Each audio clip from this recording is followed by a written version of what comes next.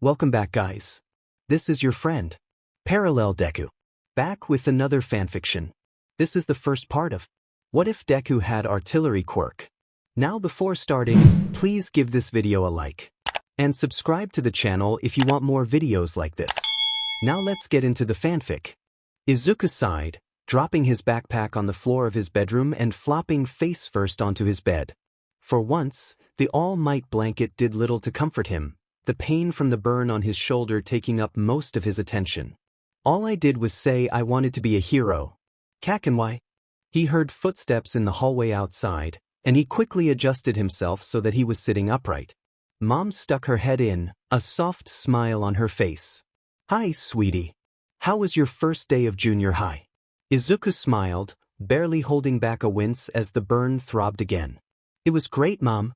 The teachers were nice today, and I got to know a lot of people that didn't go to the elementary school. Technically, it was true. The teachers were nice, up until they found out that he was quirkless. He did get to know new people by getting acquainted with their fists and shoes. Izuku could never outright lie to his mom, but he'd gotten better at leaving out key details. Mom's smile widened. Well, to celebrate a new part of your life, I went ahead and got you something. Her arms came out from behind her back, holding what looked like a gray box. I know you'd always wanted a gaming system of your own. It's an old system from the pre-Quirk era, a Nintendo Switch. Izuku's eyes watered. Mom, you didn't have to. Honestly, you don't need to waste money on me like this. Mom frowned slightly. Izuku, there's absolutely nothing wrong with a mother getting her child a gift. And besides, I didn't buy it, I found it in our storage unit. Izuku smiled. Well, if you say so. After doing his homework, which had been assigned to him on the first day, because things are only going to be tougher for him later in life, Izuku connected the Switch to the TV in the living room. Apparently, this was a used system, because there was already a profile set up on it, as well as several games installed on it. Whoever had previously owned it had apparently made sure to keep the card slot empty, but hadn't bothered removing the digital downloads. Izuku went ahead and set up a new profile for himself, deleted the old profile, deleted the old Miis, and made a new Mii for himself. Glancing at the clock, Izuku figured he had about 2 hours or so before dinner. Scrolling through the various titles, he eventually settled on one that he recognized, Kirby and the Forgotten Land. Supposedly, the game had been really popular when it first came out, though game production had gone stale when Quirks developed soon after. The franchise had been known for its low difficulty, and Izuku figured that would be the only game a stupid Deku could be any good at. Before he could start doubting himself any further, he started up the game. The opening cutscene started playing, and Izuku settled in for a short play session. Inko glanced over towards the living room, giggling to herself as she watched Izuku lean forward, focusing entirely on the gorilla boss he was fighting. Initially, she'd felt bad about lying to him, but he looked so happy that she couldn't bring herself to interrupt. The system had actually been kept inside her bedroom, and she would occasionally play some of the titles on it when she was feeling especially down. She'd deleted her old profile and Mii to make it seem like an old system that Izuku could think of as his own, rather than being on loan from her. She turned back to the stove, humming contentedly as the pork cutlets simmered in the pan. Maybe cooking Izuku's favorite food and giving him a gaming system might have been too much for a single day, but it was the start of a new chapter in his life, after all. That, and she knew he wasn't being entirely honest about school. Oh, he thought he was hiding it, but a mother always knew when her child was in pain. She could tell from the moment he had walked in the door that he was nursing some kind of injury on his shoulder, and the bathroom sink running for much longer than to just wash his hands practically confirmed it. Probably a burn, if the light scent of smoking flesh was any indication. Inko sighed to herself. I know Izuku always insists that he and Katsuki are friends, but I can't lie to myself much longer. Mitsuki always had anger issues, and Lord knows what influence the schools are having on that boy.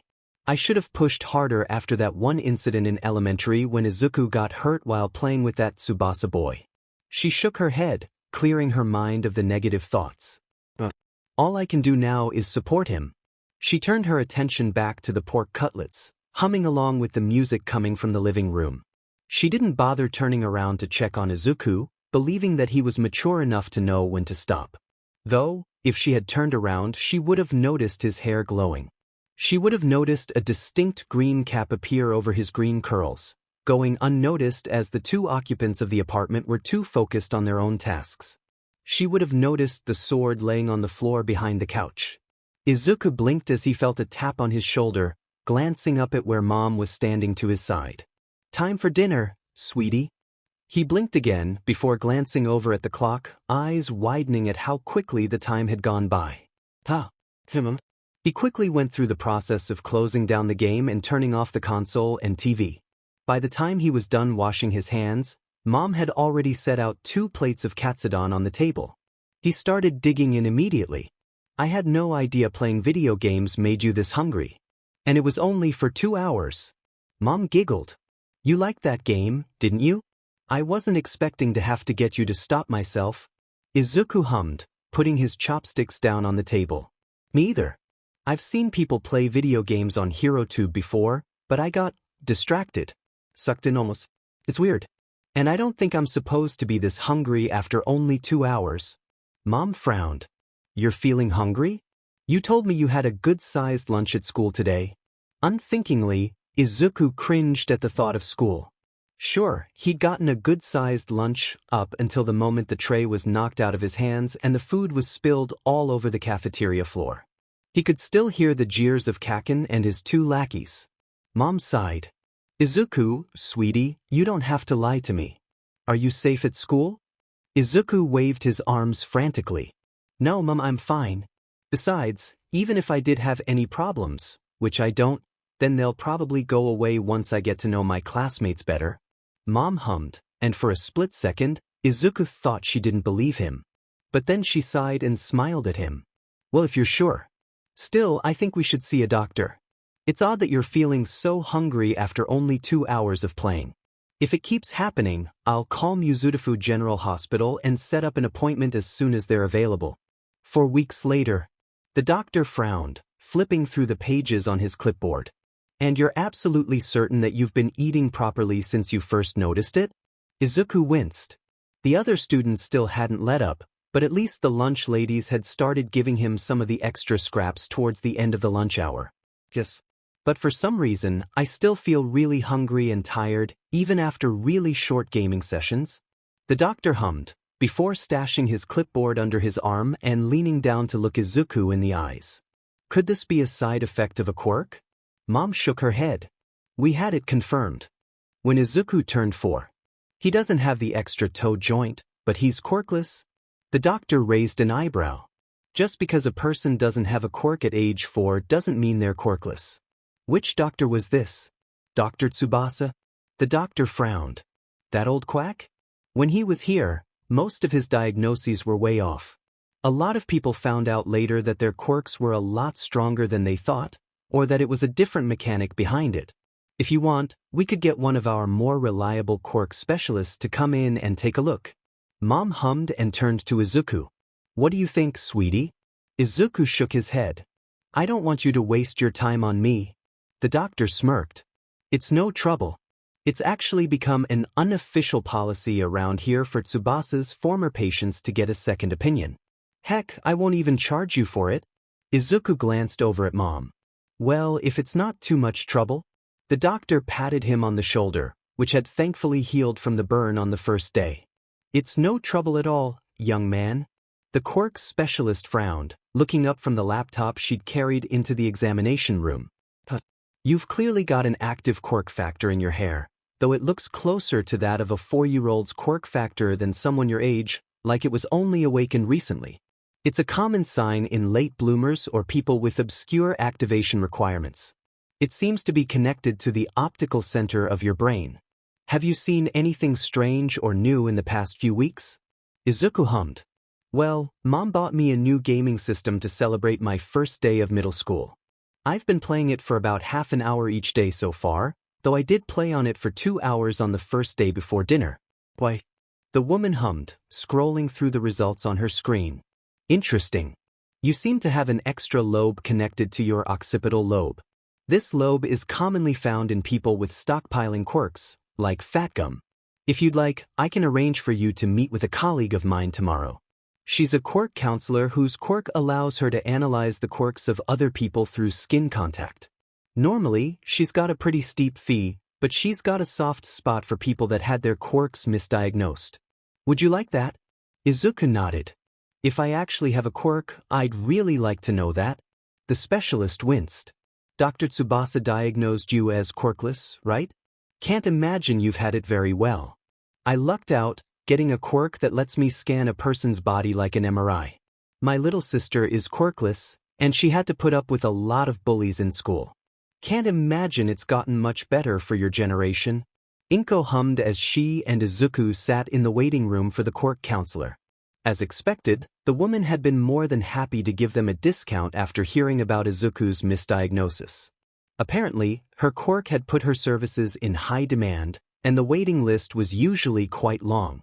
But Izuku had gotten an appointment for the day after his hospital visit. She glanced over at him, his attention distracted by the other people sitting in the waiting room. His fingers were twitching, obviously wanting to write down quirk analyses in one of his notebooks. Which reminded her, the other day he'd come with a tattered notebook, as though it had been ripped apart and hastily taped back together. She sighed. Izuku. Her son immediately turned to her, confusion evident in his expression. Be honest with me, your classmates aren't kind to you, are they? He started stammering, clearly nervous at being put on the spot. Eventually he managed to squeak out, they're fine, they just… Inko frowned and took his face in her hands, immediately cutting him off. Izuku, you don't have to hide anything from me. I'm your mother, it's my job to worry about you. You don't have to hide your pain to make me feel better. Izuku fell silent. Eventually he whispered, don't like that I'm quirkless. I was analyzing the quirk of the girl in front of me the other day, and Yubi stretched his fingers to take my notebook and rip it in half. Inko sighed and pulled Izuku into a hug, rubbing his head softly. It didn't take long before he started crying silently, letting the tears flow as he melted in her embrace. Fortunately, they managed to collect themselves just as the receptionist looked up from her computer and called out, Midoriya Izuku? Miwakuru-san will see you now. Izuku glanced around the room as they entered, noticing the one chair set right in front of the desk and the other chair set to the right and slightly behind the first chair. His attention was drawn to the woman behind the desk, who glanced up from her computer and smiled. Midoriya-san, Midoriya-kun, please, sit. They complied, with Izuku sitting in the chair set closer to the desk. He asked, Miwakuru Mimoto, right? Gazu-san at the hospital said that you can tell what a person's quirk is by touching them. The woman nodded, the smile never leaving her face. That's correct. My quirk, Analyze, allows me to know the basics of a person's quirk by making contact with their skin with 5 fingers. I'm sure you noticed how close that chair is to my desk. It's set up that way so that I can easily reach across and make contact with someone without having to sit right next to them. In any case, I'm sure you're curious as to your own quirk status. Mom nodded. Gazu-san implied that his previous diagnosis might not be accurate, since the doctor that gave it has a history of being wrong. Izuku was originally diagnosed as quirkless, but he's been experiencing strange things recently, and we wanted to be sure. Miwakuru-san winced. That's rough. I know what people are forced to put up with based on a lack of a quirk. Heck, before I first analyzed someone, I thought I was quirkless myself. But enough reminiscing. She laid her hand out flat on the table, one eyebrow raised. May I? Izuku nodded, and she reached out, her hand wrapping around Izuku's temple. She closed her eyes, and Izuku watched with fascination as her eyelids were covered in a flowing pattern of blue lines.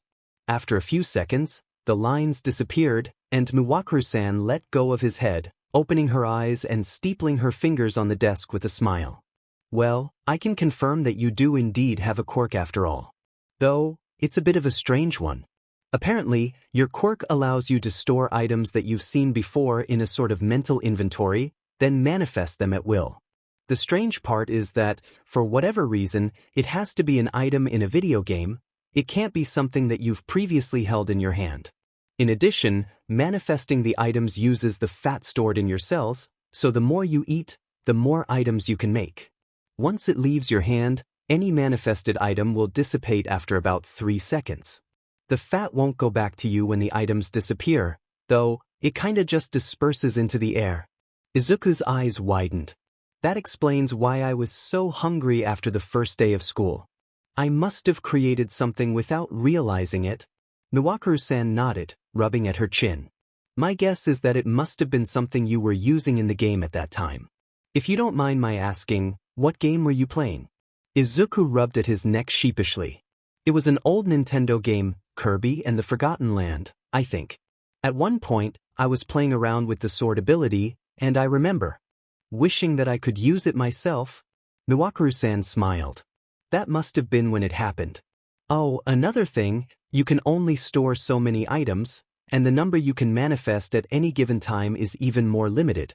The numbers will grow with time and training, but at the moment, your current limits are 3 inventory spaces and 1 equipped item. Although, objects that are linked to each other will only count as 1 item for your quirk. In the case of Monday, you manifested the hat and the sword as a single item. And with linked objects, you only need to be holding 1 object to keep the set intact.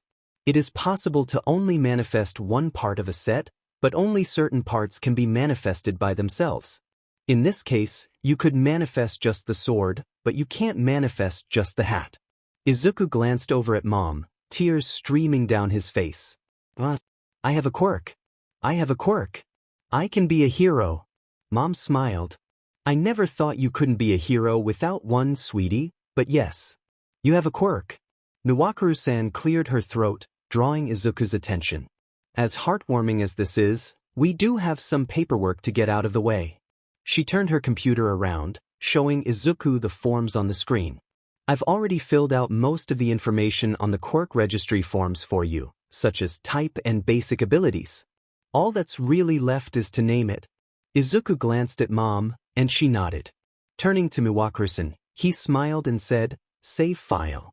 Katsuki glanced up as Deku walked in just before the bell rang, scowling at the smile on the nerd's face. "Oide, what's got you so happy, you useless freak?" The nerd just smiled even wider. "Have a little patience, Kaken. I've got a surprise for you." Katsuki's scowl deepened, but he didn't say anything. The nerd walked past him and sat down in his seat, that smug grin never leaving his face. He'd better not be planning something fucking stupid. The other extras started filing into the room, exchanging confused glances at the grin on Deku's face. After a few minutes, the bell rang right as Teach walked in, doing a double take at Deku's expression. After going through the morning announcements, Teach finally broke. "Midoriya, care to share with the class what's got you in such a good mood?" Everyone turned to stare at him, and Deku opened his mouth. Before he could get a word in, Fingers scoffed and said, "Bet you his mom finally got a clue and ditched him." Katsuki immediately rounded on him. "Shut up." Fingers didn't even look a fucking bit remorseful as he said, "What? It's the truth. He's only dragging her down by existing." Suddenly, there was a sword at Fingers' throat. Katsuki heard Deku say, "You know, it's not polite to interrupt someone." The classroom went utterly silent. Slowly, Katsuki turned around, eyes widening at the sight of the instantly recognizable hat on the nerd's head. Deku removed the sword from Fingers' neck and laid it on his desk, before leaning back in his chair with a smug grin on his face. "As I was going to say before you be so rudely interrupted, I'm in a good mood because my quirk finally came in." There was silence, before the classroom erupted into laughter. Teach chuckled, "Good one, Midoriya. Never took you to be the comedic type." The smile faded from Deku's face, and he sat upright. "I'm not joking, sir.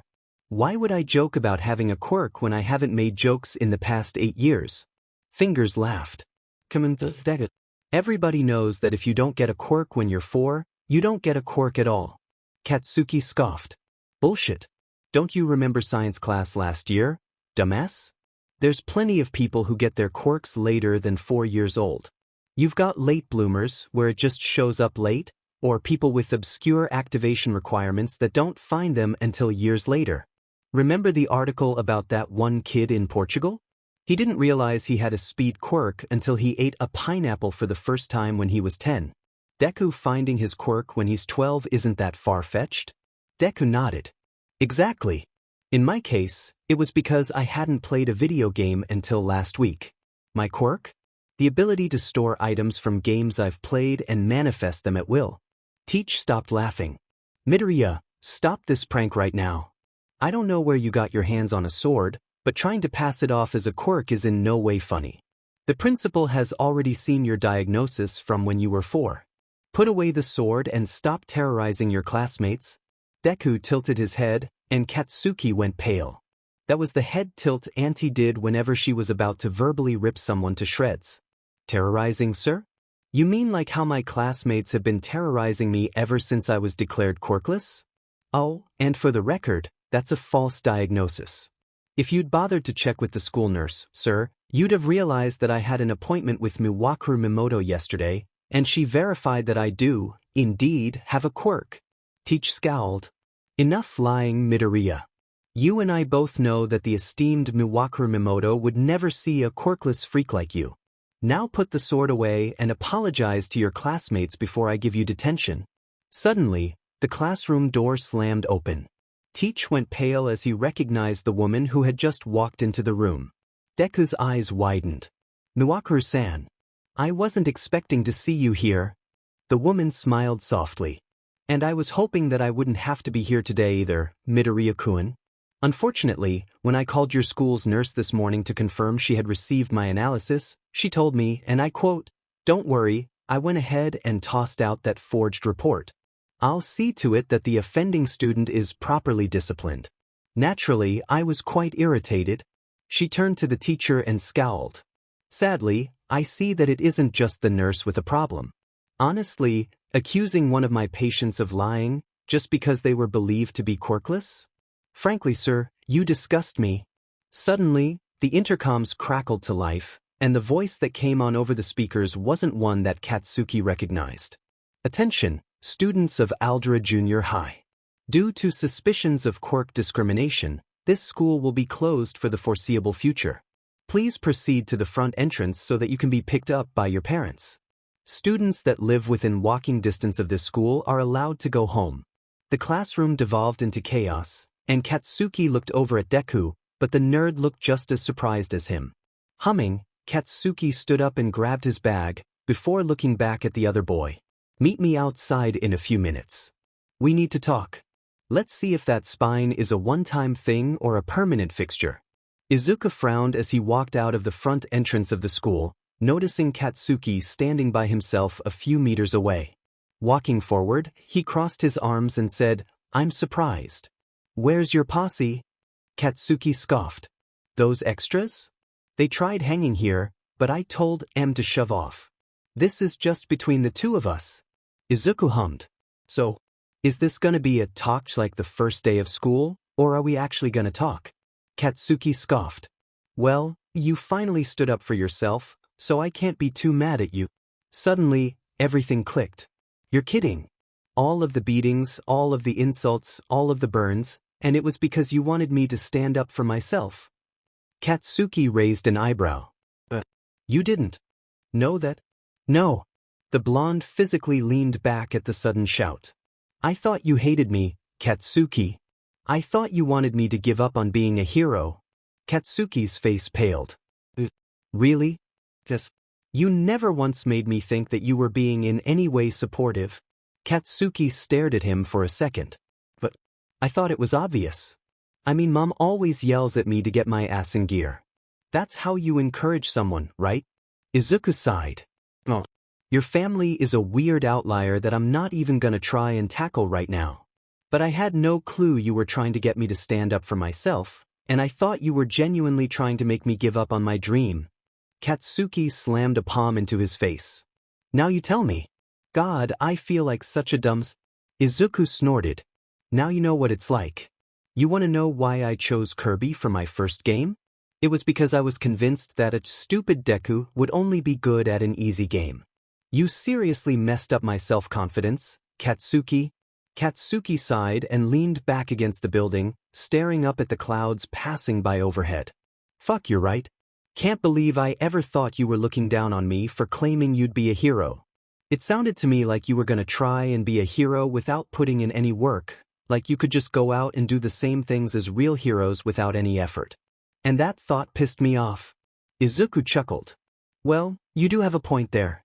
He gestured at his thin frame. I mean, can you see this scrawny mess going out there and saving people? Katsuki scoffed. No way in hell. Izuku smirked. Yeah. They stood there in silence for a bit. So, Izuku stuck his hand out. Wanna try being friends again, Katsuki? The blonde snorted and grabbed Izuku's hand, pulling himself upright from his leaning position. Sure thing, Izuku. Shoyuta grunted as he watched the two students walk off in the same direction away from the school. Guess he's got more potential than I first thought.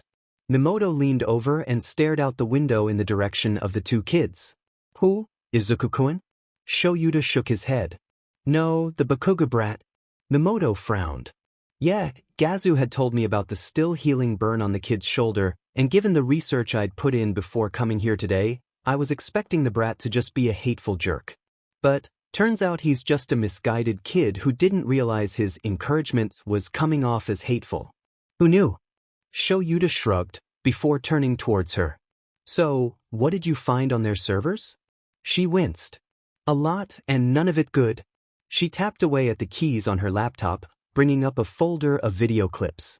She hit a few more keys, uploading the files to a USB. She pulled it out of the laptop and held it out to Shoyuta. Bring that to the rat god. He's not gonna like what's on it, but it's necessary for the investigation. I went ahead and took out the clips of Bakugo and Midoriya, but everything else is intact. Shoyuta took the USB, stashing it in one of his belt pouches. Dare I ask what's there? Mimoto sighed and leaned back in her chair. Teachers assigning Midoriya extra homework on account of his quirk status, students with weak or villainous quirks being given detention for just being near fights without being part of them, other students beating Midoriya up in the hallways, footage of the students openly using their quirks inside and outside of classes, teachers giving Midoriya detention for coming into class with a destroyed uniform or other minor offenses, students with heroic quirks being given barely a slap-on. The wrist for serious offenses, students knocking Midoriya's lunch tray out of his hands, the list goes on. Shoyuta raised an eyebrow. School's only been in session for about a month. How do you have so much footage on Midoriya? She sighed. The teachers take every opportunity they have to make a pariah out of him. And apparently they find several opportunities every day. Not even an hour goes by in the footage before a student pushes Midoriya around or a teacher gives him detention for some arbitrary reason. It turns my stomach just thinking about it. Shoyuta scowled. Mine too. I'm setting Nedzu on these scum as soon as possible. I trust that you and the police can wrap things up here? The woman smirked and threw up a mock salute. Yes, sir, Eraserhead sir. Don't you worry about a thing, we've got this covered. Shoyuta snorted and lightly ruffled the shorter woman's hair. Alright. By the way, Mick's hoping you'll stop by sometime later for dinner. For reasons I can't fathom, he likes to have you around. Mimoto giggled. Go on, cousin. Get that footage to your boss and go back home to your loving husband and 3 cats? Shoyuta rolled his eyes. For actually, I found another stray on patrol the other day. Mom glanced up as Izuku and Katsuki walked into the apartment, her eyes red and puffy from crying. You didn't tell me it was this bad, sweetie? Izuku winced. Sorry. It's been so long, it's a bad habit to downplay things. I'll try and work on it. She sighed. Well, so long as you're trying to be better. She noticed Katsuki standing back by the door, and her eyes widened. Oh, Katsuki. It's nice to have you over. Katsuki cringed and rubbed at his arm. Probably not as nice as it used to be, but it's my own fault. Mom frowned. Yes, I had my suspicions, but I wasn't willing to act unless Izuku specifically told me that it was a problem. Izuku cringed and rubbed at the back of his neck guiltily. Katsuki sighed and crossed his arms. Honestly, I'd have preferred it if you'd given me a lecture earlier. Turns out the whole thing was a miscommunication on both sides, though mostly on my part. I already apologized like 5 times on the walk over from school, but I'm not expecting to be called Kakin again anytime soon. Mom smiled softly. As long as you know what you did wrong and are working to fix it. Speaking of doing things wrong, She turned to Izuku. I haven't been fully honest with you. The switch that I gave you is actually the one that I got from my father. I thought you would appreciate having something you could call your own, and I didn't want you to think that you were just borrowing it from me. Izuku smiled softly. I don't blame you. Honestly, if you hadn't done that, I probably would have refused to play on it at all, thinking that I'd be taking something from you if I did. Katsuki cleared his throat. Well, if we're good for now, I'm gonna head home. I've still gotta explain myself to the hag and the old man. But hey, maybe now you can start playing against someone? Izuku grinned. I think I'd like that. Mom chuckled. Oh, already discounting your mother as a potential player too? I'll have you know, I currently have a streak of 25 wins against Mitsuki in Mario Kart 8 Deluxe. Actually, I think she still has a few controllers sitting around the house, just in case I decide to invite her over for another session. Goodness, it's been years since the last one. Katsuki snorted. I'll let her know that you're getting back into gaming. Heck, I might even pick it up myself. Train my hand-eye coordination and reflexes and stuff like that. Izuku smiled. I look forward to finally kicking your butt at something. Katsuki groaned as his Captain Falcon was spiked off stage, the screen declaring Izuku's Pokemon trainer the winner. Dang it. How are you so good already? Izuku smirked. Practice. I've been playing a lot recently, and Mom can't even complain about it because it's technically Quirk training. Katsuki rolled his eyes. Sure it does. Wouldn't training involve increasing your storage capacity and the number you can manifest simultaneously? Izuku shrugged. True, and I work on that too, but the increased library gives me a greater number of things that I can put in my inventory. More variety in my items gives me more scenarios where I can be helpful. Like, your quirk is great, don't get me wrong, but it doesn't exactly help in a situation where you have to silently infiltrate a villain's base. Meanwhile, I could use one of Spy's invisibility watches from TF2 to turn invisible and go undetected, while still being able to face villains head-on with different weapons if need be. You see what I'm getting at? Katsuki nodded. Makes sense. Any good hero has more than one trick up their sleeve. And while you're right that my quirk isn't great for stealth, that doesn't mean I can't be good at it. Izuku grinned. I never said you couldn't. Present Mike has a quirk that's great for offense, but he still manages to be able to sneak up on villains from behind without them realizing. Remember that one time he teamed up with Ingenium to take down Earthbreaker? Katsuki grinned. Totally. It was so cool, watching Ingenium run rings around the guy's attacks and draw his attention, only to get his shit rocked from behind by Mike. From the kitchen, Mom barked, Katsuki. Language. The blonde winced. Sorry, Auntie. Aunt Mitsuki shook her head from where she was sitting on the couch. It's still weird hearing Katsuki sincerely apologize for things. I mean, it was only a few months ago that he was a total brat. Uncle Masaru patted her on the shoulder. At least it isn't taking him 23 years to learn manners like you did. Aunt Mitsuki gasped. What? Who told you that? Mom giggled, and the blonde woman rounded on her. Inko. I trusted you. Izuku laughed. It had been 5 months since Aldra had been shut down, and both the Midoriya and Bakuga families had already made huge strides in making up with each other. Katsuki was now a constant presence, always challenging Izuku in either academics or video games. Aunt Mitsuki and Uncle Masaru would sometimes come over for larger game nights and the occasional Smash Ultimate tournament, but most often they would chat with Mom while the two boys played together in the living room. At first, Mom had looked into other junior highs in the area, but as it turned out, being a month into the school year meant that most of their classes had been filled up either by students who had enrolled at the start of the year or former Aldra students who had transferred as soon as the junior high had shut down. As a result, both Izuku and Katsuki started attending an online school. Aunt Mitsuki went ahead and bought each of them a new laptop, brushing Mom off when she complained about the cost and pointing out that she and Uncle Masaru already made more than enough from their shared clothing line, not to mention whenever she modeled for other clothing lines. Katsuki had always been at the top of his class, and that hadn't changed. But Izuku? He was absolutely thriving. Without the pressure to intentionally lower his grades so he wouldn't be accused of cheating, and the freedom to work at his own pace, Izuku was soaring through the curriculum. Sure, He slowed down so that he wouldn't leave Katsuki in the dust, but that didn't stop him from breezing through the assignments and getting 100s all across the board. Katsuki still called him a nerd, but at least now it was teasing rather than insulting. Well, technically goading, but still. Katsuki still had a few outbursts every now and then, but at least he wasn't causing property damage or injuries as often. Besides, most of those outbursts were when Katsuki tried hanging out with former classmates from Aldra, only to find out that they were doing things like underage drinking or putting someone in their place. At one point, he'd found Yubi and Gankyu with a kid named Mineta, cornering a girl in an alleyway and making grabbing motions towards her skirt.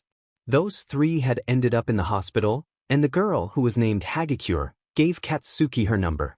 That wasn't to say they never went out. For as much as Izuku had picked up gaming as a serious hobby, Mom still made sure that he went outside for fresh air and exercise often. There was a gym nearby that allowed repeat customers to sign out rooms for Quirk training, and apparently Katsuki had been going there for the past couple years. And with their friendship firmly re-established, it wasn't long before Izuku became a regular there too. Over the past 5 months, Izuku had bulked up nicely. He could bench press up to 70 kilos and reach a running speed of about 8 meters per second, maybe 8.5 if he was pushing himself. Not bad for a kid whose limits 5 months ago had been 20 kilos and 3 meters per second, in his opinion. Of course, he'd also made progress with save file. He'd worked his way up to 8 inventory slots and 3 items manifested at the same time.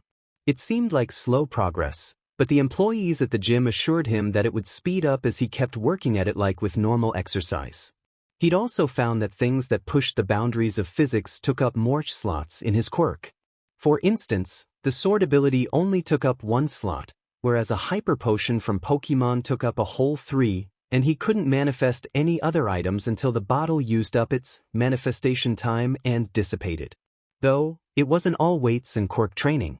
Katsuki made sure to get it through Izuku's head that breaks were important, too. In the blonde's words, there's no point in putting all your energy into training when you don't give yourself time to get that energy back, or else you're just gonna lose steam and waste all that progress. Most breaks were spent playing video games, of course. For as much as they helped with reflexes, hand-eye coordination, and critical thinking with the occasional puzzle game, they were still fun time wasters. On some break days, Izuku often found himself booting up Animal Crossing, New Horizons, and just experiencing the simple pleasures of pre-Quirk life. Naturally, with the number of online games out there, Izuku had far more friends than just Katsuki, though most of them he only knew through his games. And there were quite a few of them. Insomnicat was a constantly tired ball of snark who had very heavy opinions on quirk discrimination and heroics. Baby Gremlin was a fast-talking genius who was incredible at spotting minor details and taking in lots of information at once, making her the default scout/sniper. Newtonus Bane was bubbly, friendly, and always up for co-op games, especially ones with support roles. Snow Underscore was a quiet companion, always filling the role of healer and being a calming presence, but only over text, never voice chat. Sparky Underscore was a comedian who usually had a short attention span, but had incredible focus when it came to gaming, and had probably the best aim out of the entire friend group. Rock Underscore was an enthusiastic player with a penchant for tank roles, and always called things manly for some reason. Mr. Underscore was similarly enthusiastic, always going on about heroic passion and whatnot. Totally Understood, meanwhile, was almost as snarky as Insomnicat, but had a cuter side that always came out when talking about music. The first meetings had been just as varied as their personalities. Izuku had met Insomnicat through an online forum for talking about underground heroes, and the two had bonded quickly over their shared appreciation for an obscure hero called Eraserhead and their mutual love of RPGs. Baby Gremlin had joined a Call of Duty lobby at the same time as Izuku, and the two had hit it off quickly, their different play styles somehow complementing each other perfectly. He'd met Newtonus Bane in a game of Overwatch, when her Pharah had appeared out of nowhere and blasted his Genji off a cliff. Snow Underscore had joined him in Team Fortress 2, supporting Izuku's soldier with his medic. Katsuki had met Sparky Underscore in the same Overwatch lobby as Izuku and Newtonus Bane. Katsuki had been angry when his Junkrat suddenly collapsed, only to turn completely into respect when the kill feed showed the cross-map headshot from the other player's Widowmaker. Rock_Riot and Katsuki had ended up on the blue team opposite Izuku and Snow_White on red, and the combination of Heavy and Demoman respectively had proved a formidable force. Mr_Wister had been paired against Katsuki in an online Smash Ultimate tournament, and the two had hit it off when the former's Incineroar just barely lost to the latter's Donkey Kong. Katsuki had met Totally_Jacked in a different Overwatch lobby, when her Lucio saved him from an enemy Reinhardt. After a few weeks of interacting with their online friends via texts, phone calls, and in-game chats, Izuku and Katsuki decided to put together a Discord server for all of them. Named Hero Hopefuls, there were a few major channels for general discussions, memes, cat pictures, frequented by Insomnicat, hero-related discussions, and of course various voice channels with designated text channels for gaming. They hadn't gotten to the point of using their real names yet, but they knew quite a bit about their friends. Insomnicat was in the foster system and kept bouncing around because of his villainous Quirk. Baby Gremlin lived in Kyoto and loved to tinker with support gear, often talking with Izuku in private messages or the general chat about Quirk analysis. Newtonous Bane lived in Mie, and her family was pretty strapped for cash, with her just barely being able to afford a decent laptop for games and Discord. Snow_White didn't like talking out loud because of his Quirk, but he loved to gush about animals in the text channels. Sparky_ would talk about basically anything and would switch topics on a dime. Rock_Riot loved anything remotely related to Crimson Riot, though he seemed a little annoyed that his Quirk wasn't flashy enough for a pro. Mr_Wister lived in Yamanashi and was considering both UA and Shiketsu for their heroics courses. Totally_Jack's parents ran a music store in Shizuoka, and both Izuku and Katsuki promised to check it out at some point. Izuku was jolted back to the present by the music of the character select screen, and he quickly picked his controller up off the side table by the couch, eyes scanning the screen as he debated who to pick next. Hitoshi quietly closed the door and swept through the house without making a sound, quickly making it to his room in the attic and closing the door, breathing a sigh of relief as he flopped onto his bed. God, I can't wait until I get into UA and apply to live in the on-campus dorms. He got up and moved over to his desk, pulling out his laptop and opening up Discord. He quickly put in his login information and maneuvered to the Hero Hopeful server, noticing that Bush_Boss and King_Explosion were currently playing Smash Ultimate. #General. Insomnicat. Sup, fuckers? 3:47 p.m. Newtonbin. Oh, hi cat. 3:47 p.m. Bush_. Cat, can you please not? Mom would kill me if she found out that the people on my Discord server used that kind of language. 3:48 p.m. Bush_Queen. Are you sure about that? 3:48 p.m. Bush_Boss. Mom? 3:48 p.m. Bush_Boss. When did you join the server? King_Explosion. I added her about a week ago, nerd. 3:48 p.m. Bush_. Why? 3:48 p.m. Bush_. Well, I wanted to meet the people you always gush about at dinner. 3:49 p.m. Bush_Queen. Besides, always beating at King_Explosion's mother gets old after a while. I needed some new butts to kick. 3:50 p.m. King_Explosion. Wheeze. 3:50 p.m. King_Explosion. I'm telling her that at dinner tonight. Bush_Boss. Okay, but can we get back to the part where my mother is in a Discord server with me? 3:51 p.m. Bush_. Oh, lighten up, sweetie. Besides, I'm only fine with vulgar language so long as it's not within hearing range. 3:52 p.m. Bush_Queen. That said, at Insomnicat please keep the swearing to a minimum in the voice chat. Insomnicat. Yes, ma'am. 3:53 p.m. Hitoshi snorted as Bush_Boss kept panicking about his mom being in the Discord server. At least he has a mom that loves him. Suddenly, a voice rang out from the ground floor. Oi, freak. Get your ass down here and help unload the groceries. Hitoshi quietly groaned to himself before knocking on the floor of his room once. This family had told him that they used a code, 1 knock 4 yes, 2 4 no. Of course, Hitoshi knew that was bullshit. The only time anyone ever knocked on anything in the house was when he was responding to someone. Just a precaution against his quirk, like with the last few families. He quickly closed down his laptop and hid it between his mattress and bed frame. The device was one of the few things he carried with him between homes, the other three being his phone, his backpack of essentials, and the muzzle. Hitoshi had managed to buy the laptop for a decent price a couple homes back, and always hid it somewhere in his room to make sure the other kids didn't steal or break it.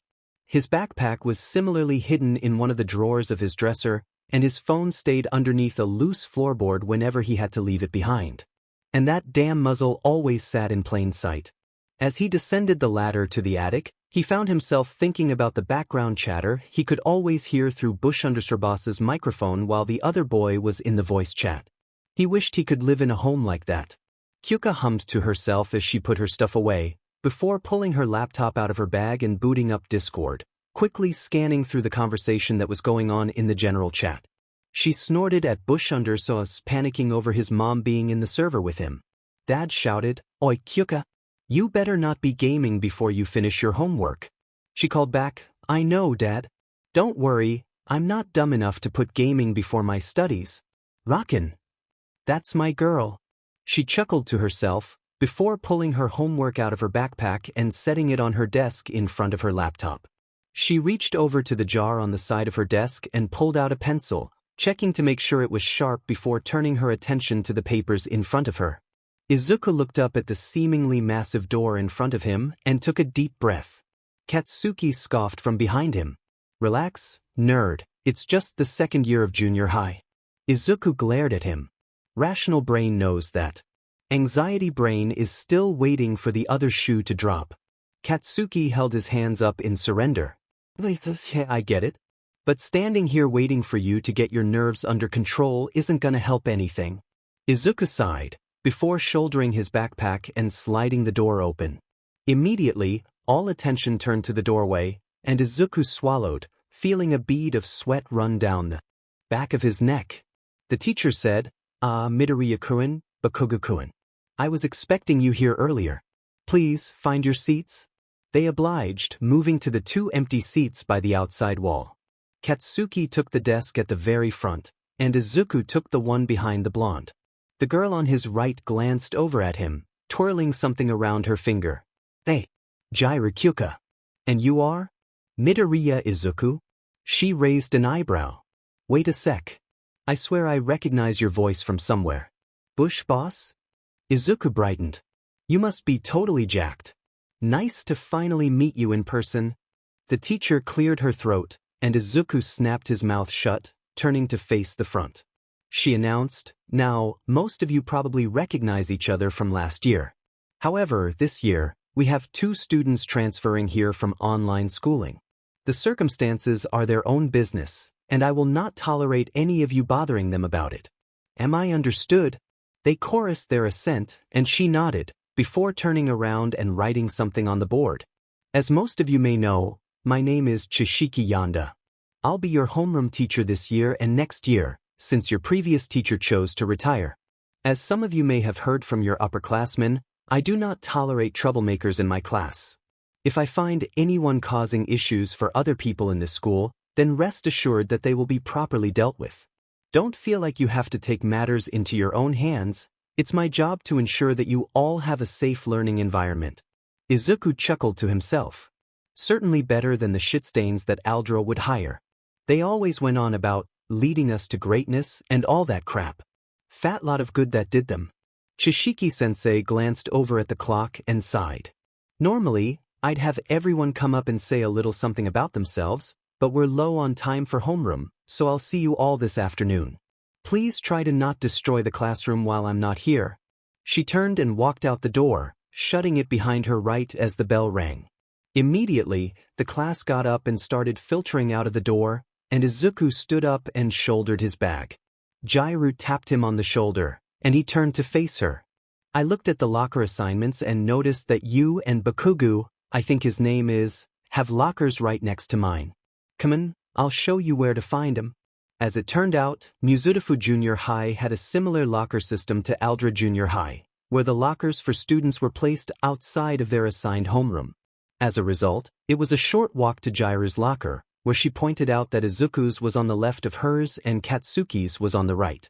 As Izuku loaded his books into his locker, Katsuki leaned against the wall. So, totally jacked, right?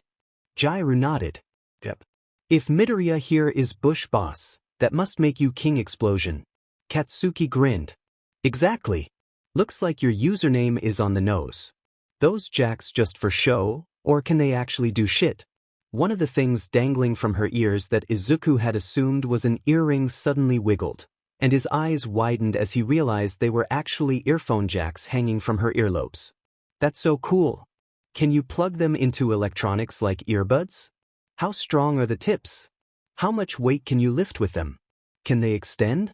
Do they do anything else? Jairu blinked, before rubbing at her chin.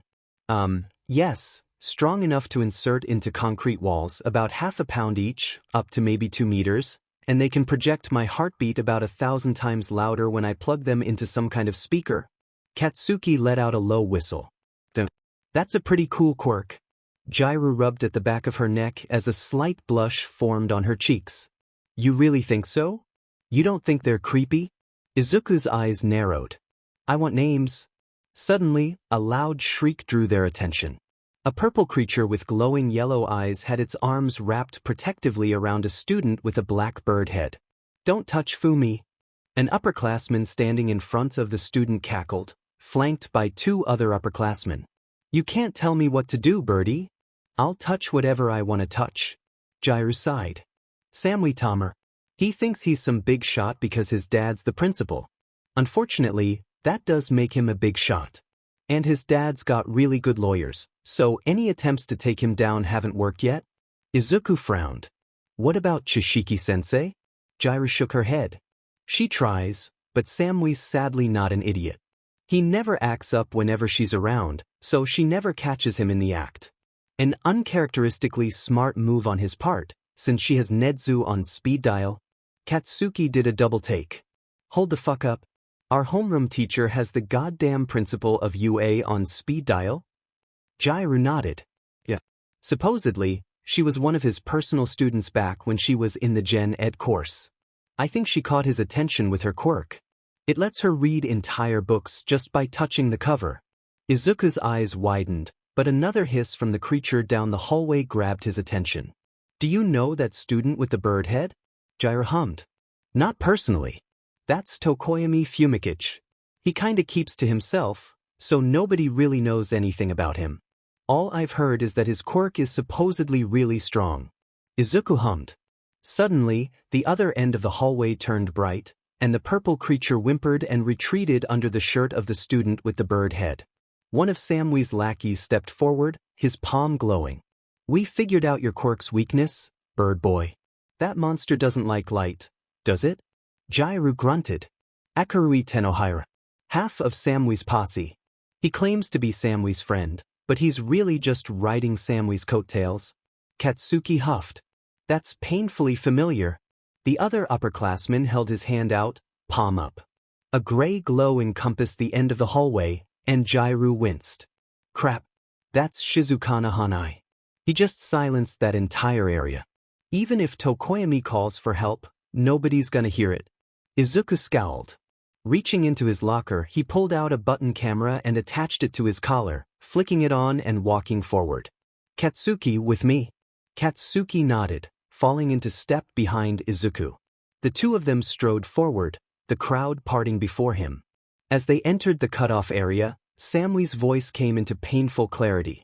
Now, if you promise to do my homework for this semester, then maybe I won't cut the blood flow to your legs, chicken brain. Izuku cleared his throat, drawing the attention of all 4 students. Excuse me. I couldn't help but notice that this isn't exactly the most friendly of chats. Perhaps one of you could explain to me what the hell is going on here. Samui drew himself up and walked forward, clearly trying to intimidate Izuku with his sheer height. Buzz off, pipsqueak. We were just teaching this villain that the only way he'll stay out of the slammer is if he behaves like a good boy and doesn't piss off the only future hero in this joint. Izuku snorted.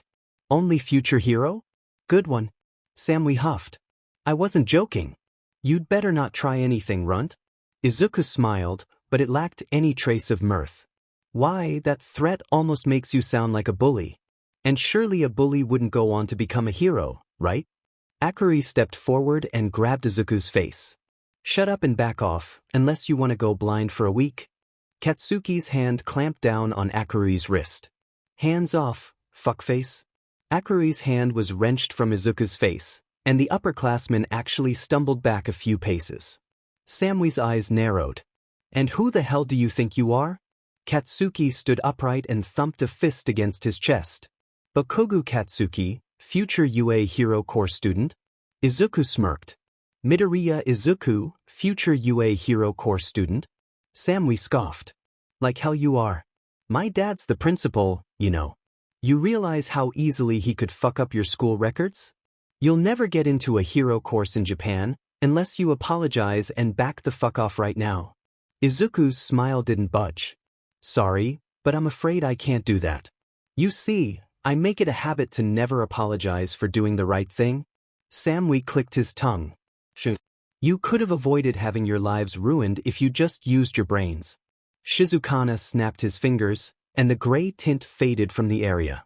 The three upperclassmen walked by, and Samui intentionally shoved Izuku to the side as he passed. Dad's not gonna be happy when he hears about how his son was beaten up by 2 second years. Izuku looked Samui in the eyes. Go cry to your daddy. It won't help. Samui scoffed and turned his back on them. Once the three upperclassmen rounded the corner, Izuku turned around and walked forward, offering a hand out to Tokoyami. You all right there? The other boy huffed. I am fine. Dark Shadow will recover. But that was quite foolish of you. Samui has brought darkness upon many other students at this school. He will no doubt do the same to you. Izuku grinned and reached up to his collar, flicking the button camera off. From what I figured, he's only gotten away with it before because there wasn't any evidence against him. Trust me, if there's one thing I hate above all else, it's bullies. Inko frowned as she walked through the halls of Mizutofu Junior High, soon finding her way to the principal's office. The secretary looked up at her. Midoriya Inko, yes? Principal Samui has been expecting you. Please go in. Inko didn't respond, instead pulling the door open and taking in the expressions of everyone inside. The anger on the principal's face, the smug grins of both Izuku and an upperclassman, and Katsuki's scowl. Then she noticed the bruises covering the upperclassman's face. She sighed. All right, what happened? The principal shouted, Your son attacked my boy right after homeroom, jumping on him and beating him mercilessly for no reason. Inko hummed, scanning the older boy's face. Would you sit down for a moment? The upperclassman's expression turned confused, but he complied, sitting down in a nearby chair. Izuku, would you please hold your hand up to the bruise on his cheek? Izuku complied with a grin, and the principal froze at the clear size discrepancy. That proves nothing. Bruises grow in size as they get older, everybody knows that. Inko tilted her head. True. Do you have camera footage of my son beating up your son? The principal scowled. Irrelevant. Your brat attacked my son unprovoked. This will have to go on his permanent record. Inko smiled sweetly, but her eyes held a burning fire. My dear principal, how could we know who deserves to be punished without footage of the incident? The principal pointed at the upperclassman frantically. It's clear as day. My son has bruises, yours does not. There is no need for footage. Izuku cleared his throat. Actually, if we're going to discuss footage, there's something you should see. He pulled out a hologram projector and set it on the principal's desk, before taking a USB out of his pocket and inserting it into the projector. The device turned on, showing footage that looked to be taken from Izuku's button camera. The principal went pale as his son threatened a different student, before turning on Izuku and attempting to intimidate him into silence, then turning to more threats when intimidation failed. Throughout the entire recording, Izuku had not moved once, nor laid a hand on the older boy. As the upperclassman in the footage rounded the corner, the video ended, and Izuku slipped the projector back into his pocket. Any further questions, sir? The principal scoffed. You probably just went and beat him up after turning off the camera. Probably trying to intimidate my poor son into silence so that he wouldn't turn you in like you deserve to be. There was a knock on the door to the office, and he shouted, "What?" A female voice that wasn't the secretary said, "I have something that you'll be very interested in, sir. It's about this whole affair." The principal huffed. "Very well, come in." The door swung open, and the upperclassman paled at the sight of an old friend Inko hadn't seen in a while. She stayed quiet as Yonda walked in with a USB thumb drive held in her hand. After hearing about the incident from one of my students who witnessed the whole thing, I decided to grab the security footage of the hallway where this took place. Izuku held out his hologram projector with his own USB unplugged, and Yonda took it gracefully, inserting her flash drive into it and setting it on the desk. Immediately, a video played that told the same story as what had been displayed on Izuku's button camera. Yonda pointed out the gray tint at the edges of the screen. "As I'm sure you're aware, sir, this tint indicates the effects of the quirk of Shizukana Hanai, who is visible in this footage. Fortunately, this camera happened to be inside his range of effect, allowing it to capture audio from the incident as well as video. You can also clearly see quirk usage by Akuri Tenohira, and your son clearly made threats of using his quirk on Tokoyami Fumikage." The principal blustered, "But the Tokoyami boy also used his quirk." Inko cleared her throat. "Actually, young Tokoyami appears to possess a sentient quirk, meaning he cannot use it in the same way as young Shizukana or young Akuri. Besides, quirk usage is not illegal if it is in self-defense." The principal went pale. Inko smiled and walked forward, steepling her fingers on the man's desk. "Why, it seems to me as though you were trying to portray this as an attack on your son, when your son was one of the aggressors in this instance. But the bruises..." Yonda cleared her throat and tapped on the projector. "Actually, I took the liberty of looking through the rest of the day's footage earlier." The video shifted, now displaying footage of the upperclassman punching himself in the face, right where the bruise currently was. He was laughing alongside his two lackeys as he said, "Let's see that little punk try and spin that on me." The projector shut off, and the older boy paled as Yonda lifted it off the desk and unplugged her USB, handing the projector back to Izuku and crossing her arms as she stared down at the squirming principal. "The way I see it, you have two options. Either you agree to punish your son fairly from here on out, or I send this footage to Principal Nedzu. It's entirely up to you."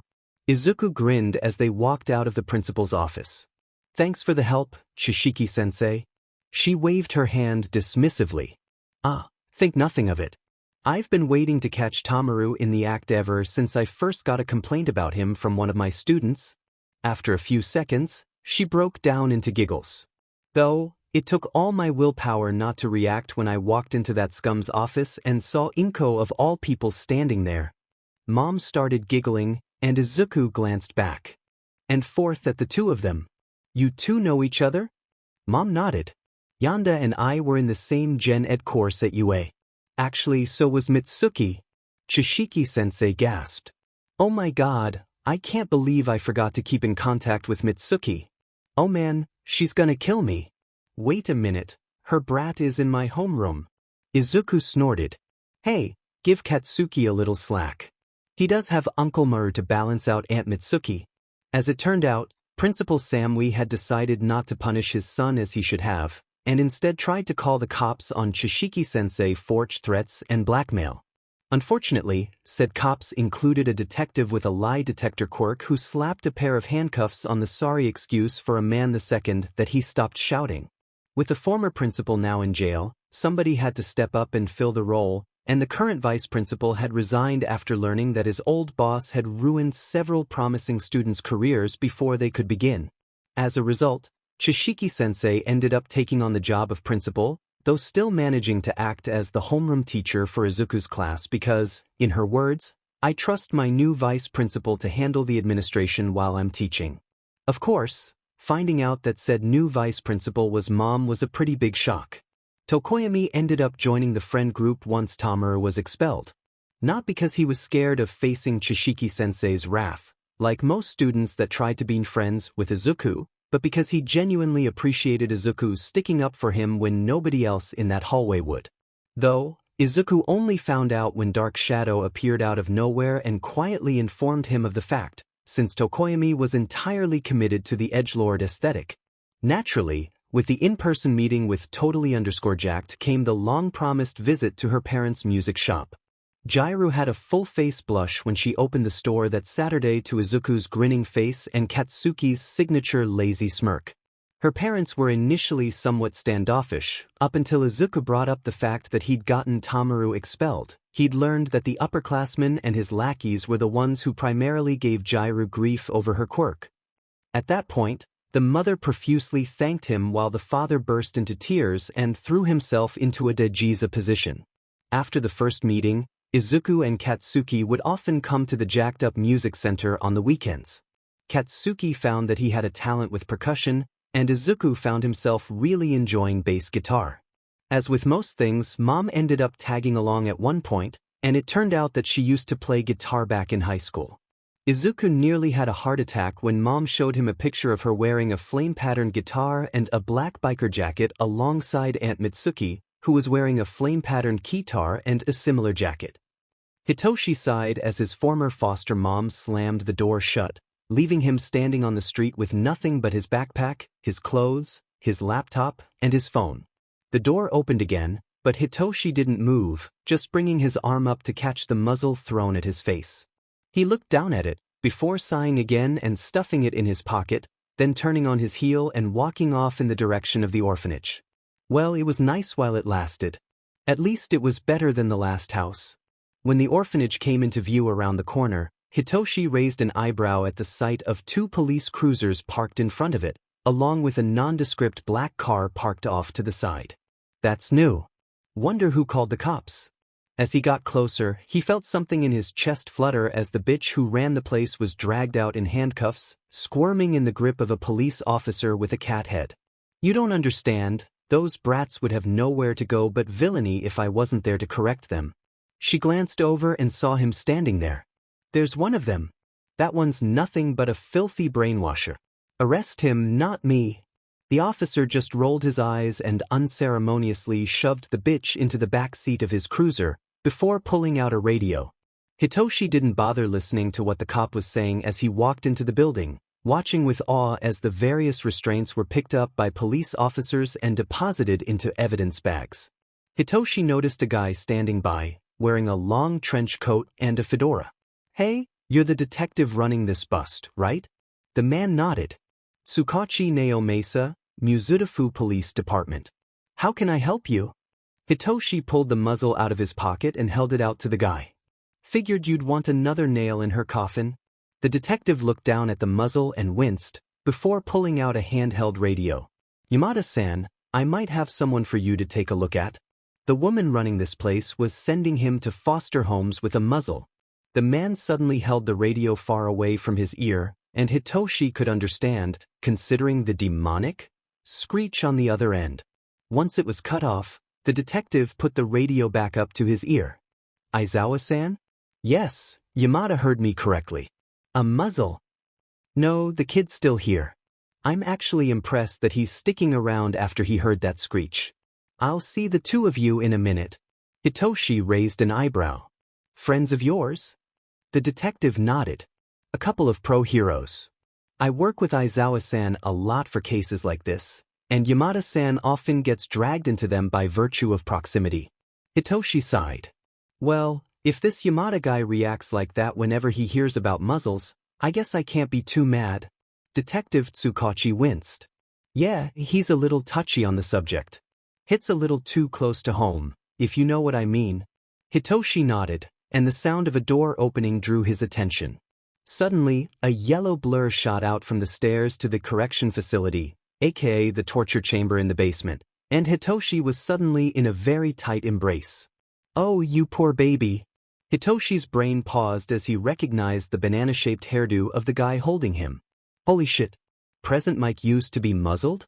A sigh from the doorway drew his attention, and he froze completely. A disheveled man wearing a black jumpsuit walked out from the basement and over to Detective Tsukachi, running a hand through his unkempt hair. I'm assuming that's the kid you were talking about? The detective nodded and passed the other man the muzzle. He had this in his pocket. And he matches the description she gave of the tired brat with purple hairs. The man glanced over and frowned at Hitoshi's shocked expression.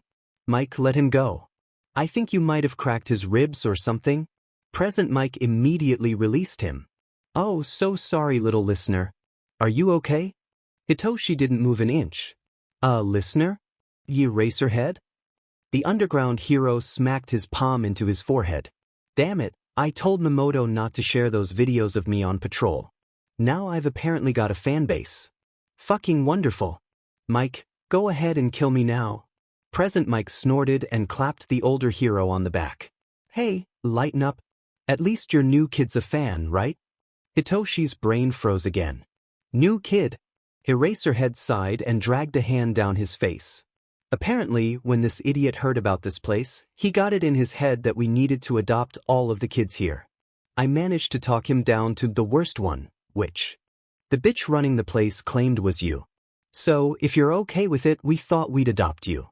Is that fine with you? Something in Hitoshi's chest swelled. No more muzzles? No more muzzles. No more being kicked out every other week? Nope. No more being silent 24/7? Something in Eraserhead's expression softened, and he nodded. No more being the villain kid. Just a kid. Hitoshi sniffed. Please. Izuku glanced down at his phone, frowning. That's weird. Insomnicat usually doesn't do mass pings. Wonder what's up with him? He quickly opened Discord, navigating from last night's discussion with Newton S. Bane about 13's Quirk to the general chat. His eyes widened, and he tapped Katsuki's shoulder. The blonde raised an eyebrow at him in confusion, and Izuku pointed at his phone screen. #General. Insomnicat at everyone 3:04 p.m. Insomnicat, guys. Insomnicat, brothers. Insomnicat, my GS. Insomnicat, Eraserhead and Present Mike just shut down my shitty orphanage and adopted me 3:05 p.m. Several people are typing. Kyuka glanced down at her phone, eyes widening when she read the notifications.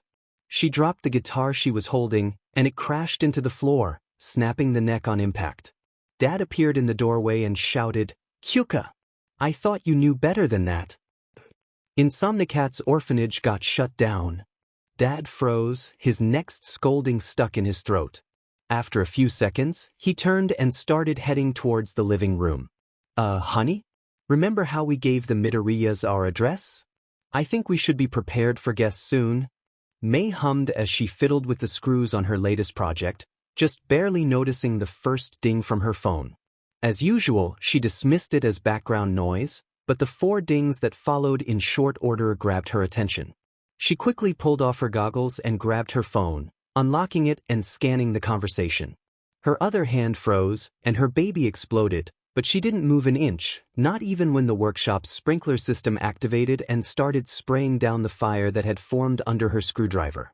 Mom poked her head in and sighed. Really, Mayday? The last one was only an hour ago. Mom?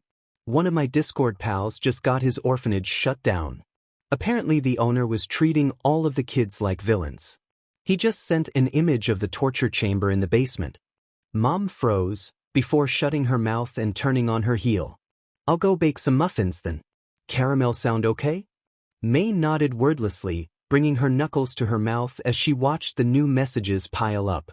Denki glanced over as his phone dinged with a news notification. Saitama Orphanage closes down over abusive activity? That's gotta suck for the kids there. Suddenly, he noticed the several Discord notifications. Wait, Insomnicat's orphanage got closed down? Wow, that's a weird coincidence. What are the odds that 2 orphanages get closed down on the same day? Then he noticed one of the images that Insomnicat had provided of the outside of his former orphanage. Wait, it's the same orphanage? Wait, Insomnicat was in Saitama the entire time. We totally could have met up. Wait, shit, his orphanage just closed down. He's gotta be feeling awful after that. Wait, he got adopted by Present Mike? #General. Insomnicat. Okay, so, quick update on the Holds getting adopted situation. The detective who was running the orphanage raid is a work friend of Eraserhead, so the adoption paperwork got filled out in, like, half an hour, and I'm already at their house. 3:48 p.m. Insomnicat. I'd send photos, but Dad, Eraserhead, Doesn't like the idea of having images of his house shared online. Job security and all that. Insomnicat, I mean, I totally get why, but still. Wish you guys could see this place. 3:49 p.m. Insomnicat, OH my god. Bush underscore boss. Cat?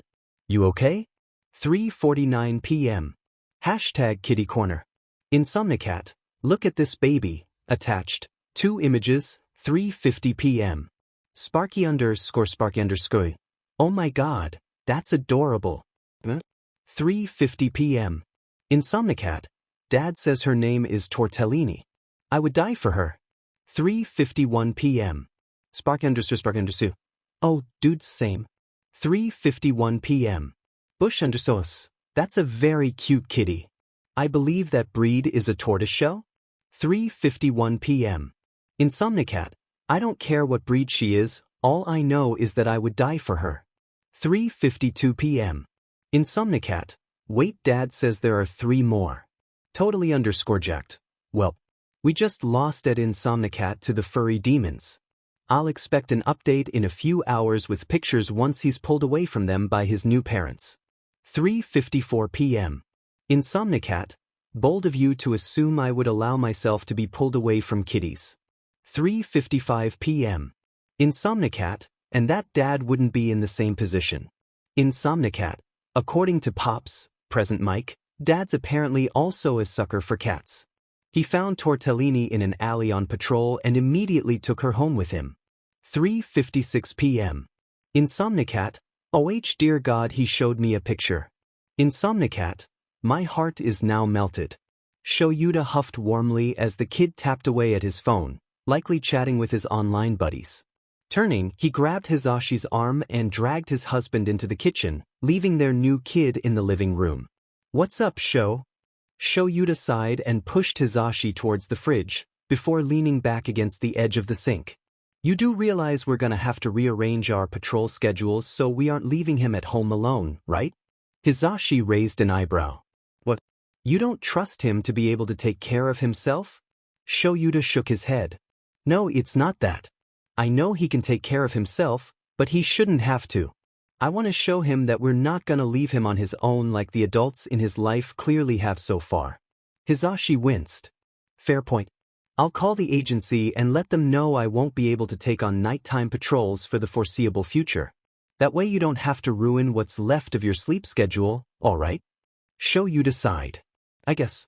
We can move things around as necessary as we get used to having the kid around. Not just scheduling-wise, but furniture-wise too. Hizashi snapped his fingers. I knew I was forgetting something.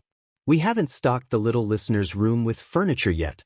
How about I take him shopping tomorrow, since I'm already scheduled to be off then? Shoyuta nodded. That should work. He glanced over the counter separating the kitchen and the dining room, and something in his chest grew warm when Hitoshi laughed at something one of his friends had said. We're really lucky, aren't we? Hizashi raised an eyebrow and smirked. In what way? Mainly that his spirit wasn't shattered by that hellhole disguised as an orphanage. I'm honestly impressed he's still able to smile and laugh like that after enduring so much pain. Hizashi patted him on the shoulder. I think it's safe to assume that his online buddies played a big part in that. Having friends is a hell of a thing, you know. No matter how much you undergrounders like to preach about it being an occupational hazard. Shoyuta snorted. I dare you to say that to Emi's face. Wasn't she going nuts the other day about how she and Ragdoll had started a thing? Hizashi chuckled. You know damn well what I mean, Sho. 2 weeks later. Ochako opened the door, raising an eyebrow at her parents sitting at the dining room table and staring wide-eyed at a letter. Ma? Pa? What's going on? Ma glanced up, tears running down her face. Chico, we got a request from the Put Your Hands Up agency. Ochako did a double take. Wait, we got hired by Present. What's he want us for? Pa tapped the letter with the back of his hand. Says he's thinking of remodeling his agency to include overnight rooms and training gyms, and he heard through the grapevine that we specialize in larger buildings. He'd also heard that we'd been cheated by our most recent client, and he says he wants to help us out. Ochako's mind flashed back to the conversation she'd read on the Hero Hopeful server about Insomnicat getting adopted by Eraserhead and Present Mike.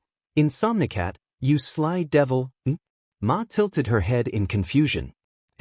Ochako waved a hand dismissively. I'll tell you later over dinner. Still gotta get my homework done. Izuku smiled as he scanned through the back and forth of gratitude and polite dismissals between Newtonus Bane and Insomnicat, before turning his phone off and setting it on the table by the couch. Turning his attention back to the TV, he picked up his controller and unpaused the game. Alright, let's see what you've got, Morpho Knight. Chishiki-sensei walked into the room just as the late bell rang. Good morning, Hellions.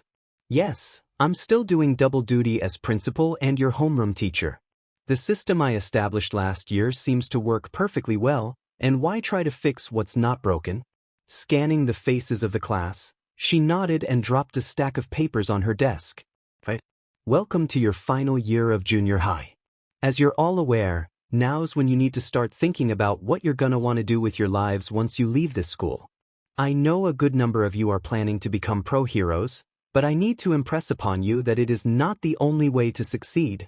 Plenty of people are successful without being heroes, and those people tend to be able to make more of their success by being, alive. The mortality rate of pro heroes is the highest of any career in the world. It's a grim fact, but it's a truth you're all going to have to face at some point in your lives. So, are you going to be willing to put your lives on the line to save people? Because if not, then being a hero isn't for you. She glanced around the classroom, nodding at the serious faces. Now, onto a less morbid topic. This year, our guidance counselor's office will be open during all school hours, and she is more than willing to discuss possible careers with you during your free time. Never think that you're confined to a specific career path based on your quirk. You're always more than just what you were born with. Am I clear? The class chorused, yes, Chishiki-sensei. She nodded. Good. She tapped on the stack of papers on her desk. Class reps, distribute these packets? As Izuku and Kyuka handed out a packet to each student, Chishiki-sensei continued, these packets hold valuable information to help you in your search for your dream career. Websites that have information about various jobs, different examples of jobs in the area where you can talk to employees, and even resources to help you build a good application. There's also a list of high schools in the area that specialize in different areas. She tapped at her chin for a few seconds. Oh yeah, one more thing. I'm sure you're all aware of this, but it bears repeating. Due to our proximity to UA High School, we will be visited by a representative from UA later this year to gauge if any of you have the potential to be UA students. We also hold mock exams that are designed to test if you're qualified to take the UA entrance exams. However, never think for a second that you know what they're looking for. If there's one thing I want you all to learn this year, it's that you should never assume you know better than UA's principal. Do you understand? Yes, Chishiki-sensei. She nodded. Good. Glancing up at the clock, she stood up and straightened her tie. Since we're almost out of time for homeroom, I'll be seeing you Hellions this afternoon. Don't wreck the place while I'm gone. True to form, the bell for first period rang just as Chishiki-sensei closed the door behind her. Most of the class got up and filtered out the door to their lockers, but Izuku, Katsuki, and Kyuka stayed in their seats by the windows. Since they always got to school so early, they'd usually put their things in their lockers before getting to homeroom. Katsuki swiveled in his seat and crossed his arms on the back of his chair, staring back at Izuku. So, what's new with you and Auntie? The hag told me that you and her went on an outing the other day by yourselves. Izuku grinned. Well, since Mom's been getting paid well as the vice principal, we took another camping trip to Mount Tekri. Kyuka raised an eyebrow. Another? You've gone camping there before? Izuku nodded. Yep. But before last weekend, we hadn't gone in years. For a while, Mom was using all the extra cash we had to get me new hero merch every month. But since I dropped that after getting into video games, she'd been saving up what she could. And her salary as vice principal doesn't hurt, either. Kyuka smiled. Well, it's nice that the two of you are able to go out and do stuff as a family together. Sure wish I could do that with my parents, but they're always busy running the shop. Katsuki shrugged. Different families bond in different ways. I know for a fact that my mom wouldn't last an hour camping in the wilderness before going crazy. Kyuka grunted. Dad's the same. He'd go bonkers if he was away from his instruments for any length of time. She turned her attention back to Izuku. By the way, how's training been going for you? I know you said you'd made progress over the break, but you never specified. Izuku rubbed at his chin. Last I checked, I'd reached a 75-kilo bench press and an average running speed of 9 meters a second. I've also gotten save file up to 9 inventory slots and 4 equipped slots. Not to mention, my items are getting more durable as I make them more often, and ones that I use a lot manifest faster and tougher than ones I don't use as much. For instance, my Meta Knight Sword manifests almost instantly and can take a point-blank explosion no problem, whereas my Wild Hammer takes a few seconds to make and would probably shatter after one solid hit. So, right now, I'm torn between either making my regular items faster and stronger to create, or building up my less used items so that they're on a similar level. Kyuka chuckled. So, in Pokemon terms, you're debating whether you want to train your level 70 starter even higher, or get the rest of your team to at least level 60. Izuku nodded. Exactly. What about you? She twirled one of her jacks around her finger. Not much. Sure, I've increased their extension length to maybe 3 meters, but that's about it. Not much else I can train without causing noise complaints, you know? Izuku shrugged. Fair enough. What about you, Cats? Katsuki grunted and flexed his right hand. Finally figured out how to get the angle right for that flight trick I'd been trying out. I think I've increased my blast radius, but I've also been working on smaller, less destructive blasts. Like a concussive grenade instead of a frag. I also figured out how to basically make a flashbang. Physical training's been holding up fine, too. Guess I'll find out the specifics once we take those fitness tests later this week. 4 months later. Shoyuta hummed to himself as he walked through the hallways of Mizudafu Junior High. Did they get the place renovated or something? 13 said it was a shithole when she dropped by last year. Noticing the number by the classroom on his right, he walked up to the door and peeked inside, brow furrowing when he noticed one of the students towards the back reaching towards the girl in front of him. He grabbed his capture scarf with one hand and prepared to enter the room, only to pause when he heard a popping sound. The offending student turned pale and sat back in his seat, and Shoyuta scanned the classroom again. His eyes widened when he noticed a familiar head of blonde hair. That's the Kugu brat from Aldra, right? I remember he was in an incident near the Kiyoshi Ward Mall a couple years back for beating the shit out of 3 other kids. Did he get worse after the place closed down? Bakugu turned in his seat, his expression softening as he started chatting with the kid behind him. Shoyuta relaxed as he recognized the Midoriya kid. I see how it is. Oh right, I remember now. That Mineta kid at the back was one of the students in that report. If memory serves, they'd been about to molest a girl from another school when Bakugu showed up and beat them several shades of black and blue. Looks like Mineta hasn't tried to fix that, and only his fear of Bakugu is keeping him in line. A tap on his shoulder shook him out of his thoughts, and he turned around to see Chishiki standing behind him, holding a stack of papers. You know, sir, staring into a classroom like that makes you look like a child predator. We wouldn't want the kids to get the wrong idea, now would we? Shoyuta huffed. Good to see you too, rat demigod. By the way, I suggest you keep an eye on Mineta. He only seems to be behaving himself because he's in the same room as Bakugu. Chishiki sighed. Yeah, he's a troublemaker, that's for sure. Sadly, I can never catch him in the act, and his mom's on UA's school board, so his record is squeaky clean. I almost wish Midoriya would give the brat the Samui treatment.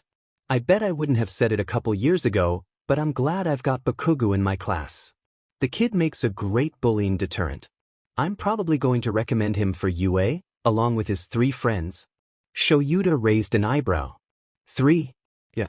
It was just him and Midoriya when they first got here last year, but they made friends with Jairu and Tokoyami on the first day after saving the latter from Tomer. Nearly everyone in the school knows that they're the unofficial anti-bullying squad. If someone has a problem and they can't reach me or my vice principal directly, they go to one of them. Of course, it helps that the vice principal is Midoriya's mom and an old friend of mine. Shoyuta did a double take. Really? How's that been working out? Chishiki smiled. Oh, wonderfully. Inko is a marvelous assistant. She usually takes care of the administrative stuff while I'm teaching, but I'm still on call if something needs the principal's signature. She's also done wonders for the working conditions. Last year, this place was missing patches here and there, but Inko called in the Uraraka construction company to renovate the place over the break. Shoyuta nodded. Good choice. Zashi got them to renovate his agency, and they did a bang-up job of it. Glad we trusted Hitoshi when he recommended them to us. Chishiki raised an eyebrow. Why would your kid know about a random construction company in Mie? That's basically the other side of the country from where you and Mike live in Saitama. Shoyuta huffed. Apparently, one of his online friends is the daughter of the company's owners. He'd learned that they'd been cheated by their last client, and he told us about it, so Mike decided to throw them a bone. Or, more accurately, a 3-course meal. Chishiki nodded. Understandable. When we were negotiating payment with them, they mentioned something about getting a request to renovate the international students' dorms at UA. Nedzu somehow got wind of the quality of their work, and while Cementos is great and all, he doesn't exactly have the fine control to get nearly as good results. Shoyuta smirked. And you definitely had nothing to do with it? Chishiki snorted. What do you take me for, a decent human being? Come on, Eraser, you know me better than that. Shoyuta chuckled before schooling his expression. In any case, same spiel as usual? She grinned. I don't see why not. Chishiki stepped around Shoyuta and slid the door open, drawing the class attention as she walked over to the teacher's podium. Shoyuta ghosted in behind her, silently walking towards the back of the classroom. As the class quieted down, she said, All right, Hellions. As some of you may know from looking at the schedule, we have a representative from UA visiting our third-year classes today. Be on your best behavior, since they're going to play a major role in determining if you'll be accepted. Assuming, of course, that you even qualify for the entrance exam at all. Midoriya raised his hand. I'm guessing it's the guy who walked in behind you?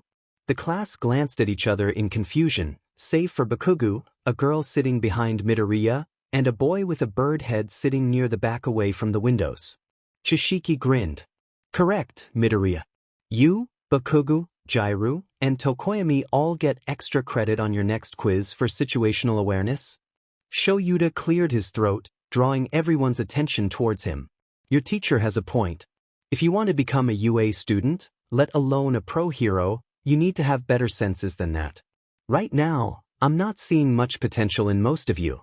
There are a few of you that I'm keeping an eye on, but don't think that you won't succeed without improving beyond where you are right now. It's illogical to believe that you don't have room for improvement.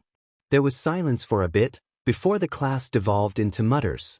From his position at the back of the room, he easily heard the Mineta brat grumble, Does he really work at UA? He doesn't look like any hero I know. What is he, the janitor? Midoriya cleared his throat, and the entire class turned to him.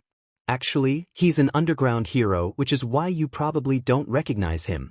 Underground pros tend to work at night, and they handle the seedier side of heroics. Interrupting back-alley drug deals, saving victims of muggings, sometimes going undercover in villain organizations. It's not the flashiest or most glamorous job, but somebody's gotta do it. Hell, they're probably more respectable than limelight heroes, considering they don't get paid as much due to not being in the official rankings or the public eye, but they still put in over twice as many hours as the average limelight pro. You think Death Arms stretching himself to 50 hours of patrol in 1 week is impressive? The average underground hero does 80 hours in a light week. Shoyuta nodded. Correct. Most underground pros average at about 100 hours of hero work every week. It's a tiring, thankless job, but a necessary one to keep society chugging along. He gestured to the bags under his eyes. You think I got these by sitting around my house watching HeroTube videos all night? Chishiki cleared her throat, drawing the class attention back to her. Now, since Aizawa-san is with us today, your schedule will be drastically different from normal. Lunch will be at the usual time, but the rest of the day is a free period. Catch up on homework, talk to the guidance counselor, play outside, whatever. Just stay on the school grounds, and make sure you're within hearing distance of the loudspeakers. I'll be Calling you into my office one at a time to talk to Aizawa-san personally. My personal office, not the principal's office. Remember, he's not only a teacher at UA, but a pro hero with a license. As such, I expect you all to give him the respect he deserves when you meet with him. Am I clear? The class chorused, yes, Chishiki-sensei. She nodded. Good. Dismissed. Bakugu, you're first on the list. I'm sure you know where to go, and I know for a fact Aizawa-san does. If anyone needs me, I'll be in the principal's office. Katsuki crossed his arms as he sat across the table from the hero. So, are you actually here from UA? Or are you just pretending so you can check up on a former delinquent from the school that you shut down? The man raised an eyebrow. What makes you think that? Katsuki shrugged. I heard your voice on the intercom the day Aldra Junior High closed. I forgot about it afterwards, but hearing you speak in the classroom reminded me. The man huffed. Okay, I have to admit that's impressive. Remembering a voice after only hearing it once 2 years prior? Not a lot of people can pull that off. Katsuki waved a hand dismissively. Whatever. So are you making sure I'm not getting worse? Or are you actually scouting for potential UA students? The hero scoffed. I don't make it a habit to lie about my intentions unless I'm dealing with someone who breaks the law. Yes, I work at UA, and yes, I'm the one who was sent here this year to scout for potential students. It's a yearly thing, but it's usually a different staff member each year. Katsuki nodded. Right, I remember that 13 visited last year. So, what did you want to talk about? The man grunted. The usual. Grades, potential behavior issues, goals, the works? Katsuki shrugged. Well, I've got all 93s or higher. My only behavior issues are that I tend to have a short temper, which I'm working on, and I want to be a pro hero. Used to want to be number one so I could prove that I was the best, but considering it was Aldra that got that idea in my head, I'm not so sure if I want to aim for that anymore. Not to mention, there are plenty of heroes out there who are awesome without having to be number one. Maruko's basically my fucking spirit animal. Aizawa sighed. Well, hopefully you're more willing to work with other people than she is. Teamwork is something we look for in UA students, and being an asshat isn't going to get you anywhere. Katsuki waved a hand dismissively. In my experience, being an asshat gets people to show their true motives faster. Gets em aggravated and makes em get to the point. Saves time that could be better used saving lives. The hero made a weird noise that Katsuki realized was a hasty attempt at disguising a snort.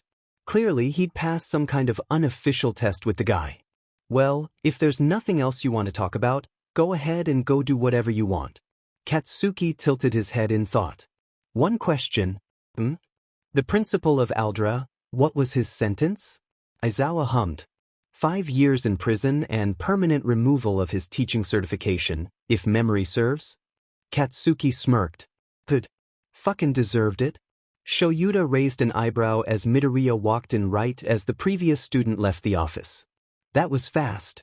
The kid shrugged and sat down on the other side of the desk. I knew that Netsu-san was the one going before me, going off of the order people were being called in. And Shishiki-sensei's brought me to her office before.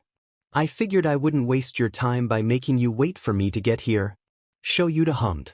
So, you were just standing outside the office while I was meeting with the last kid? Midoriya grunted. If you're worried about me listening in on what you were talking about, don't be. I might be sassy, but I'm not a jerk. I know better than to invade someone's privacy. Shoyuta huffed. Good. Now, let's start with your grades. Midoriya grinned. I see my file there on the desk. Why ask about my grades when they're right there? No, you're looking to see if I'm honest about my achievements. See if I'll exaggerate or downplay my skills. I'm assuming your next question is about behavioral issues, right? Shoyuta said nothing, but inwardly he was shocked. This kid picked me apart from just a few clues. Fuck, Nedza might like him. Outwardly he grunted.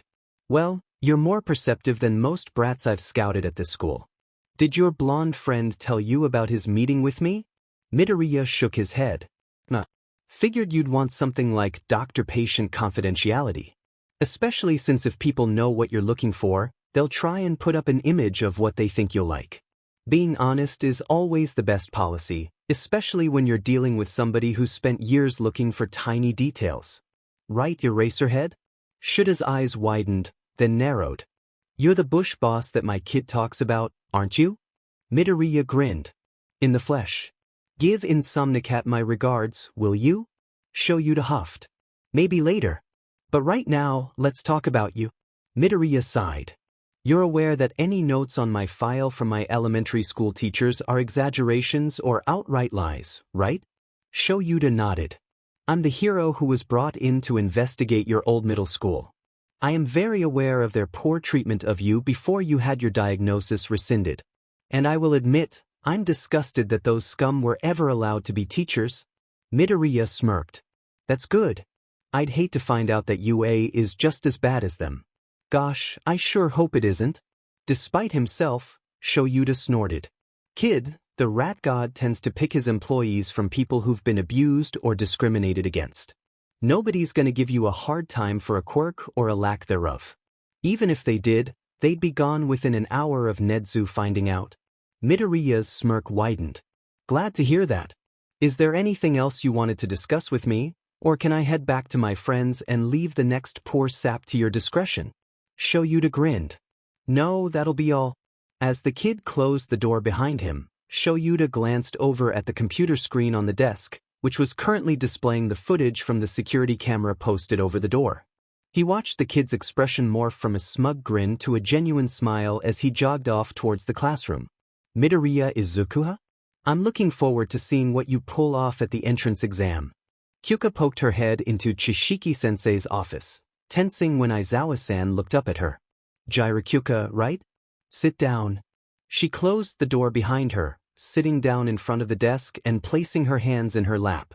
So, what did you want to talk about? He hummed. Well, to start, how well do you perform in classes? She felt a bead of sweat run down the back of her neck. Well, I put in a lot of effort into my schoolwork. The other kids say I'm smart for someone my age, but I'm near the middle of the class in academics. The hero sighed, and Kyuka tensed even further. We're not talking about how well you do compared to others. We're talking about how well you do objectively. Now I'll ask again. How are your grades? Well, I usually get somewhere between 87 and 94 in most classes. Sometimes a 95 overall if I do really well that semester. Aizawa-sen hummed, and more sweat ran down her neck. I see. And how well do you get along with other kids your age? Well, a lot of them say I'm kinda sassy, but we tend to work together fine. Nobody seems to have issues working with me on school assignments. And what about friends? Do you talk to anyone outside of school hours? Well, yeah, I've got Izuku, and Katsuki, and Fumikichi.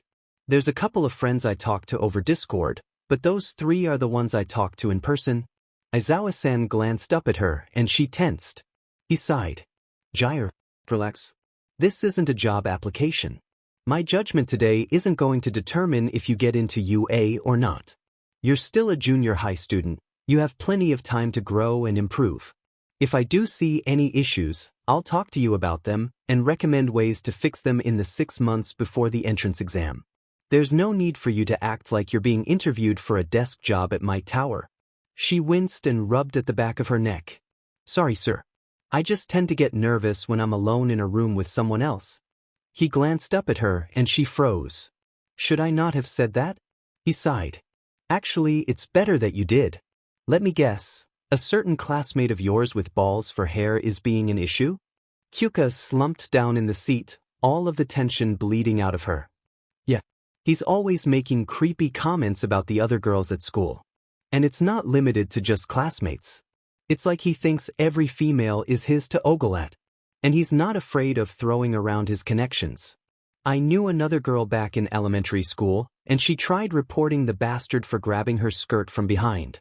Mineta cried to his mom, and the bitch got my friend expelled for assaulting a fellow classmate because, according to him, she'd ripped his hand off her bag and punched him in the face before running away. Aizawa-sen hummed, and she squeaked as she realized she just said all that out loud. I see. And you'd be willing to testify to that?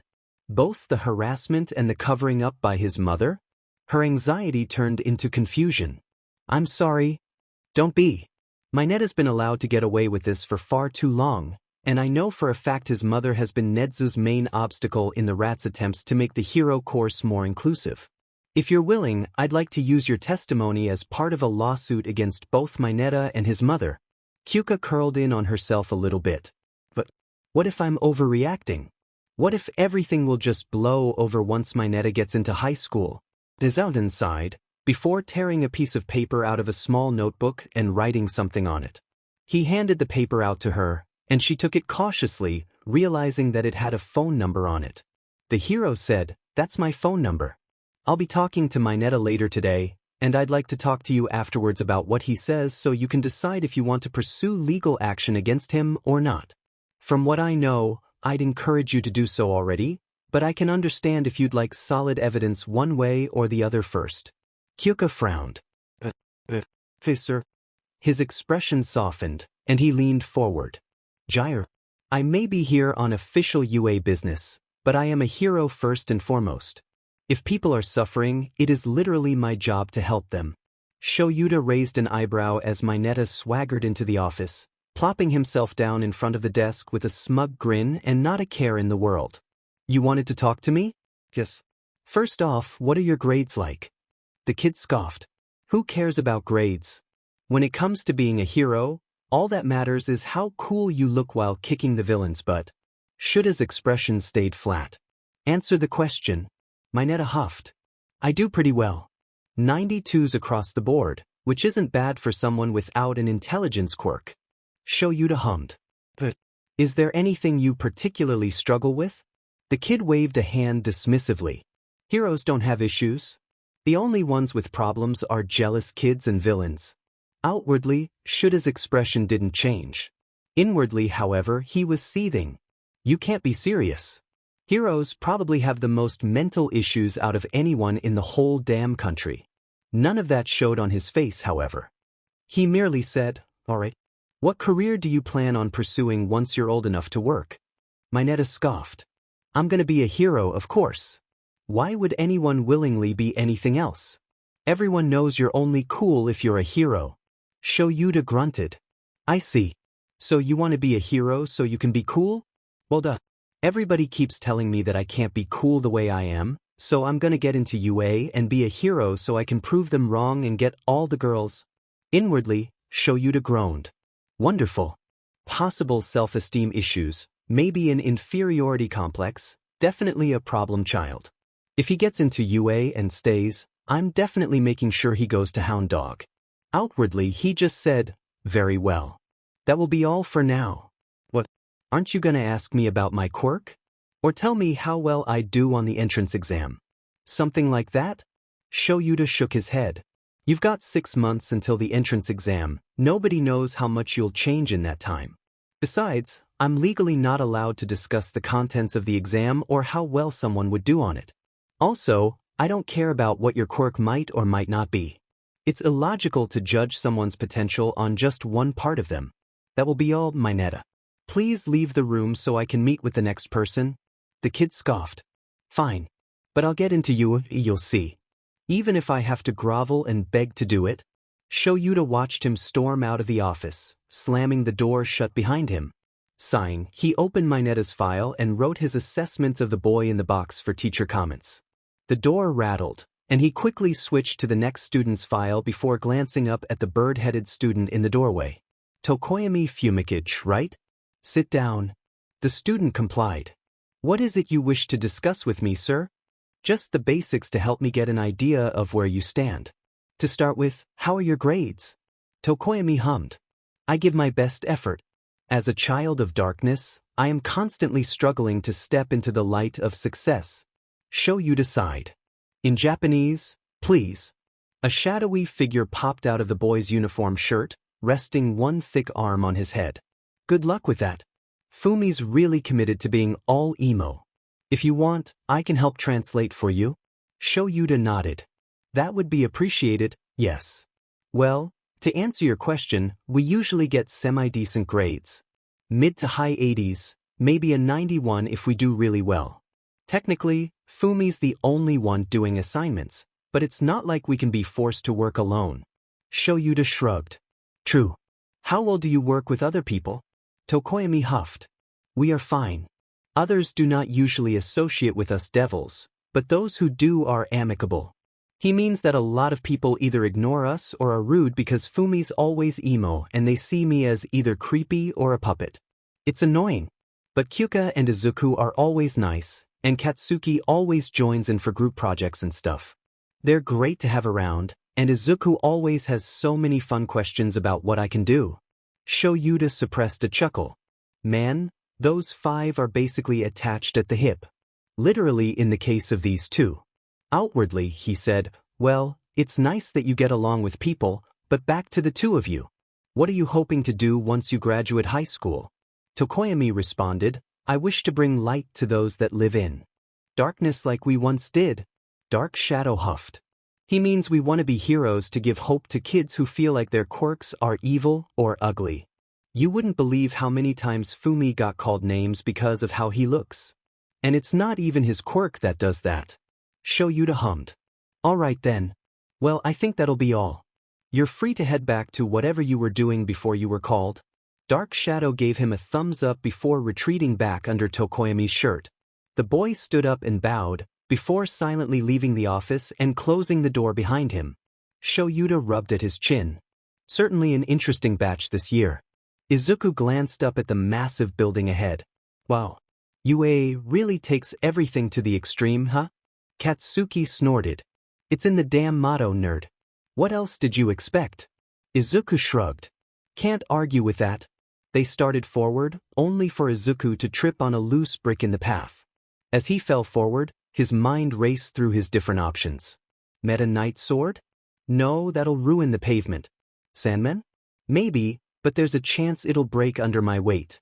Crap, can I even catch myself with something without violating quirk usage laws? Shit, I don't think I can. Wait, why haven't I hit the ground yet? As he returned to his senses, he noticed that he was floating at about a 45-degree angle to the ground. Glancing back, he noticed a short girl with brown curls holding onto his shoulder. Sorry. I noticed you starting to fall, and I kinda acted without thinking. Sorry for using my quirk on you without permission, but I figured it'd be bad luck to trip right before the exam, you know? Izuku shrugged and adjusted himself so that he was standing upright. Maybe. I dunno.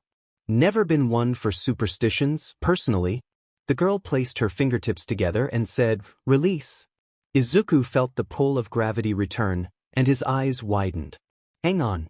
Newton's Bane? The girl gasped. You must be Bush Boss. Wow, what a coincidence, huh? Who would have thought we'd both show up for the UA entrance exam? Izuku snorted. Well, the server is called Hero Hopefuls, so... She giggled. True, true. She stuck her hand out in a greeting. Uraraka Ochako. Izuku grinned and accepted the handshake. Midoriya Izuku. The blonde here is Bakugu Katsuki, otherwise known as King Explosion. Katsuki stuck his hand up. Oh, nice catch, by the way. Good reflexes. She rubbed at her neck sheepishly. I guess. Her eyes widened. Crap, we gotta get moving. We don't want to be late for the written exam. She quickly ran off towards the entrance, and the 2 boys followed. Izuku waved as he walked up to Katsuki, the 2 of them heading towards the auditorium for the practical exam. So, how'd the written exam go for you? The blonde scoffed. Nothing outrageous there. I sure fucking hope I passed. Of course, I bet you did way better than me. There was a tap on Izuku's shoulder, and he turned on his heel to walk backwards, grinning when he saw Kyuko walking behind him. Hey, how'd the exam go? She shrugged. Like Kat said, nothing too ridiculous. A lot of it was stuff that Chishiki-sensei gave us in the past few weeks, so I'm wondering if she was deliberately preparing the class for the written exam here. Tokoyami huffed as he appeared behind Katsuki. I would not be surprised if she did. For all her teasing, Chishiki-sensei does genuinely wish to see us succeed. Katsuki whistled. Wow. Not a single mention of darkness or demons in either sentence. Good job, Edgar Allan Crow. Tokoyami snorted. Well, as best as he could with a beak. Please. A more accurate name would be Quoth the Raven. Katsuki snapped his fingers. Damn, you're right. Gonna have to start using that one. Tokoyami grinned. I would not have suggested it otherwise, Sparky Sparky Boom Man. Kyuka chuckled. I see you finally got around to watching Avatar, The Last Airbender. About damn time. They continued chatting as they entered the auditorium, quickly finding 4 open seats next to each other. As they waited, Uraraka slipped in and sat down right behind Izuku. As she tapped him on the shoulder, his eyes widened, and he turned to Kyuka. Oh right. Kyuka, this is Uraraka Ochako. You know her as Newton S. Bane. Uraraka, this is Jairu Kyuka, aka Totally Jacked. Uraraka grinned and stuck a hand out. Nice to meet ya. A boy with purple hair sitting in front of Katsuki suddenly twisted in his seat and laid his arms on the back of his chair. Wow, did the hero hopefuls really all sit together? Talk about a coincidence. He stuck a hand out in greeting. Ayama Hitoshi, Insomnicat. Go ahead and call me Hitoshi. He glanced over at Izuku. You must be Midoriya Izuku, aka Bush Boss. Dad said he was looking forward to seeing what you could do. Izuku grinned. Well, I'd better go plus ultra if I'm to impress the great and powerful Eraserhead. Hitoshi snorted. I'm honestly looking forward to seeing what you can do myself. Kyuka frowned. Hey, Hitoshi, if your parents are teachers here, why didn't you take the recommendations exam? He sighed. I considered it, but I decided that I'd rather try to get in on my own merits. See, one of my primary motivations is to spite everyone who ever called me a villain in the making. And I can't do that if I just coast by on my connections. Kyuka shrugged. Fair enough. The lights dimmed, and everyone turned their attention back to the front. A spotlight shined down on the stage, revealing Present Mike standing there in all his banana-haired glory. Everybody say, dead silence. What a refined audience. In any case, welcome to the practical exam for UA's Heroics course. Your task today? Fighting robots. The screen behind the hero lit up with 4 equal sections, each containing a black shape with a white outline. Hitoshi winced. Robots, huh? Well, fuck me.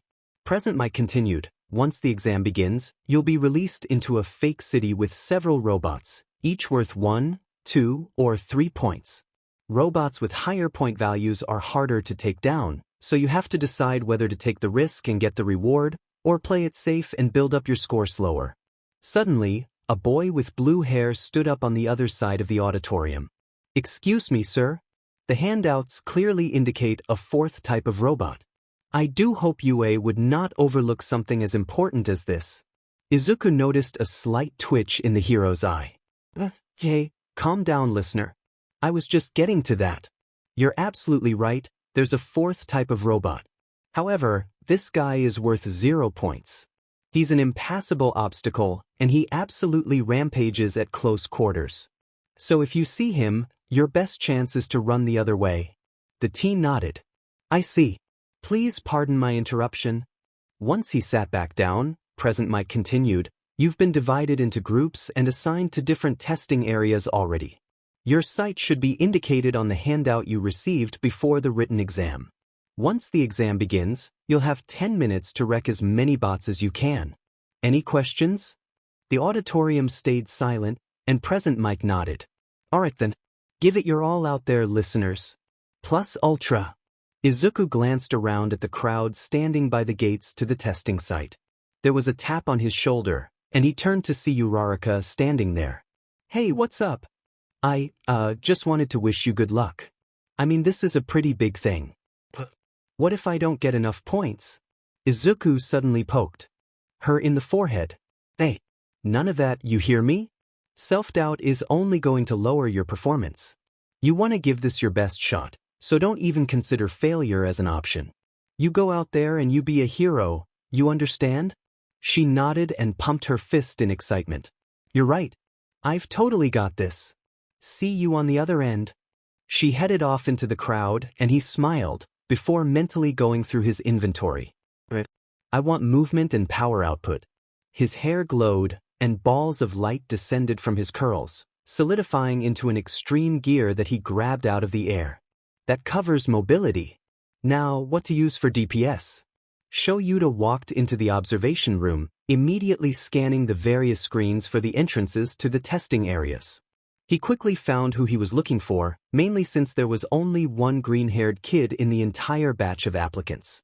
Nedzu hummed as he followed Shuta's gaze. Find someone interesting? Shoyuta grunted. Technically, the kids had my interest for a while. You remember the school district I handed you a couple years back? Nedzu chuckled. You're referring to Aldra? Yes? Yeah, those bastards. Well, this kid was the catalyst for the entire investigation, and he's currently enrolled at Muzutafu Junior High. He caught my attention when I did my usual scouting trip. He's smart, even without an intelligence quirk. Nedzu hummed with interest. What is his quirk, exactly? Not entirely sure. I didn't really look at it much beyond the name, like I normally do. All I know is that it's called Save File. Though, considering he's now holding stuff that he didn't have with him before, I'd say it's some kind of storage or creation quirk. Nedzu rubbed his chin, pulling up the feed from the entrance of Site B on his personal laptop. How very interesting. Still, we mustn't make biased judgments. I assume you can do that? Shoyuta huffed. The only person you should be concerned about in terms of bias is my kid. And even then, you know me better than that. Nedzu chuckled. Too true, Izawa-kun. In any case, let's begin. Present Mike shouted, go. Immediately, Izuku jumped forward, landing on his extreme gear and shooting off into the fake city. Behind him, he heard the hero yell out, what are you waiting for? There's no countdowns in real life. That kid's got the right idea. Go, go, go. Izuku focused his attention on the streets ahead. A group of one-pointers rounded the corner, immediately locking onto him. Izuku grinned and removed one hand from the board, allowing his Meta Knight sword to appear in his grip. The mask appeared on his face, and his eyes glowed green through the V-shaped slit. Let's party. He swerved around a hail of what were hopefully rubber bullets, before slashing. A crescent-shaped wave of blue fire burst forth, cutting through the group of one-pointers in an instant. 10 points. He rushed forward, veering around the corner and immediately jumping over a wave of fire from a batch of two-pointers. 2 more slashes cut through the robots, the beams taking out what the sword itself didn't. 18 points. He shot through the city, laughing wildly. Come one, come all. Free ass-kickings, get them while they're hot. Shoyuta hummed to himself as he watched the Midoriya kid tear through his testing site, demolishing batches of faux villains in seconds. That's a pretty interesting quirk. Vlad glanced over his shoulder and grunted with interest. What is it? Some kind of fire quirk? That would explain the waves of fire and how he's able to propel that hoverboard. Shoyuta shook his head. It's actually a lot more interesting. That hoverboard uses an advanced propulsion system that takes in the air around it and expels it out of the bottom and rear to hover and move at high speeds. Vlad raised an eyebrow. And how would you know? Shoyuta grinned. Because I've seen it in one of the games that my kid occasionally plays with his Discord friends. Nemuri's eyes widened. So his quirk lets him use stuff from video games? Nedzu hummed excitedly. So it would seem. Quite the versatile ability, even if he's restricted to things that operate within the bounds of physics. The sword in particular intrigues me. I believe the items he summons can retain their properties from the game they come from, hence why the sword is able to create those waves of fire. However, notice how he is constantly keeping one hand on the hoverboard. It would seem that he needs to stay in contact with his items in order to keep them equipped, as it were. It would also appear that some objects have to be summoned together, since I doubt the mask serves any purpose. Nemuri rubbed at her chin. Well, so long as he uses stuff from pre-Quirk era games, he shouldn't have to worry about copyright at the very least. Vlad coughed. If he gets in, that is. Nedza smiled.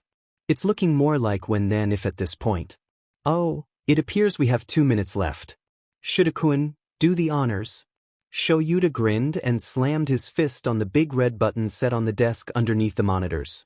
The ground rumbled, and Nedzu cackled maniacally as the 0-pointers emerged in the 16 testing sites. Let's see Midoriya handle that. Izuku glanced up as the ground audibly rumbled. What's going on? He leaned back, allowing his extreme gear to carry him up the side of a nearby building. As soon as he crested the edge of the roof, he pulled the board out from under his feet and slid to a stop, peering out over the sprawling fake city. Immediately, he spotted a cloud of dust rising off in the distance, and he could hear several screams echoing in that direction. Without thinking, he dove off the side of the building, landing on the extreme gear and speeding off in that direction. After a few twists and turns, along with a few more points from robot clusters, Izuku emerged from a side alley onto a street littered with debris and filled with fleeing applicants. Glancing in the opposite direction, Izuku felt his breath catch in his throat as he recognized the shape of the zero-pointer from the orientation. Mike really didn't do the damn thing justice. Rampages in close quarters, my ass. Everywhere is close quarters for that thing. He prepared to flee, only to freeze when he heard a cry of pain. Whirling around, he saw Uraraka with her leg stuck underneath a giant chunk of rubble, likely from one of the nearby buildings. And she was trapped right in the path of the zero-pointer. His brain shut down. Running completely on instincts and muscle memory, he ran forward. His extreme gear and Meta Knight sword dissipated, but he didn't care. All he could see was Uraraka, trapped and about to be crushed. I was hoping I didn't have to use this, but desperate times call for desperate measures. His hair glowed green, and the balls of light coalesced into a sword in his right hand and a green cap on his head, with a pulsing five-pointed star on the brim. Izuku felt his feet hit the road, and he leapt, streaking through the air towards the zero-pointer. He grabbed the handle of the sword with both hands, and the blade flashed. The sword suddenly grew to the size of a 3-story building, and Izuku held on, knowing that the handle was stuck to his hands. Roaring, he swung, and the blade cut right through the zero-pointer. The enormous robot froze in place, and Izuku landed back on the street, the sword shrinking to normal size in a couple seconds. He spun the sword in his hand, before snapping it out to the side. The zero-pointer suddenly split in half, the two sides falling against the buildings lining the street. The cap and sword dissipated, and Izuku stumbled, before slowly limping towards where Uraraka was still stuck under the rubble. She stared with wide eyes as he approached, and he stuck a hand out, managing a weak grin. "I guess we're even now, huh?" She grinned back, before wincing and looking back at her trapped leg. "I'd take the hand up, but my quirks hit its limits." Izuku frowned and stepped forward, pressing both hands against the chunk of debris. He strained as hard as he could, but it didn't move. Panting, he let go, stepping back and wiping his forehead. "I'm out of fuel, and I'm not strong enough to lift this. Ideas?"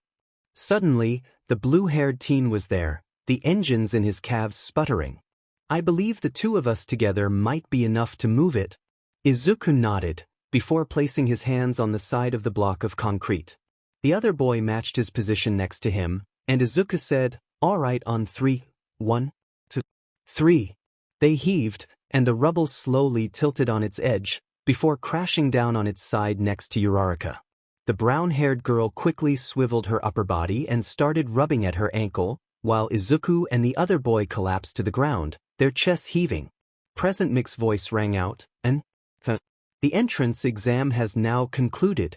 Katsuki panted as Mike called the end of the exam, still rubbing his wrists as he looked up at the wreckage of the zero-pointer. "Still haven't gotten the angle right for that move. I need more practice." Someone tapped him on the shoulder, and he turned to see a kid with black hair standing behind him. The other teen grinned, and Katsuki nearly balked at the shark-like teeth. "Hey man, I just wanted to say, thanks for saving me from that thing. I would have been a pancake if you hadn't blasted it to bits." "So manly," Katsuki hummed. "Manly? You wouldn't happen to go by Rock Riot, would you?" The other guy's eyes widened. "Wait, you're King Explosion? Dude, you're even cooler in person." Katsuki rolled his eyes. Yeah, whatever." Glancing around, he frowned when he saw a kid with blonde hair leaning against the side of a building, sparks crackling around his head. "Whoa, is that guy okay?" "Those sparks can't be good." Rock_Riot frowned. "I dunno man. I saw him earlier during the exam. He was frying robots with bursts of electricity, so it might be his quirk." Katsuki huffed. "Quirk or not, I don't trust sparks near anyone's brain." He quickly walked over and waved a hand in front of the kid's face. "Earth to Sparky. You okay there?" The dude glanced up at him. "Yeah, just, He quickly turned to the side and coughed into his fist. Just went a little overboard with my quirk. I'm lucky the exam stopped when it did, otherwise I would have gone full way mode, and that would have sucked. Katsuki raised an eyebrow. You in the hero hopefuls? The dude straightened. Yeah. Kaminari Denki. My username is Sparky Way.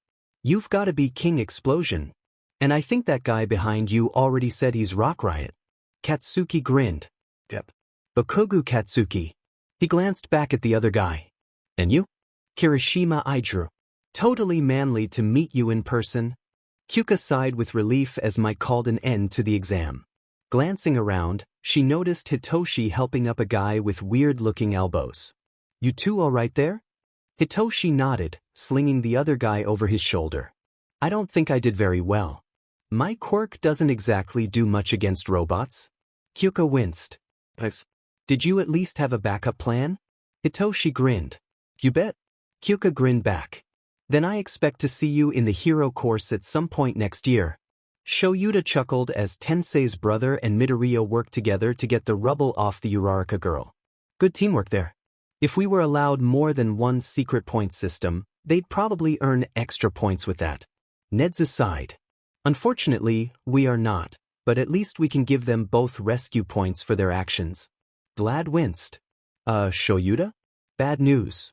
Your kid didn't get any villain points, and he didn't earn enough rescue points to make the cut. Shoyuta shrugged. Well, he knew better than to put all his eggs in one basket.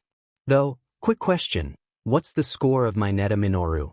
Nedzu hummed, swiping through the results on his tablet. 1 villain point over the cutoff. Ironically enough, he got 0 rescue points. So, in terms of this year's batch, he is quite literally the bottom of the barrel. Shoyuta allowed his logical ruse grin slip onto his face. And with any luck, we'll be cutting out the rotting bottom and replacing it with a fresh one within a week of the new school year. Following the entrance exam, Izuku was a nervous wreck. Every day after getting home from school, he would run to the mailbox outside the apartment and check for anything from UA. That Friday, it had gotten to the point that Shishiki-sensei had to take him aside to her personal office. Midoriya, calm down. I'm sure you did just fine. But what if I didn't get enough points to pass? What if getting a quirk wasn't enough? Oh God, am I gonna have to settle for Gen Ed? Shishiki-sensei grabbed him by the shoulders and gave him a quick shake. Midoriya, breathe. He stopped pulling at his hair and looked at her. I know for a fact that you did well. You're one of my top students, not just academically. If you didn't pass the entrance exam, then I swear that I will fucking eat my teaching license. Izuku sniffed, tears welling up in his eyes. You really think that highly of me?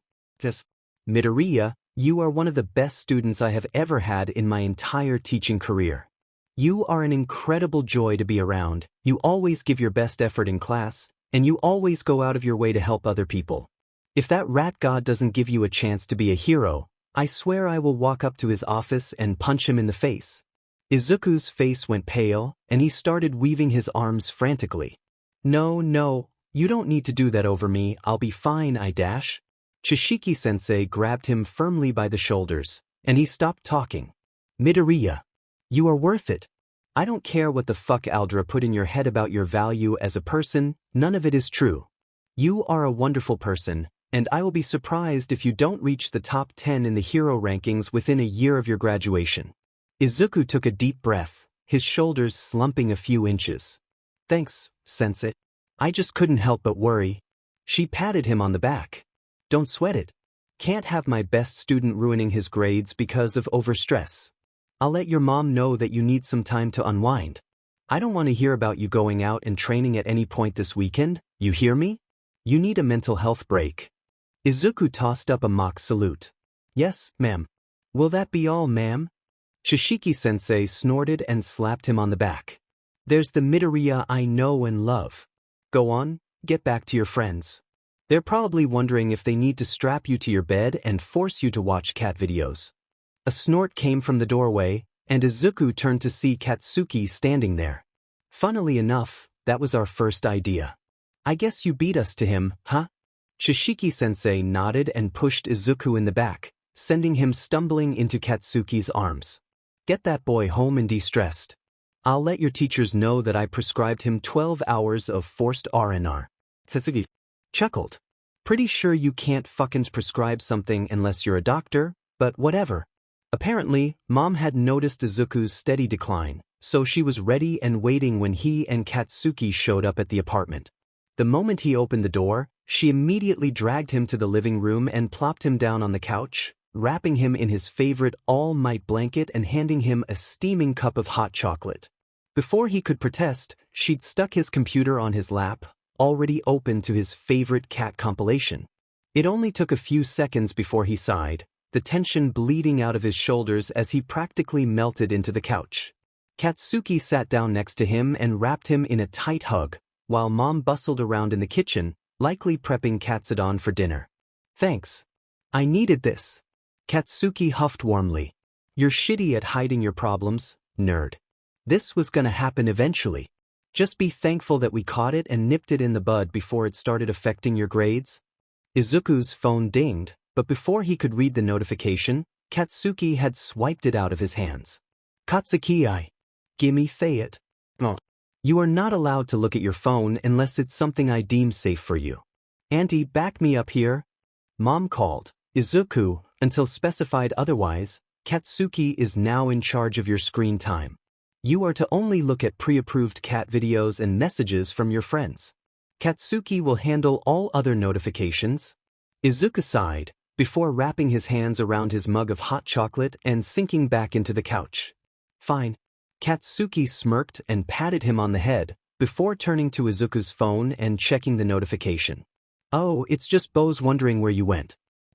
No, you don't need to do anything. I'm perfectly capable of updating her on the situation myself. You just sit there like a good boy, watch your cat videos, and drink your hot chocky. Izuku pouted and slumped against the back of the couch. Oh, it's alright, I get it. No thinking for the baby. Kyuka glanced down as her phone dinged. She plugged one of her jacks into it and listened to the automated voice read out the notification. She had Izuku to thank for that idea.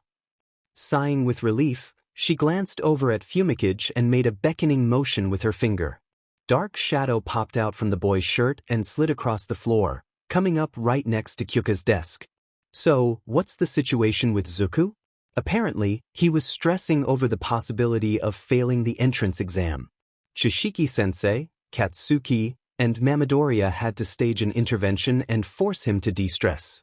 He's currently sitting on his couch, watching cat videos, and drinking hot chocolate. Katsuki confiscated his phone for the foreseeable future. Dark Shadow huffed. I knew something was up with him. Thank goodness they caught it before it got any worse, huh? Kyuka nodded and turned her attention back to the board before Banga-sensei could accuse her of not paying attention to the lesson on complementary and supplementary angles. In the back of her mind, she could hear Dark Shadow relaying information to Fumikage before retreating back under the boy's shirt. Fumikage glanced over at her, and she tossed him a quick thumbs up before focusing back on the board. She heard Mineta mutter under his breath, "Oh, so when us regular people get stressed, we're told to man up and deal with it, but when Mr. Precious starts worrying if he passed a little test or not, he's allowed to go home early and be excused from schoolwork? Talk about a teacher's pet?" Right then and there, Kyuka swore to herself that one day, she was going to grind that bastard into a fine paste, stuff him into a wine bottle, and then get Uraraka to chuck the bottle into orbit. Izuku was a smart enough person to admit when he was wrong. He knew that he'd been getting overly stressed, and he really needed the time to unwind and calm down. He knew he probably would have gone crazy if Chishiki-sensei hadn't forced him to go home early on Friday for his own mental health. He also knew that he could be forgiven for devolving into a panicked mess when he noticed the letter from UA in Saturday's mail. As soon as Mom heard his hyperventilating, she immediately came over, picked him up, and dropped him on the couch, wrapping him in a blanket before going back outside to the mailbox. As he curled up there, clutching the blanket like a lifeline, she calmly walked in and sorted the mail into different piles on the dining room table, before taking the letter from UA and setting it on the coffee table in front of the couch. Well, sweetie, it's not going to get any better if you wait. Go on, open it. Izuku reached out with trembling hands and picked up the envelope, popping the wax seal with his thumbnail. He reached in and took out 2 items, a folded letter and a hologram projector. Mom calmly took the items from his hands, setting the letter to one side before placing the projector on the coffee table and turning it on. A video of All Might appeared and shouted, "Greetings, young Midoriya. I am here to deliver your exam results. In the written exam, you scored an impressive 99%. Not an easy feat without the help of an intelligence quirk. In addition, you scored a whopping 76 villain points in the practical exam. More than enough to qualify for the hero course normally." Izuku panicked. Was there something I didn't know about? Oh god, what if I failed because I didn't satisfy a hidden condition? However, recently, Yue has added a secret points system to help out those with less combative quirks, rescue points. After all, what is a hero if not someone who saves people? For your heroic actions in the entrance exam, you have been awarded an additional 80 rescue points. Izuku's breath caught in his throat. What? Congratulations, young Midoriya. You have passed Yue's entrance exam with 156 points, making you the top scorer this year, even beating out my old record of 110 points. Izuku brought his hand up to his mouth, tears forming in his eyes. You mean I? Young Midoriya, welcome to your hero academia. The hologram shut off, and the 2 Midoriyas sat there in stunned silence for a few seconds. Suddenly, Izuku threw off his blanket and screeched triumphantly, and Mom jumped up and wrapped him in a bear hug. Izuku, you did it. You're going to I did it, Mom. I'm going to be a hero. Shishiki-sensei, of course, was smug beyond belief. I told you I knew for a fact you'd get in. I still keep in contact with the rat god, after all. I knew the exam results, but I couldn't say anything until the letters had been sent out. Katsuki clapped him on the back the moment the two saw each other in person. Told you, Izuku. You're a fucking boss. We promised to be heroes together, after all. Dark Shadow had wrapped him in a tight hug as soon as Izuku took one step into the classroom. I'm so sorry we didn't notice sooner. We totally could have helped you unwind before it got too bad. Fumikage wasn't quite as emotional, but he offered his apologies for not noticing and assured Izuku that he would be more vigilant in the future. Hyuka was close to tears, wrapping Izuku's hand with one of her jacks and dragging him over to her desk. Always tell us when you're stressed in the future, alright? Never think that you have to keep your problems to yourself. She then proceeded to pull him into a hug, causing most of the class to either turn red or let out. Wolf whistles. Mineta simply grumbled and buried his nose in his homework. Once she released him, Izuku stumbled back to his desk and sat down, his entire face one deep red blush. Hyuka wasn't much better, her face buried in her hands and constantly making squeaking noises. Chishiki-sensei walked in, looked at the expressions of everyone assembled, and decided to just move on in her own blunt way. Well, those of you who took the UA entrance exam, I'm sure you've gotten your results back by now. Those of you who got in, congratulations. Those of you who didn't, oh well. You'll always have other opportunities. Whether that's other hero schools or other career paths is up to you. Mineta coughed into his fist and rubbed it against his chest, leaning back in his seat and wearing a smug grin. Chishiki-sensei continued, by the way, passing doesn't ensure your spot in the hero course, especially you poor saps in 1A. Your behavior for the remainder of this school year can potentially have your attendance revoked, and one as homeroom teacher is notorious for expelling those who he believes don't live up to his standards. So don't feel safe. Mineta just continued looking smug. Izuku and Kyuka had since recovered from their respective blushes, and were currently glaring at the grape with barely concealed disdain. As was most of the class, really. The boy had made a reputation for himself at Mizutofu Junior High for using his mom's position on UA's school board to get himself out of whatever trouble he ended up in. And said reputation hardly endeared him to most of the students and faculty. Of course, he completely misinterpreted the reason for their disgust, believing them to either be jealous of his quirk or literally looking down on him for his lack of height. Shishiki-sensei cleared her throat, bringing everyone's attention back to the front. Still, regardless of the results of the entrance exam, you all are still my students, and this is still a school. You are not excused from lessons just because you've been accepted to a high school. Your grades can impact your attendance just as much as your behavior. As such, I expect you all to continue giving your assignments as much effort as you have so far this year. Am I clear? They chorused, yes, Chishiki-sensei. She nodded. Good. Glancing up at the clock, she sighed and closed her folder, picking it up and holding it by her side. Hate to sound like a broken record, but we're out of time for homeroom. Class dismissed. The bell rang just as she walked out. The class got up and started filtering out the door, though most students tossed glances at Izuku and Kyuka before they left. Katsuki simply turned around in his seat, leaning on the back of his chair and grinning at Izuku. Gee willikers, Zooks? I didn't know you had a tech kink.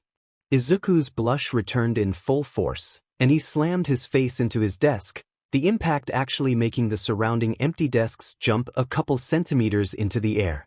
Fumikage chuckled as he walked over. For once, I agree with the Bomberanian. Your feelings clearly go far beyond simple friendship, do they not? Kyuka buried her face in her hands and whimpered. Katsuki's grin widened. Oh, come off it, you two. This has been a long time coming, ever since Izuku stepped in and stood up to Bose's primary bully. She probably had the hots for him the entire time, it's just neither of you had the balls to open up and admit it. A loud gagging sound came from the back of the room, and the four of them glanced over at where Mineta was sitting. Oh my god, can you not? Honestly, it's disgusting that Sensei lets you four get away with everything. Like, can you possibly be more of a teacher's pet? Sheesh. Izuku and Kyuka glared at the short boy as he stood up and strutted out of the room, oblivious to their anger. As soon as the door slid shut behind Mineta, all four of them said in unison, I'm gonna squash that fucking grape the first chance I get. Izuku glanced up at the massive building sitting before them. 2 months later, and it only feels more impressive, doesn't it? Kyuka nodded, her hand intertwined with his. Well, it's not gonna get any less impressive while we stand here gawking. Come on, let's get to class. You remember where One's room is, right? Izuku scoffed. Child's play. At least, compared to some of the work Chishiki-sensei would assign us. Kyuka snorted. More like the work she would assign you. I totally noticed her giving you high school level work during the last month of junior high. And you still aced it like the genius you are. Izuku chuckled, and the two of them started forward. Thankfully, there wasn't a loose brick to trip on this time, and they continued into the main building uninterrupted. Izuku quickly took the lead, navigating his way through the various halls until they stood in front of a 10-foot-tall door marked 1A. Well, we're here.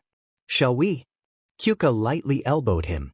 Do we do this normally or do we go for the dramatic entrance? Izuku grinned. What do you think, babe? They locked their hands in place and stepped forward, Izuku catching the door with his right hand and sliding it open in a practiced maneuver. The two of them spun into the room together, catching the attention of everyone inside. Izuku stopped in front of the teacher's podium, allowing Kyuka to spin in place before he dipped her into a passionate kiss. Izuku could hear the wolf whistles and clapping from around the room, as well as a shocked gasp and a pained groan. They split apart, and Izuku pulled Kyuka upright with a grin, turning to face the class and gauge their reactions. Several people standing near the front were clapping in approval. Izuku spotted Kaminari and Kirishima, who Katsuki had introduced him to over the break, though the red hair was new, standing with a pink-skinned girl who was cackling madly. A blonde boy wearing a fancy belt had his hands on his cheeks and sparkles in his eyes. The blue-haired boy from the entrance exam had his jaw hanging open and his hand raised as though he was about to karate chop some sense into both of them. Katsuki was smirking and nodding in approval. And of course, the reaction they were hoping for, Mineta was sitting near the back of the room and looking absolutely disgusted. And here I was hoping I'd get away from your stupid Pita here. Izuku grinned and wrapped his arm around Kyuka's waist, bringing her in closer. Too bad, buddy. You're stuck with us now. Ochako walked up with a grin on her face. So, you two finally figured out you liked each other and got together over the break? About time. Izuku grinned and rubbed the back of his neck sheepishly, a slight blush on his face. Yeah. It actually took Mom locking us both in my room until we confessed our feelings. But on the plus side, at least we have new material to bug Mineta with. Ochako snorted. Yeah, that's definitely a plus. Kyuka tapped Izuku's lower back, and he turned towards the door, having picked up on the same thing she had. Hi there, Aizawa-san. Do you always make yourself look like a caterpillar, or is this a special occasion? All attention was drawn to the bright yellow sleeping bag laying in the doorway. Aizawa-san sighed and stood upright, allowing the bag to fall to the floor by his ankles. Well, I guess I can't be too surprised. For those of you who don't know me, I'm Aizawa Shoyuda. I'll be your homeroom teacher this year. He pulled a bunch of uniforms from his bag and tossed them on the podium. Get changed and get outside to the training field. I don't tolerate slackers. He glanced at Izuku and Kyuka. Keep the PDA to a reasonable amount. So long as it doesn't interrupt your work, I won't have a problem with it. The man turned on his heel and left, dragging his sleeping bag behind him. Izuku and Kyuka reached over and grabbed one uniform each, before splitting apart and heading towards the locker rooms, albeit still side by side. This spurred the rest of the class into action, and they followed, with Katsuki and Fumikage leading the pack and Ochako bringing up the rear, making sure to stay behind Mineta. The 5 of them were out on the training field in about 5 minutes, followed closely by the teen with split hair and the girl with her black hair in a ponytail. Kaminari and Kirishima showed up at about the 8-minute mark, and the rest of the class had trickled out after 10 minutes. Once Mineta had finally swaggered onto the field, Aizawa-sensei raised his voice to address the entire class. Most of you took over 10 minutes to get out here. That is unacceptable. Out in the field, hundreds of innocent people could have died in those 10 minutes. As a hero, you learn to make every second count. In other news, we're holding a Quirk apprehension test. Ochako raised her hand. Sir? What about orientation? Heroes don't have time to waste on frivolities. Any important information covered during orientation is also covered in your syllabi, so I recommend looking through it once we're done here. But back on topic. You've already done these tests in middle school, but the Ministry of Education likes to waste time by making you do them quirkless. Izuku deftly caught the ball tossed his way with his right hand. Midoriya. You got first on the entrance exam, right? What was your score for the softball throw in middle school? 65 meters, I think. You know the drill. Stand in the circle and throw that as hard as you can, but this time, you can use your quirk. Izuku hummed and moved to stand in the circle. Alright, what do I have on hand that deals little damage, but a lot of knockback? His hair glowed, and the balls of light coalesced in his left hand, forming an iron sledgehammer. There's nothing against me hitting it after it's in the air, is there? Aizawa-sensei grinned. You heard me. The only rule is that you have to stay in the circle. Izuku felt a matching grin slide onto his face, and he tossed the ball up in the air. As it reached its zenith, he grabbed the handle with his other hand and lifted the hammer into the air behind him. As the ball fell down, Izuku swung low like he was playing golf, and the head of the hammer hit the ball at just the right angle. The ball streaked off into the distance, and Izuku allowed the hammer to settle onto his shoulder in the follow-through. The class gasped in surprise, while Katsuki merely crossed his arms and smirked. Eventually, the ball hit the ground on the other side of the field, and a device in Aizawa-sensei's hand beeped. He held it up to show a screen that read 698.3 meters. In order for me to properly train you all, I first need to know your limits. These tests are designed to find those limits. The class devolved into chatters, and the pink-skinned girl said, "We get to use our quirks for this? This is gonna be fun." Immediately, Aizawa-sensei rounded on her, eyes narrowed. Fun? Is heroics just a game to you? The class fell silent. Fine, if you want to treat this like a game, then let's raise the stakes, shall we? Whoever comes in last place will be determined to have zero potential and will be expelled. The class devolved into shouting, and Ochako shouted, "You can't do that." Izuku scoffed. He can, and he absolutely will if you don't give this your best effort. Aizawa-sensei is known for being strict, and he's expelled students in the past for not trying their hardest. Hell, last year, he expelled his entire class on the first day because they didn't take him seriously. Aizawa-sensei nodded. Exactly. I refuse to teach students with no potential, or worse, students who refuse to use their potential. Heroics is not a game, one wrong move, and your life is forfeit. I refuse to send a student out into the field, only to read their obituary in the paper the next day. Have I made myself clear? The quartet from Yuzudafu chorused, "Yes, Aizawa-sensei." The rest of the class all voiced their assent soon after. The man nodded. Good. With that out of the way, let's get down to business.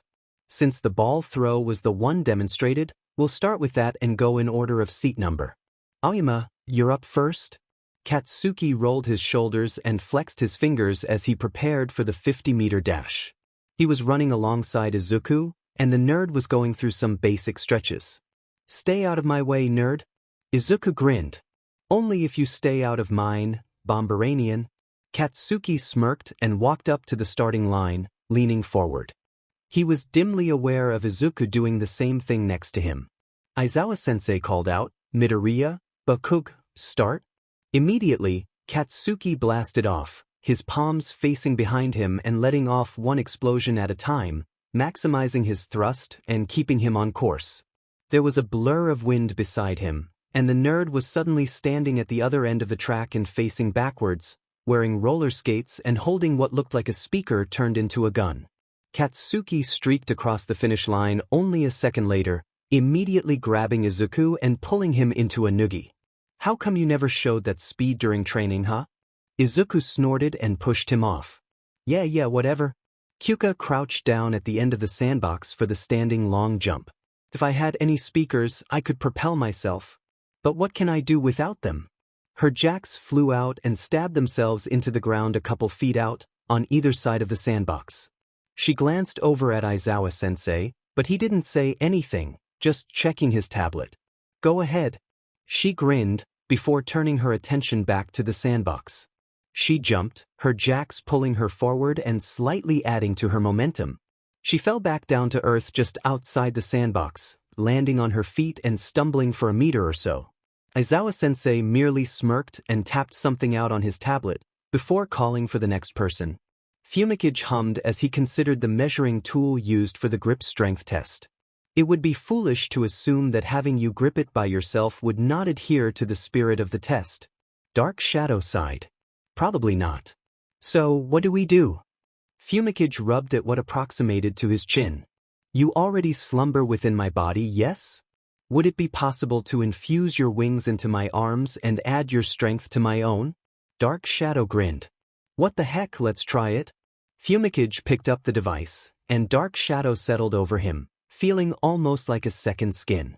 Fumikage wrapped a shadow-covered hand over the end of the tool and squeezed, and the bar came back much faster than if he'd done it on his own.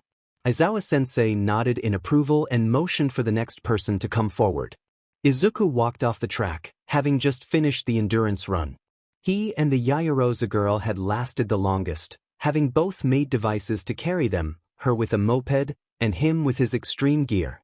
Kyuka was leaning against the wire fence, and she stepped forward, holding her arms out to him. He immediately pulled her into a hug, smirking at the loud noise of disgust from Mineta. When do you think he'll realize we do this specifically to piss him off? Kyuka snorted. The day his intelligence beats out his pride. So when hell freezes over. Gotcha. Aizawa-sensei cleared his throat, and the class turned their attention to him. Well, none of you did too poorly, so I can't exactly complain about that. As for your specific scores, he pulled out a hologram projector and turned it on, displaying a 10x2 table of names and numbers. First place had gone to Todoroki, who had dominated most of the tests with proficient use of his ice. Yayarozu had taken second place with Izuku in a close third, both of them having created various items to help them with their tests. Ida came in fourth, and Katsuki was a close fifth. Sixth went to Ochako, seventh to Fumikage, and eighth to Kirishima.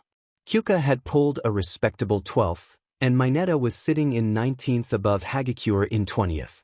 Immediately, the invisible girl started sobbing, and Mineta smirked. Sucks to be you. Now I've got a good shot at some real lookers. Aizawa-sensei smirked. I wouldn't be too sure. The holographic display shimmered and switched to footage from one of the security cameras overlooking the training field. Mineta's face went pale as a video played of him grabbing Yayarozu's but from behind, only to dart off when she whirled in place with a fully formed taser in her hand. I wasn't judging last place on just your scores in the tests. I was also looking for clever thinking and proper behavior. The display went back to the table of scores. If I add in that little interaction, the two bottom spots switched places. Hagikure's score stayed the same, but Mineta's score had dropped to 0. The short boy went pale. You can't do that. Aizawa-sensei huffed. I believe Midoriya has established that I can and will. Have you forgotten? Netsu told you in your acceptance letter that you were admitted on probation. One wrong move and you're out. You already got your other 2 strikes at Mizutofu Junior High. This was strike 3. You're expelled. Get out of my sight. Mineta started crying and wailed, Mom will have your job for this. Aizawa-sensei chuckled darkly. Might you be referring to Mineta Karen, our former school board member? Mineta froze, the color draining from his face. What? Oh right. She probably hasn't had an opportunity to tell you yet. You see, somebody went around and collected records of every sexual harassment lawsuit that was filed against you. Interestingly enough, every single case was dropped due to insufficient evidence. Quite the odd consensus, especially considering the most recent one, occurring at the Kiyoshi Ward Shopping Mall, had clear video evidence of you and 2 others attempting to assault your helpless victim. As a result, your mother was fired from the school board just this morning. The hero glared down at the midget. My decision stands, you are expelled, Mineta Minor. Mineta's face went white as a sheet, and he ran off towards the classroom, bawling his eyes out. The class watched him go, and a collective cheer rose up as he rounded a corner and vanished from sight. Aizawa-sensei continued, remember, the syllabi are on your desks back at the classroom.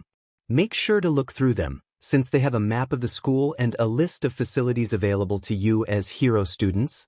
Izuku took Kyuka's hand in his and started heading back towards the classroom. As he passed by Hagikure, he paused and tossed her a thumbs up. Mom says you're welcome. When Aizawa-sensei walked into class the following day, the room fell silent within seconds. He nodded with satisfaction.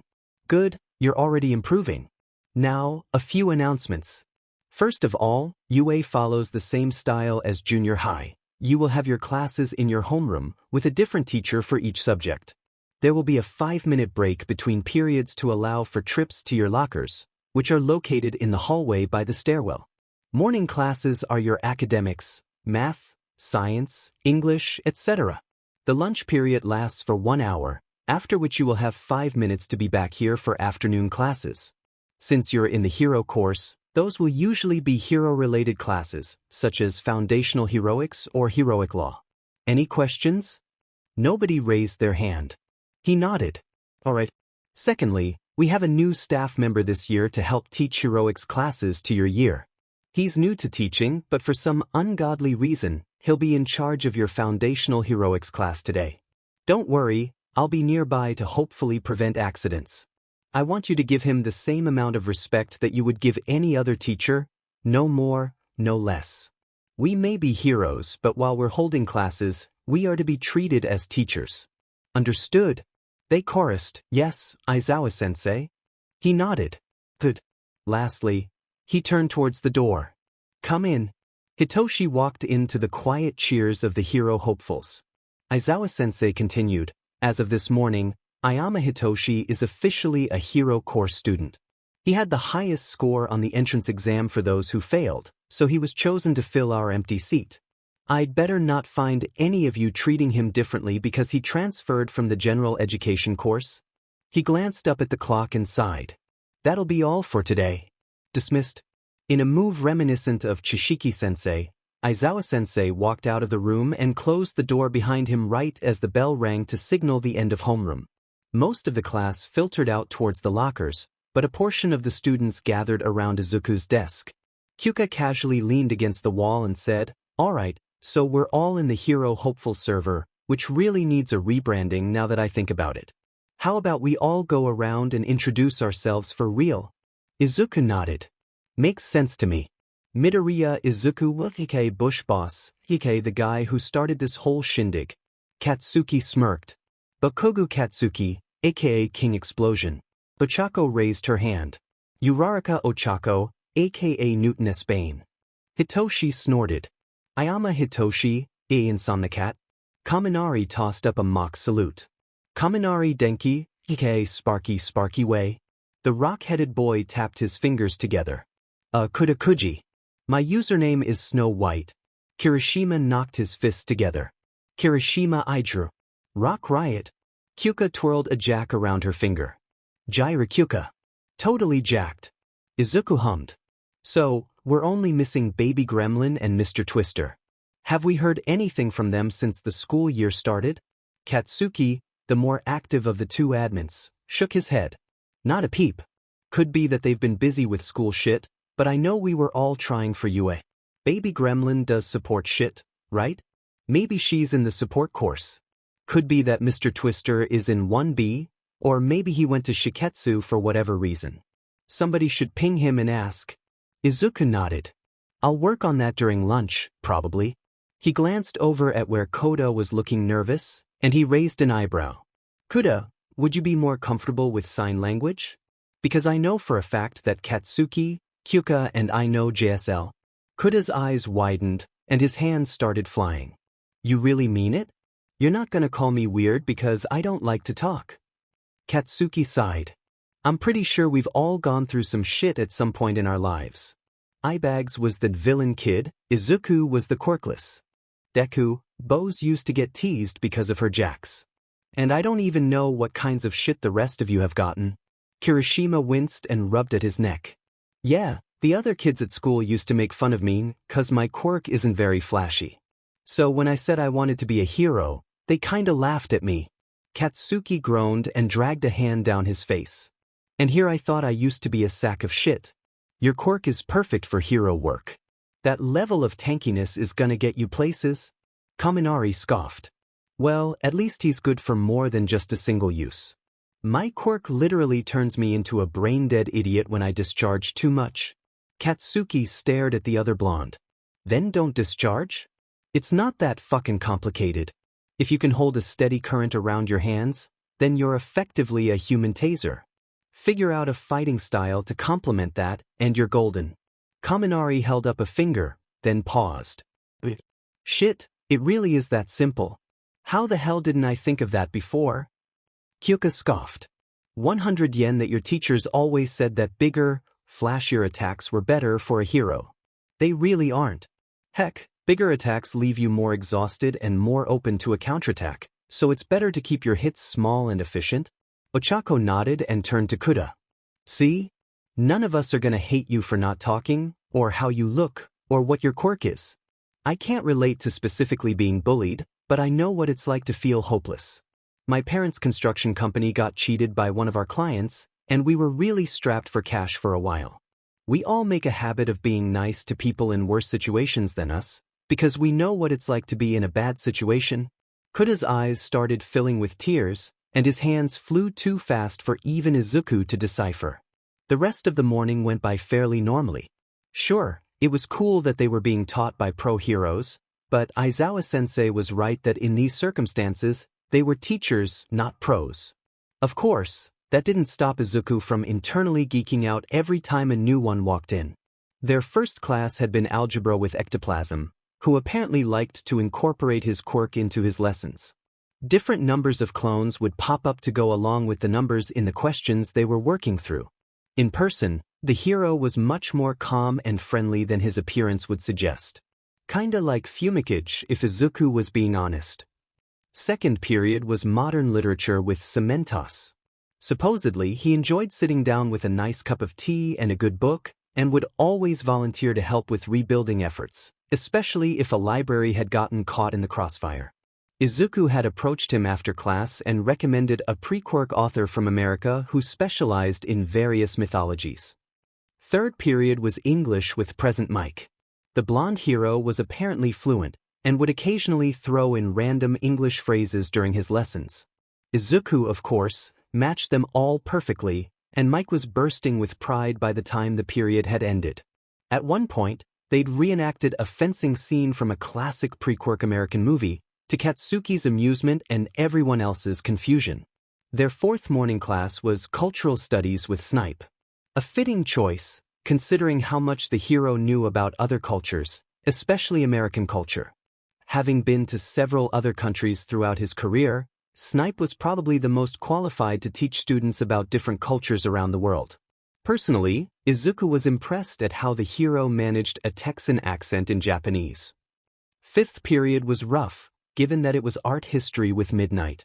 Nearly every sentence was accompanied by a suggestive pose or innuendo, and it was really hard to focus on the work around those. Even the girls were having a hard time, though they were probably flustered rather than attracted. Then again, with how red Ochako was getting, it could have been both. Lunch followed shortly after. The cafeteria was thankfully easy to find, and the signs set up around the vast room helped prevent any collisions between students who were unsure of where to go. Lunch Rush presided over the kitchen, whipping up anything a student requested in record time and with record quality. The line moved quickly, and 1A scattered among a group of available tables. Izuku and Kyuka obviously sat together, and they were quickly joined by Katsuki, Ochako, Fumikage, and Hitoshi. After the initial silent period where everyone dug into their lunch with relish, conversations started to spring up. Hitoshi asked, "So, Midoriya, I wasn't in the same testing center as you, so I didn't exactly get to see you show off. Dad was really impressed with your performance, though, and it got me curious. Namely, what's your quirk?" Izuku swallowed the bite of food he'd been chewing. "It's a stockpiling quirk that I call Save File. Essentially, I can store up to 10 items that I've used in video games in a mental inventory. I can then manifest up to 4 items at a time, though more physics-breaking items take up more slots. For instance, my extreme gear that I used during the test yesterday takes up only 1 slot since it's fairly easy to recreate with technology, while something like the Ultra Sword I pulled out during the entrance exam took up 3 slots due to its size-changing properties.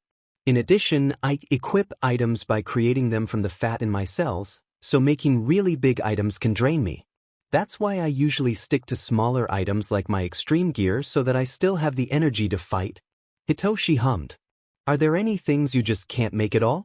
"Yeah, anything that straight up breaks physics is a no-no, as is anything sentient.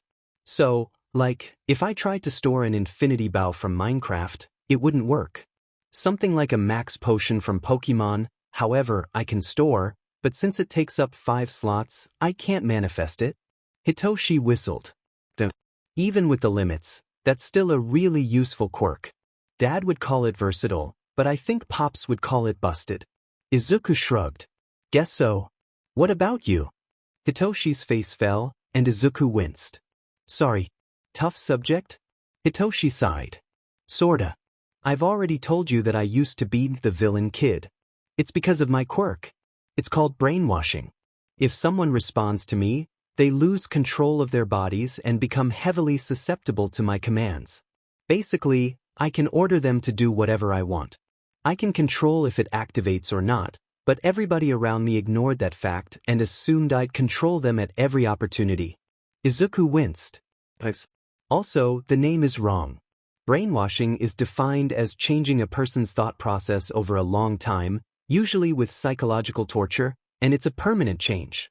Your quirk sounds more like putting someone in an enhanced version of a hypnotic state." Hitoshi grunted. "Wish I'd known that sooner. Well, hindsight's 20/20, I guess. What about you guys?" Katsuki held up his palm, sparks dancing across it. "My sweat has the same properties as nitroglycerin, and I can make it explode using sparks from my palms. I also have a mutation that makes me sweat a lot more than the average person, which is what allows me to make huge blasts." Kyuka twirled one of her jacks around her index finger. "I have these prehensile jacks hanging from my earlobes. They can extend up to about 3 meters out, and if I insert them into something, they can project my heartbeat.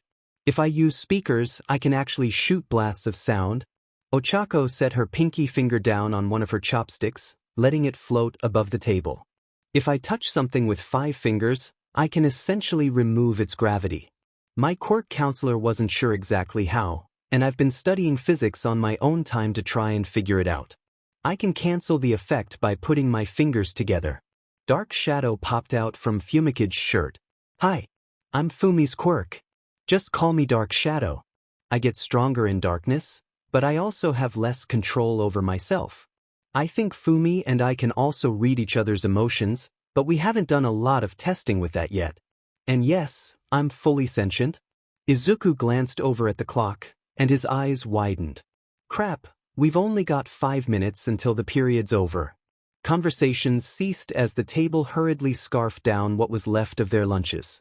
Izuku was probably the fastest out of the 6 of them, even though he ate about twice as much as a normal person in order to fuel his quirk. They got back to class and back in their seats just as the bell rang to signal the start of afternoon classes.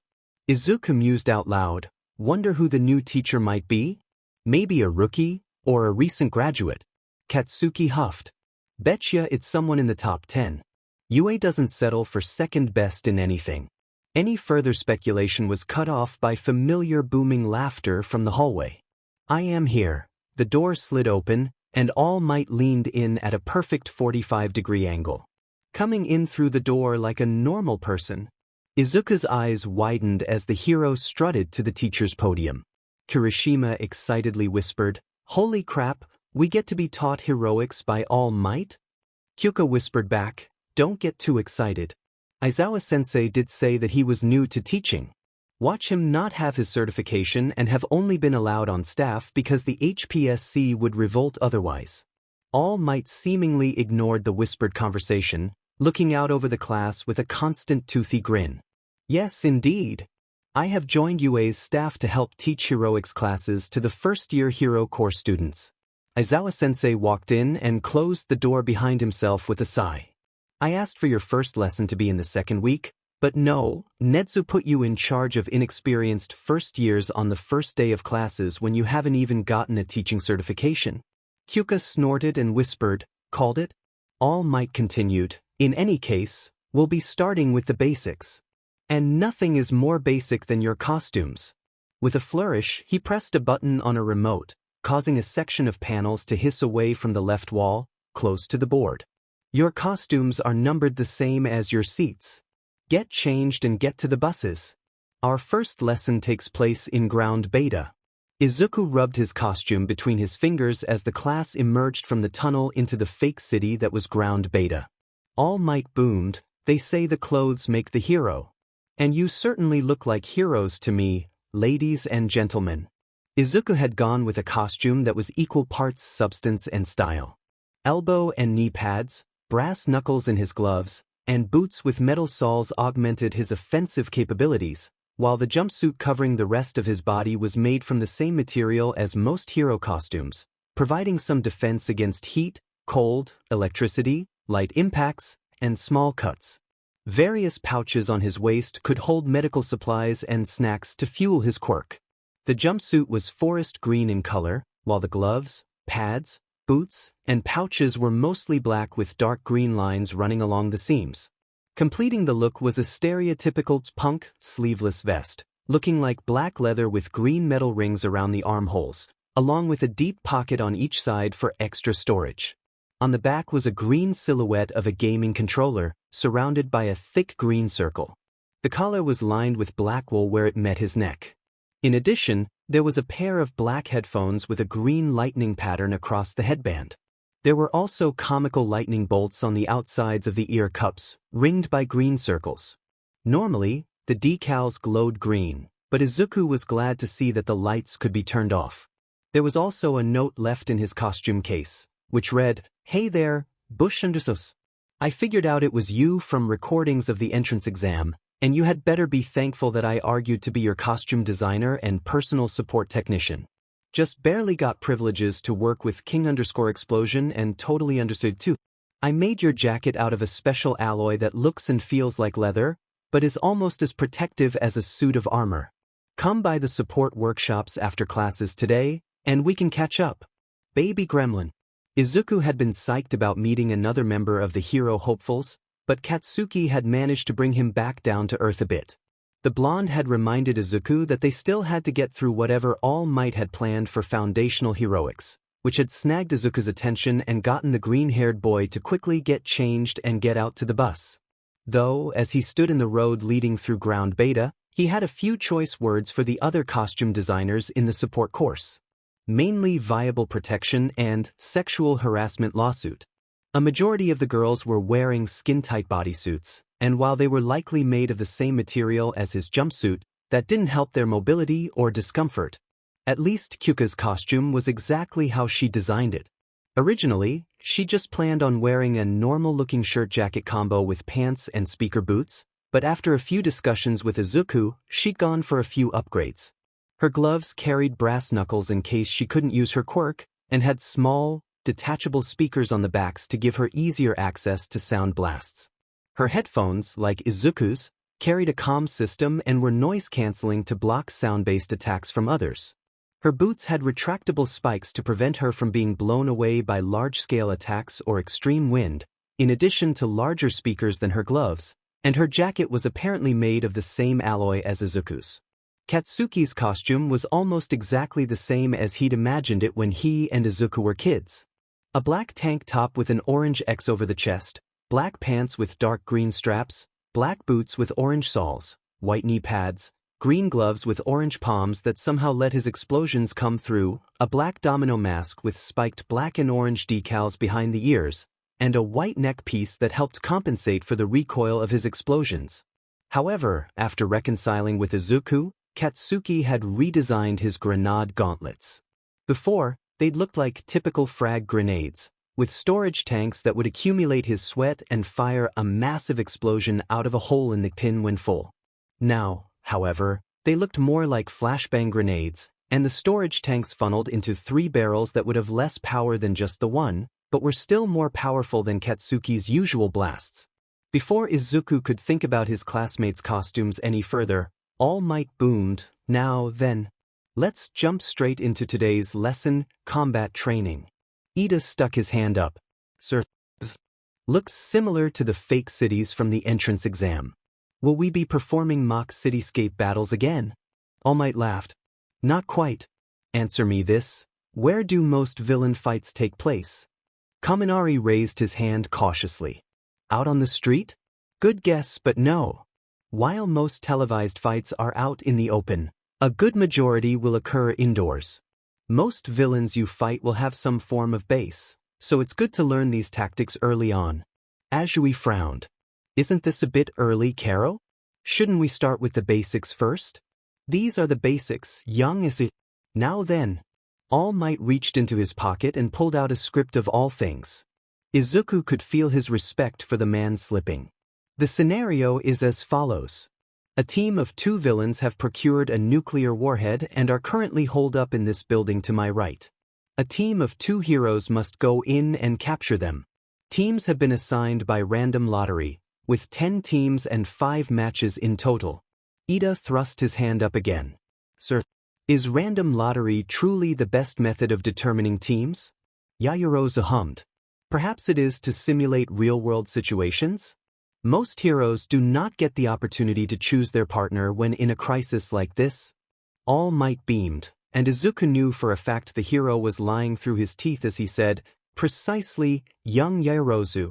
Now, the villain teams will each have 5 minutes to prepare. After that time is up, the heroes will be permitted to enter the building, after which they will have 10 minutes to either capture the villains or secure the bomb to win. If the villains capture both heroes or defend the bomb until time runs out, then the villains win." All Might glanced around, as though he was expecting someone to speak up with a question. After a few seconds of silence, the hero cleared his throat. "So, in any case, here are the teams for the exercise. Team A, Kaminari Denki and Gyre-Kyuka. Team B, Todoroki Shuto and Ojiro Mashireo. Team C, Hagakure Toru and Ayama Hitoshi. Team D, Kirishima Idru and Yaoyorozu Momo. Team E, Bakugu Katsuki and Azui Tsuyu. Team F, Shiro Hanta and Sato Rikadu. Team G, Kuda Kuji and Shuji Mezu. Team H, Uraraka Ochako and Midoriya Izuku. Team I, Ashido Mina and Tokoyami Fumikichi. Team J, Aoyama Yuga and Ida Tenya. Without being asked, the hero hopefuls immediately formed up with their respective team members. Kaminari and Kyuka shared a chuckle at the similar-looking outfits. Hagakure looked confused when Hitoshi walked up to her, but quickly shrugged it off. Similarly, Yaoyorozu seemed anxious when Kirishima walked over to her, but his sunshine nature quickly eased her worries. Azui seemed a little uneasy about being partnered with Katsuki, and the blonde did little to change that with his crossed arms. Kuda walked over to the large form of Shuji, who turned out to be quite fluent in JSO. Ochako and Izuku grinned at each other as they moved closer, with Izuku already mentally running through possible matchups and counters. The rest of the class watched, before they quickly followed their examples and got into their assigned pairs. Ojiro already wore an annoyed expression as Todoroki didn't move an inch, forcing the blonde to walk over to his partner. Shiro immediately started discussing possible strategies with Satu, the two having stood close together by coincidence. Ashido was practically bouncing in place, and Fumikage merely chuckled as he faded into the background of her exuberant personality. Aoyama and Ida moved together, the former striking a pose and causing the latter to start chopping his arm. Once everyone had gotten into their teams, All Might cleared his throat and drew their attention. Yes, well, in any case, let's get to deciding the first matchup. Two boxes on wheels seemingly appeared out of nowhere, one black and one white. All Might ruffled around in both for a little while, before pulling something out of each and opening his hands to reveal a black ball in one hand and a white ball in the other. Team B as the heroes will face Team D as the villains. Those not participating, follow me to the observation booth. Izuku smacked his fists together a few times as Yaoyorozu started setting up defenses around the room they chose to hide the bomb in.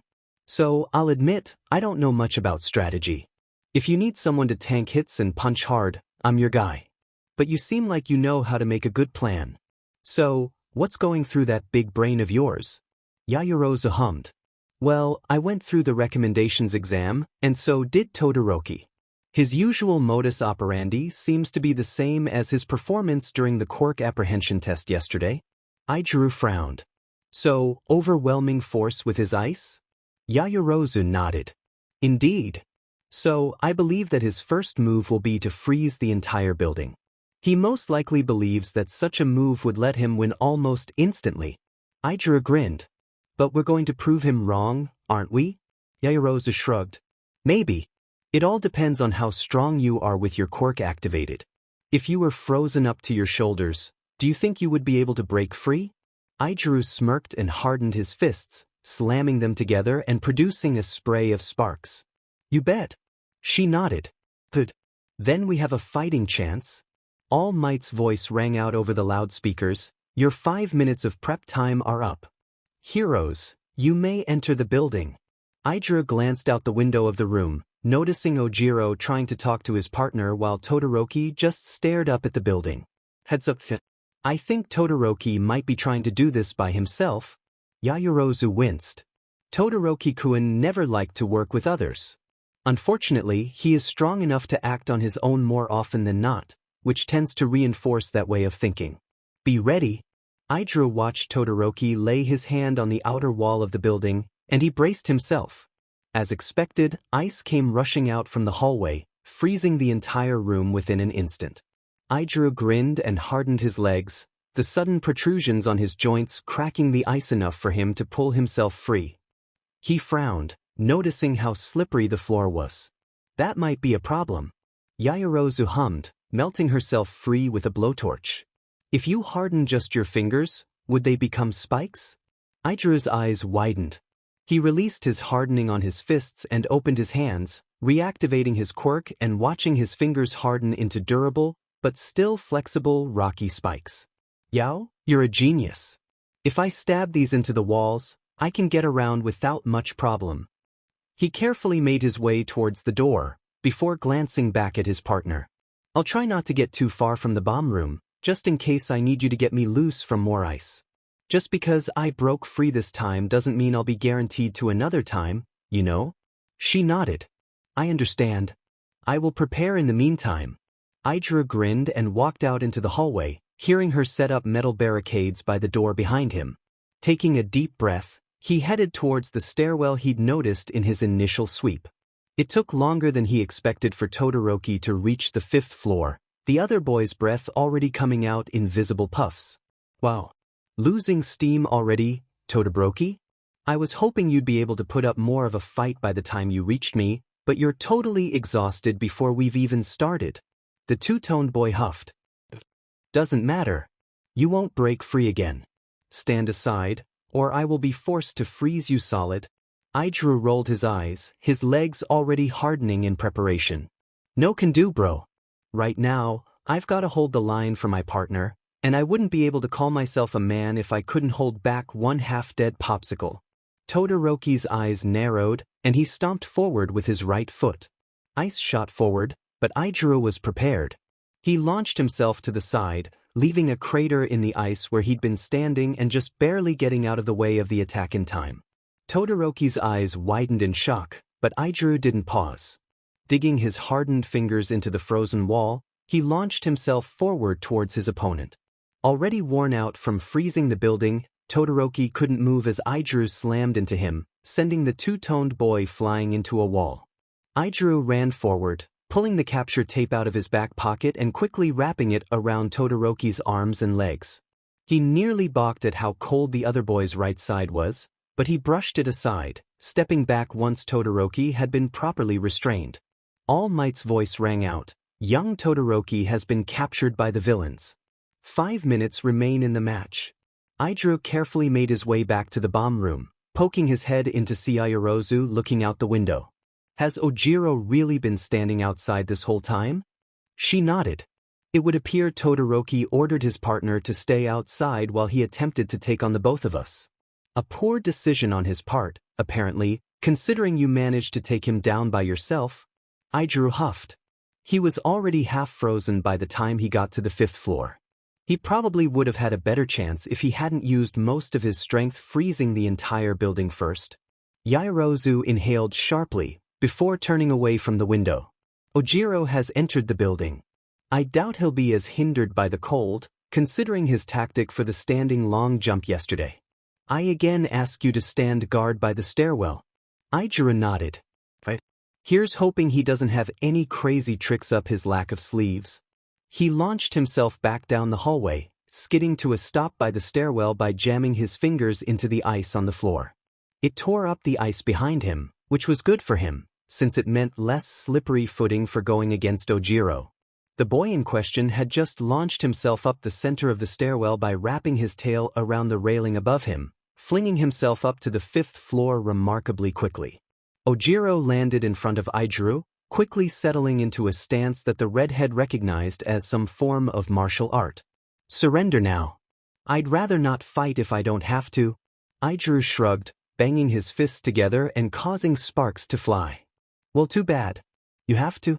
Ojiro made the first move, springing forward with a fist aimed at Izuku's face. He crossed his arms, blocking the move and sliding back a few inches. Ojiro followed up with a roundhouse and a tail smack, each blow causing Izuku to slide back further and further. The other teen was relentless, not giving the redhead an opportunity to drop his guard for even a moment. However, Izuku knew it was far from one-sided. His hardening was holding strong, and while he was still getting knocked back, he was sliding less and less with each consecutive blow. In addition, Ojiro was quickly starting to tire, as the blows were getting marginally slower and weaker as time passed. Ojiro grunted as he put all his strength into one final tail smack, managing to shove Izuku back a meter or so. Unfortunately for the blonde, that gave Yaoyorozu just enough space to fire a marble-sized ball of steel from a slingshot, bouncing off the wall and beating Ojiro right in the forehead. The other boy stumbled, off balance, and Izuku struck. Dropping his guard, he leapt forward, his left arm coming out and hooking around Ojiro's neck. Izuku kicked his feet out, falling to the floor and bringing his opponent down with him. As Ojiro's back slammed into the floor, his breath was driven from his lungs in one explosive hoof. Immediately, Yaoyorozu ran forward and wrapped her own capture tape around the blonde's arms and legs. All Might's voice rang out, "Young Ojiro has been captured. The villain team wins." Izuku watched as Kirishima and Yaoyorozu walked into the observation room, the former grinning triumphantly and the latter smiling softly. Todoroki and Ojiro limped into the room afterwards, the latter glaring at the former, who just ignored his partner. All Might boomed, "A good match on both sides. Now, Can anyone determine who was the most valuable in this match? Izuku said, it was close between Kirishima and Yaoyorozu. An interesting claim, young Midoriya. All Might declared. Would you care to explain your reasoning? Well, the villain team had one big advantage over the hero team, cooperation. Kirishima and Yaoyorozu actually worked together and formed a plan, whereas Todoroki insisted on trying to do everything himself and outright ordered his partner to stay outside. The teen in question glared at him, but Izuku soldiered on. More importantly, Yaoyorozu knew how her opponent was most likely to act and devised a plan to counteract that. Meanwhile, both Todoroki and Ojiro appeared to think that they could simply overpower their opponents. Most of the class nodded their agreement, and Yaoyorozu blushed. All Might boomed, very true, young Midoriya. Many villains will either attempt to steamroll heroes with raw power, or will resort to deceit and underhanded tricks in an attempt to succeed. It is important to know if brute force or a good strategy is the better option. Internally, Izuku scoffed. The man wouldn't know a plan if it walked up to him and kicked him in the dick. The hero continued, in any case, let us determine the teams for the next match. Reaching into the 2 boxes, he ruffled around for a bit, before pulling out 2 balls. Team C as the villains will face Team G as the heroes. Hitoshi hummed to himself as he and Hagakure mentally prepared themselves for the coming match. So, Dad let me watch some of the footage of the Quirk apprehension test, and while I think I've got a good idea of what Shuji can do, I'm drawing a blank on Kuda. Got anything? Hagakure rubbed at her chin. I think he talks to animals and stuff. For the ball throw, he got a bird to carry the ball as far as it could. He also doesn't like talking out loud all that much, and I think he's too shy to really fight anyone else. Hitoshi frowned. If he felt up to fighting, I'd be concerned, since his lack of talking doesn't bode well for my quirk, since I need a verbal response for it to work. Unfortunately, Shuji's pretty strong, and he doesn't seem to talk all that much either. Any ideas? Hagakure sighed. Unfortunately, I'm flat out of luck. Our only real chance is if you somehow get Shuji to respond. I'll support however I can, but I'm not exactly in the fittest shape. She shivered and brushed at her legs. Man, did the costume guys really not have a way to give me an actual costume? Just wearing gloves and boots is super uncomfy. Hitoshi scowled. Any designer worth their salt would know better than that. I'm hauling you to the support department later for a redesign. Any further discussion was cut off when All Might announced, your 5 minutes of prep time are up. Heroes, you may enter the building. The building was suddenly swarmed by a flood of rats. Hitoshi went pale as the furry critters flowed across the floor, and Hagakure shrieked in terror as they were pushed over by the tide of rodents. After a minute or so of darkness and fur, the rats shifted to clear their faces, but still weighed down their bodies and kept them trapped in place. Kuda walked in the door, followed by Shuji. The shorter boy signed. Sorry, but I didn't want this to drag out too long, and I wanted to be useful. Apologies if this brings up bad memories or something. Kuda walked over and laid his hand on the prop. All Might's voice boomed, the bomb has been secured. Hero team wins. Izuku grinned as Kuda walked into the room, followed by his partner and the villain team. Izuku tossed his friend a thumbs up, before focusing his attention back to All Might. The hero announced, quite the interesting match. Now, who was the MVP here? Yaoyorozu raised her hand. It had to be Kuda-kun, sir. He restrained both villains almost immediately and without causing damage to the building. Shuji-kun did carry his weight by informing his partner of the bomb's location, but Kuda-kun did end up doing most of the work. The villain team suffered a massive disadvantage. Kuda-kun's tendency to use sign language and Shuji-kun's quiet nature meant that Ayama-kun's quirk would not be usable, and Hagakure-chan's low physical strength would not have helped her much if Shuji-kun had been the one fighting. However, neither had much of a counter to being trapped underneath a literal army of rats, which honestly seems like a bit of an oversight on Yue's part to have such a thriving colony in the training ground. Izuku snorted. 100 yen says that Netsu lets them stay as long as they don't interfere with classes. All Might cleared his throat. A wise assessment, young Yaoyorozu. Now, let us determine the teams for the third match. He ruffled around in the 2 boxes again, before bringing out 2 more balls. Team J as the heroes will face Team I as the villains. Fumikage hummed to himself as his partner began dissolving the floor around the bomb. So, if we are to cooperate fully, we should be aware of each other's capabilities. My Quirk is a sentient creature of shadow, growing stronger and more violent in darkness, yet weaker but more controlled in light. You? Ashido giggled. I make acid. I can control how corrosive or viscous it is when I'm producing it, and my skin's immune to it, but beyond that, I can't really control it once it's out. Dark shadow appeared from underneath Fumicage's cloak. You know, we've never really tested what all I'm immune to or not. We already know that blades don't really cut me, and I'm pretty resistant to temperature, but we haven't had a chance to test acid. Ashido frowned. I dunno. What if something goes wrong? Fumikage nodded. I agree with Ashido-san. It would not be wise to test your immunities when we do not have a healer on hand in the event that things go awry. Perhaps Izuku could reserve a gym later that we could experiment in, with Recovery Girl on standby. Ashido grinned. Oh, what's this? You already know our resident bush boy? Do tell. Fumikage huffed. We attended the same junior high for 2nd and 3rd year. We became friends after he stood up to an upperclassman who was bullying me. He has given us several creative uses and many questions that we have not yet answered. Ashido giggled. You're gonna have to tell me more later. Right now, though, we've got an exercise to get through. Fumikage nodded. Right. Their quirks are quite dangerous, but I believe we can find ways to counter them. Aoyama-kun's laser is bright, but slow enough to avoid, so your agility should be able to let you dodge it. Ida-kun's engines make him quite fast, but speed is not much of an issue when dark shadow can grow large enough in darkness to block an entire hallway. Ashido grinned. So, I go for Aoyama, you prioritize Ida? Sounds good to me. Though, I noticed that most of these hallways have a lot of lights in them, and not a lot of light switches. What are you gonna do about that? Fumikage smirked and fingered the disc on his belt underneath his cloak. Izuku has shown me the value of working in the darkness, and Dark Shadow has trained to keep their emotions under control. Do not worry about us, focus on your opponent. Ashido chuckled as the 2 of them stepped out into the hallway, having just finished melting most of the floor around the prop bomb. Sure thing, partner. Let's do this. All Might's voice rang out, your prep time is over. Heroes, you may now enter the building.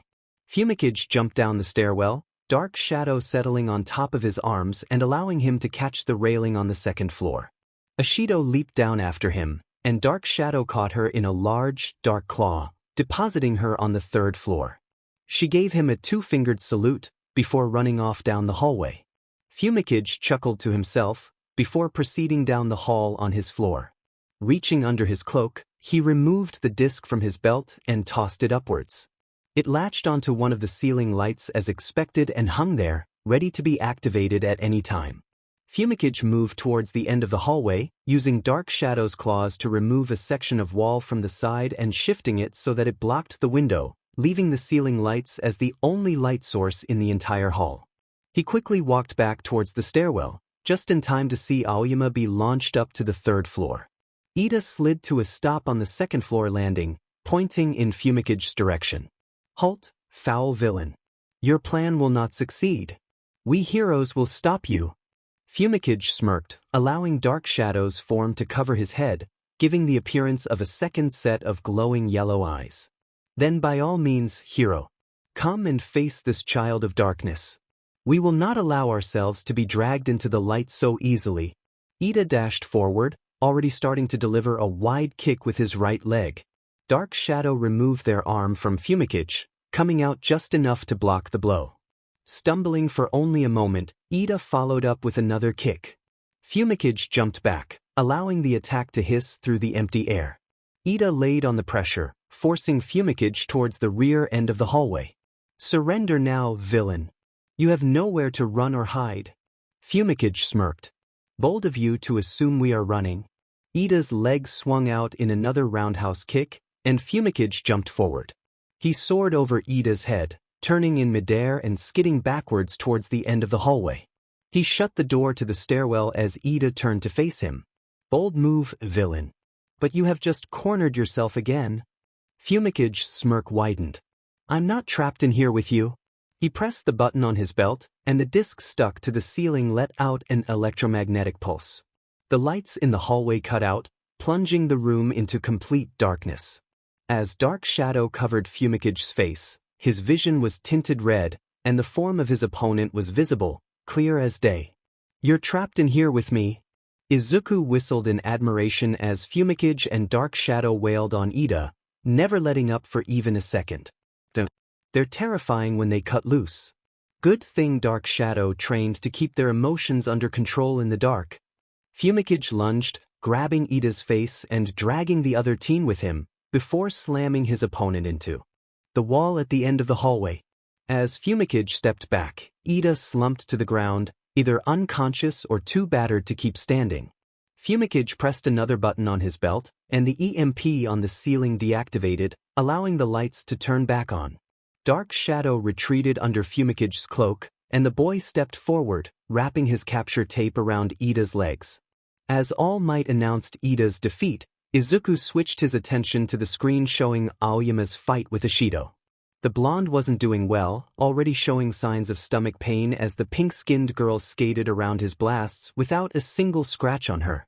As Ishido ducked around another shot, she sped past Aoyama with barely an inch between them. The boy's belt suddenly fell away from his armor, and what looked like droplets of light started oozing out of the blonde's belly button. Aoyama frantically started scrabbling at the ground, his visor apparently not doing his vision any favors as he tried to find his belt. Ishido slid over and wrapped her capture tape around the blonde's arms, before picking up the belt and reattaching it to his waist. Aoyama sobbed with relief and wrapped her in a hug, and she awkwardly patted his head as All Might declared the villain team the winners. A few minutes later, the four students walked into the observation room, wearing expressions of triumph and defeat. All Might boomed, a stellar performance. Now, who would you say the MVP was this match? Yaoyorozu spoke up. I would say that both Tokoyami-kun and Ishido-chan were the MVPs. They clearly planned out who would deal with which hero from the start, and both developed plans to counter their respective opponents. Tokoyami-kun trapped Ida-kun in a narrow hallway where speed would not do him much good, and disabled the lights in order to power up his quirk to increase his advantage. Ishido-chan outmaneuvered Aoyama-kun's laser and wore him out, before removing the belt that he needs for his quirk in order to cripple her opponent and secure her win. In addition, the villains cut off easy access to the bomb ahead of time, which meant that even if the heroes had gotten past them, it would still be well defended. Izuku nodded along with the explanation, and the rest of the class voiced their assent. Ishido grinned and held up her hand, and Fumicage smirked and returned the high five. Ida removed his helmet with a sullen expression, and Aoyama patted his teammate on the back before heading towards a silent corner of the room. All Might announced, "Very well. Now, let's see who will be our teams for the fourth match." He ruffled around in the boxes for a bit, before pulling out two balls. Team A as the heroes will face Team E as the villains. Katsuki checked over his gauntlets, noting that the firing mechanism looked functional, but thankfully wasn't active, meaning there wasn't a chance he could misfire and seriously harm the other team or the building. So, Frogger, we're up against a girl who hears practically everything and a guy who's a walking taser. Thoughts? She frowned. I'd prefer if you called me Tsu, or at least my name, Karo. Katsuki winced. Sorry, I can't connect names to faces for shit. I'm working on it. She sighed. Fine, Karo. So, Jiraiya-chan has really good hearing, and Kaminari-kun generates electricity, right? Katsuki nodded. Bose also has a few speakers on her costume, and if she plugs her jacks into them, she can blast sound waves. I probably shouldn't go against Pikachu, since his electricity can detonate my sweat. That, and I know more about Bose's fighting style than I do about Pikachu's. Granted, that's assuming he has a fighting style at all. From what I know, he's in the habit of using huge blasts that make him go brain dead if he uses too much juice. Think you can handle that? His partner hummed. I think I remember something from my junior high science classes about electricity being more effective on something that's grounded, Karo. And I'm really good at jumping. Katsuki grinned and snapped the handles into place on his gauntlets. Gotcha. Blast, jump, profit? She nodded. Let's do this, Karo. All Might's voice rang out. Your 5 minutes of prep time are up. Heroes, you may now enter the building. Katsuki headed for the door, before pausing and glancing back at his partner. I'm gonna make some noise, try and draw their attention. I'll see if I can herd Pikachu your way while keeping Bose with me. She nodded. Get moving, Karo. Katsuki grinned and blasted off, quickly finding the stairwell and plummeting down to the bottom floor. See, just looking at Katsuki's costume, you'd think all of the padding would be in his upper body, to compensate for the recoil of his explosions. In truth, his boots also needed braces for his legs and feet, so that any decently sized blast wouldn't send him flying backwards. As a result, the impact from dropping 5 stories in his costume was equivalent to dropping about a foot in regular clothing. As Katsuki blasted off towards the front door, he thought to himself, Gremlin really knows her stuff when it comes to support gear. I gotta thank her for the boots and braces. He rounded the corner, grinning maniacally as Bose and Pikachu suddenly put up defensive stances when they saw him. Well, isn't this precious? A couple of twinsies decide they want to get in my business. Tough luck, heroes. Pikachu stuttered out, where's the bomb, villain? Katsuki's grin widened. Right fucking here. He blasted forward, aiming an explosion at Pikachu's chest. The guy shrieked and covered himself in electricity, and Katsuki halted, the blast stopping mere inches from the other boy's shirt. He grabbed Pikachu by the neck and chucked him towards the stairwell. Come on, I thought heroes were better than this. Give me a challenge. He nimbly leaned back to avoid the jacks stabbing through the air at his face. Bose shouted, Kaminari, go. The bomb's gotta be on the top floor. I'll hold him back. Pikachu quickly gathered himself and ran up the stairs, and Katsuki grinned. Are you sure about that? Now you're all alone against the big bad Bakugo. You should have kept your partner with you so that you had a fighting chance. Bose smirked, and her jacks plugged into the speakers on her gloves. She banged her fists together, and Katsuki grinned wider at the clear sound of the brass knuckles underneath. Come on, Blasty. You're mine. Katsuki let out a bark of laughter. Wouldn't have it any other way. Izuku watched with anticipation as his girlfriend and best friend traded blows back and forth on the ground floor. Glancing over at the other screens, he could see Kaminari standing outside the bomb room, seemingly trying to psych himself up. Izuku quickly turned his attention back to the duel between Kyuka and Katsuki. She was giving the blonde a run for his money, able to displace his explosions with sound waves from her speakers, and every time she landed a punch, she would let out blasts of sound that Izuku knew for a fact were steadily dealing damage to Katsuki. Of course, Katsuki was dangerous both with and without his explosions, and she was forced to avoid his punches, kicks, and knee strikes. A sudden flash from one of the other monitors grabbed his attention. Kaminari was currently fighting Azui, his hands covered in electricity as he threw clumsy punches. The frog girl was clearly more in her element, able to easily outmaneuver her opponent and get through his poor defenses. Azui darted behind Kaminari and lashed out with her tongue, looking like she was going to wrap it around him. Immediately, Kaminari's whole body lit up with electricity, but it had been a feint. Azui's tongue whipped away from Kaminari, and she leapt from the ceiling, putting a good bit of distance between herself and her opponent. After a few seconds, the discharge cut off, and Kaminari stood there with a dazed expression. Azui quickly darted forward and wrapped her capture tape around her opponent. All Might announced, young Kaminari has been captured.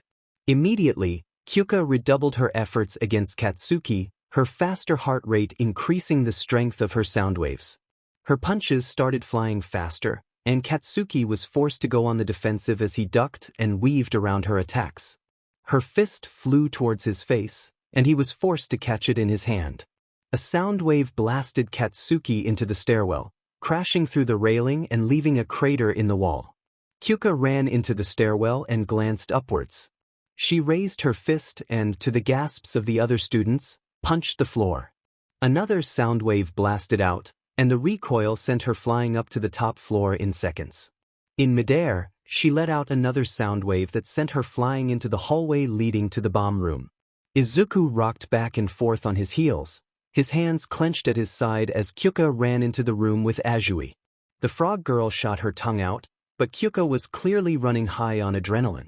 She darted to one side and punched, a sound wave from her glove blasting Azui into the wall. Kyuka ran forward, hand outstretched as Katsuki blasted around the corner, changing directions on a dime and heading towards Kyuka.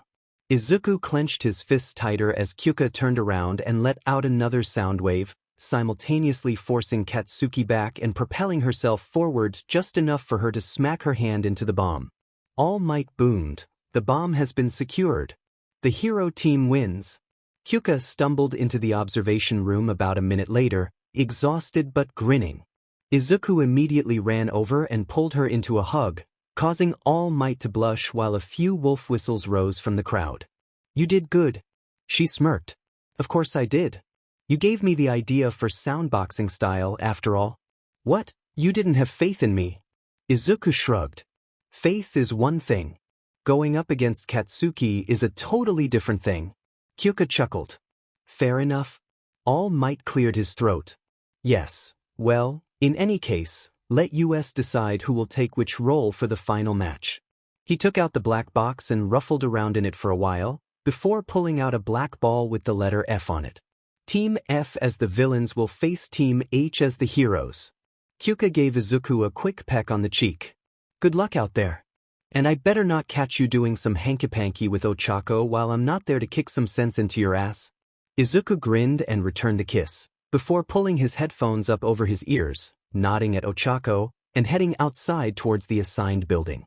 Izuku leaned against the outside of a nearby building, staring up at the one across the street that housed the fake bomb. "Alright, this is the last match of the day. Do we put on a show, or do we go for efficiency?" Ochako hummed. "If it was Aizawa-sensei leading the exercise, I'd say to go for efficiency without question. But since it's All Might, I'm not sure. I feel like his idea of a good plan involves a lot of fancy techniques. Did you see his face when Kuda swarmed the building with the rats?" Izuku winced and nodded. "True. Then again, Aizawa-sensei has a point. Being overly flashy out in the field is just going to cost lives. So I say we ignore All Might and treat this like a real scenario. How's your training been going? I know that before the entrance exam, you couldn't reliably float yourself, but how's that been working out for you?" Ochako hummed. "Well, I still can't remove my own gravity. I can, however, just lessen it slightly so that it feels like I'm on the moon. If you carried me..." Izuku grinned. "I see what you're getting at." His extreme gear appeared in his left hand. All Might's voice rang out, "The 5 minutes of prep time are up. Heroes, you may now enter the building." Ochako tapped her arm with 5 fingers, and Izuku grabbed her by the arm with his right hand. He hopped onto his extreme gear, immediately feeling her lessened weight. Grinning, he leaned forward, and they shot across the street towards the building. As they approached, Izuku pushed down with his back foot, and they shot up the wall, before cresting the edge of the roof and skidding to a stop. Ochako released her quirk and started towards the roof access door, only to pause when Izuku held up a hand. His extreme gear dissipated, and a metal bat appeared in his hand. Carefully, he stepped towards the door, nudging it open with the bat and quickly settling into a defensive stance. Nothing happened, and he glanced back at Ochako and nodded. Together, they silently crept down the stairs, and Izuku glanced around the corner as they neared the stairwell on the 5th floor. He watched as Sata ran down the stairs, swallowing some kind of powder as he passed. Siro used the tape from his elbows to set up a barricade in the hallway leading from the stairs, before heading down to the 4th floor for surveillance. Izuku and Ochako quietly moved back up to the roof, and Izuku's bat disappeared.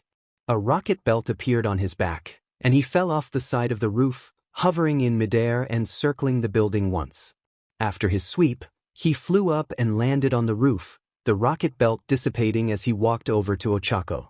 Bombs taped to the ceiling in a room on the 5th floor. "It's on the opposite side of the building from the hallway that Siro taped up." She frowned. "So it was a trick, designed to lead us down an empty hallway so that they could corner us. Of course, they had to make it look realistic by moving away from there. What's the plan?" Izuku grinned and manifested his sword ability. We hit hard and we hit fast. I'll break the window, and you watch my back while I get the bomb down. I'll also need you to catch it and lessen its weight, since in a real scenario, a drop from the ceiling could cause it to detonate. Ochako nodded. Gotcha. Can your extreme gear fit 2 people? Izuku smirked. Who says we need it? He ran towards the edge of the roof, hopping off and grabbing the ledge with his free hand. He swung around, foot slamming into the window and shattering it on impact. He dropped into the room, immediately running over to where the bomb was taped to the ceiling. Ochako was right behind him, positioning herself underneath it and facing towards the door. Izuku jumped up and carefully slashed through the tape on both sides of the prop, allowing it to fall into Ochako's waiting arms. Zero appeared in the doorway right as Ochako caught the bomb, immediately lessening its gravity and carefully setting it down on the floor. All Might's voice rang out, "The bomb has been secured. Hero team wins." A minute later, the 4 students walked into the observation room.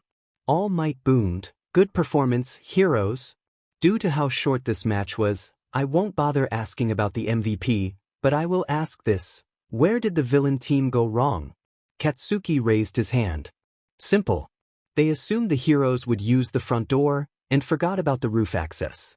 How they forgot that Izuku has flying machines in his inventory is beyond me, considering he used one just yesterday for the endurance run, but whatever. Point is, they made an assumption and disregarded important details, thereby allowing the hero team to swoop in and secure the bomb with basically no issue. All Might coughed into his fist. Yes, well, that is correct, young Bakugu. In any case, win or lose, I would like you all to take something away from today's exercise. In an instant, the hero was standing by the door to the observation room. Now, watch how a pro exits, like he's got somewhere to be. All Might raced out of the training ground, the only sign of his former presence being a cloud of dust still lingering in the air. As the class started to move back towards the buses, Kyuka walked up to Izuku and slung an arm around his waist. Don't think I didn't notice the 2 of you holding hands. Izuku blushed furiously. Oh, come on. You know that it was just so I could carry her up to the roof. Kyuka giggled and elbowed him playfully. I know. I just like teasing you, you big dork. Katsuki snorted as he fell into step beside them. You'd think he'd realize after a couple weeks of dating you. Kyuka grinned at the blonde. It's part of his charm.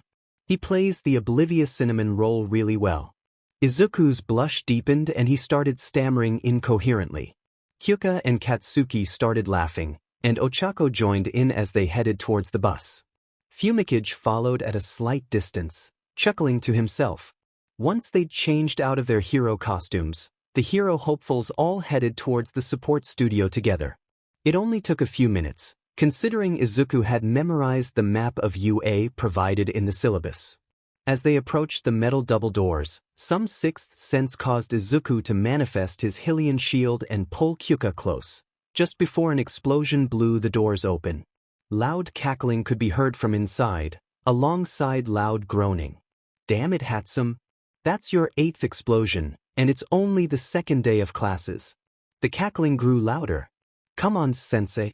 Explosions are a sign of failure, and failure is a mark of progress. It's part of my creative process. I only want the best for my babies. Izuku grinned and dropped the shield, letting it hit the floor and dissipate. That's gotta be her. He strode through the fading cloud of smoke, letting out a piercing whistle. Oi, gremlin. His vision was suddenly full of yellow eyes, palish skin, and pink hair. Hey, boss. I see you brought the gang with you. Great to see you in person. Hatsum May, support genius and future CEO of Hatsum Industries. I heard you used your costumes for foundational heroics today. How'd my babies hold up? Kyuka smirked. Beautifully. The speakers were great, and I definitely appreciated the alloy in the jacket. Katsuki chuckled. Same. The braces made a 5-story drop feel like nothing, so good job on those. I'm impressed with the details on the gauntlets. You managed to get the mechanisms functional, but kept the tanks from actually siphoning my sweat so that they didn't have any chance to misfire. Hatsum grinned. Sounds like I'm sporting 100% customer satisfaction so far. She glanced over at the others. You must be the other hero hopefuls. Though we seem to be down a guy. Who's missing? Izuku coughed into his fist. We still haven't heard from Mr. Twister since the school year started. I'll ping him this afternoon and ask. Hatsum shrugged. Oh well, can't be helped. She clapped her hands together. So, now that you've experienced your costumes for the first time, do you want any changes or upgrades? Ochako winced. My costume designer put me in high heels. They look nice, but they totally killed my feet by the end of the exercise. The bracers are a little uncomfortable too. Think you could fix that? Hatsum beamed. Not a problem. Do you know who your costume designer is? They probably have your measurements on file, which means I won't have to take M myself. Ochako frowned and pulled a piece of paper out of her bag, scanning it briefly. Ah, it says here that his name is Gumin. Hatsum's expression immediately fell. Him. Izuku frowned. What's wrong with Gumin? A nearby support student groaned. Don't even get me started. Not even a day in, and the dude's already a total asshat. Never listens to anyone except Power Loader, and even then it's only when it benefits him. Izuku glanced over at the student, noticing the thick, grayish hair and dark gray eyes. She held up a hand in greeting. Tanso Haimo. My quirk turns my hair into a carbon steel alloy that's pretty durable. Makes for great gadget material. But yeah, Gumin's a real piece of work. Kyuka raised an eyebrow. How bad could he be? A door at the back of the room swung open, and a short, round boy walked out, his eyes immediately latching onto Ochako. A customer. He walked over, strutting in far too close to be polite. How can I help you? Ochako backed up a few paces. Gumin, right? I heard that you made my costume. He grinned. Ah, you must be the Uraraka girl in the hero course. Did you find my creation to your liking? Before she could answer, he barreled over her and said, Of course you did. I only provide the best. He glanced over at Izuku. I heard you had your costume designed by this wench. He pointed his thumb at Hatsum with a scowl on his face. I truly pity you. When you grow tired of your current costume, please come to me. I'll make you something leagues better than anything this woman could put out. He fell silent at the death glares being sent his way from every direction. Izuku growled, For your information, Ochako has expressly stated her discomfort with her costume, which already knocks your reputation down a peg. In addition, those of us whose costumes were designed by Hatsum are immensely satisfied, so you claiming to be better than her makes your standing even worse. Kirishima spoke up, but even without the whole support thing, the fact that you're so clearly sexist is just not cool, man. We're living in the 23rd century. How are you still clinging to a thought process from the American Civil War? Gumin huffed and straightened his glasses. Preposterous.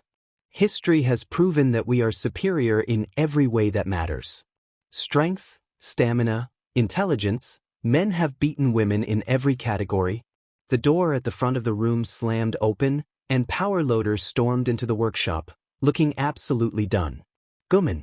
Detention for 2 weeks. I will not have that incredibly outdated and idiotic thinking in my classroom. Gumin scoffed and wiped at his hair. Geniuses are never understood in their time. They say Einstein was hated, you know? Hatsum rolled her eyes. Police. Who gives a crap about Einstein in here? We're support technicians, not physicists. What did Einstein do for technology? Jack shit, that's what? Gumin huffed. So? Name one woman who actually contributed to anything. Oh wait, you can't. Because women are always far and away inferior to us men. Power Loader snarled, You want to see just how good your classmates are? Then you're the class test dummy for the next 4 weeks. Anyone wanting to test their inventions will take precedence over your own projects. Any of them. Gumin finally went pale. But sir, I do not allow sexism or arrogance in my workshop, and you've proven yourself to be a fountain of both. UA does not tolerate that sort of behavior. Hatsum pulled a monkey wrench out of her toolbox and smacked it against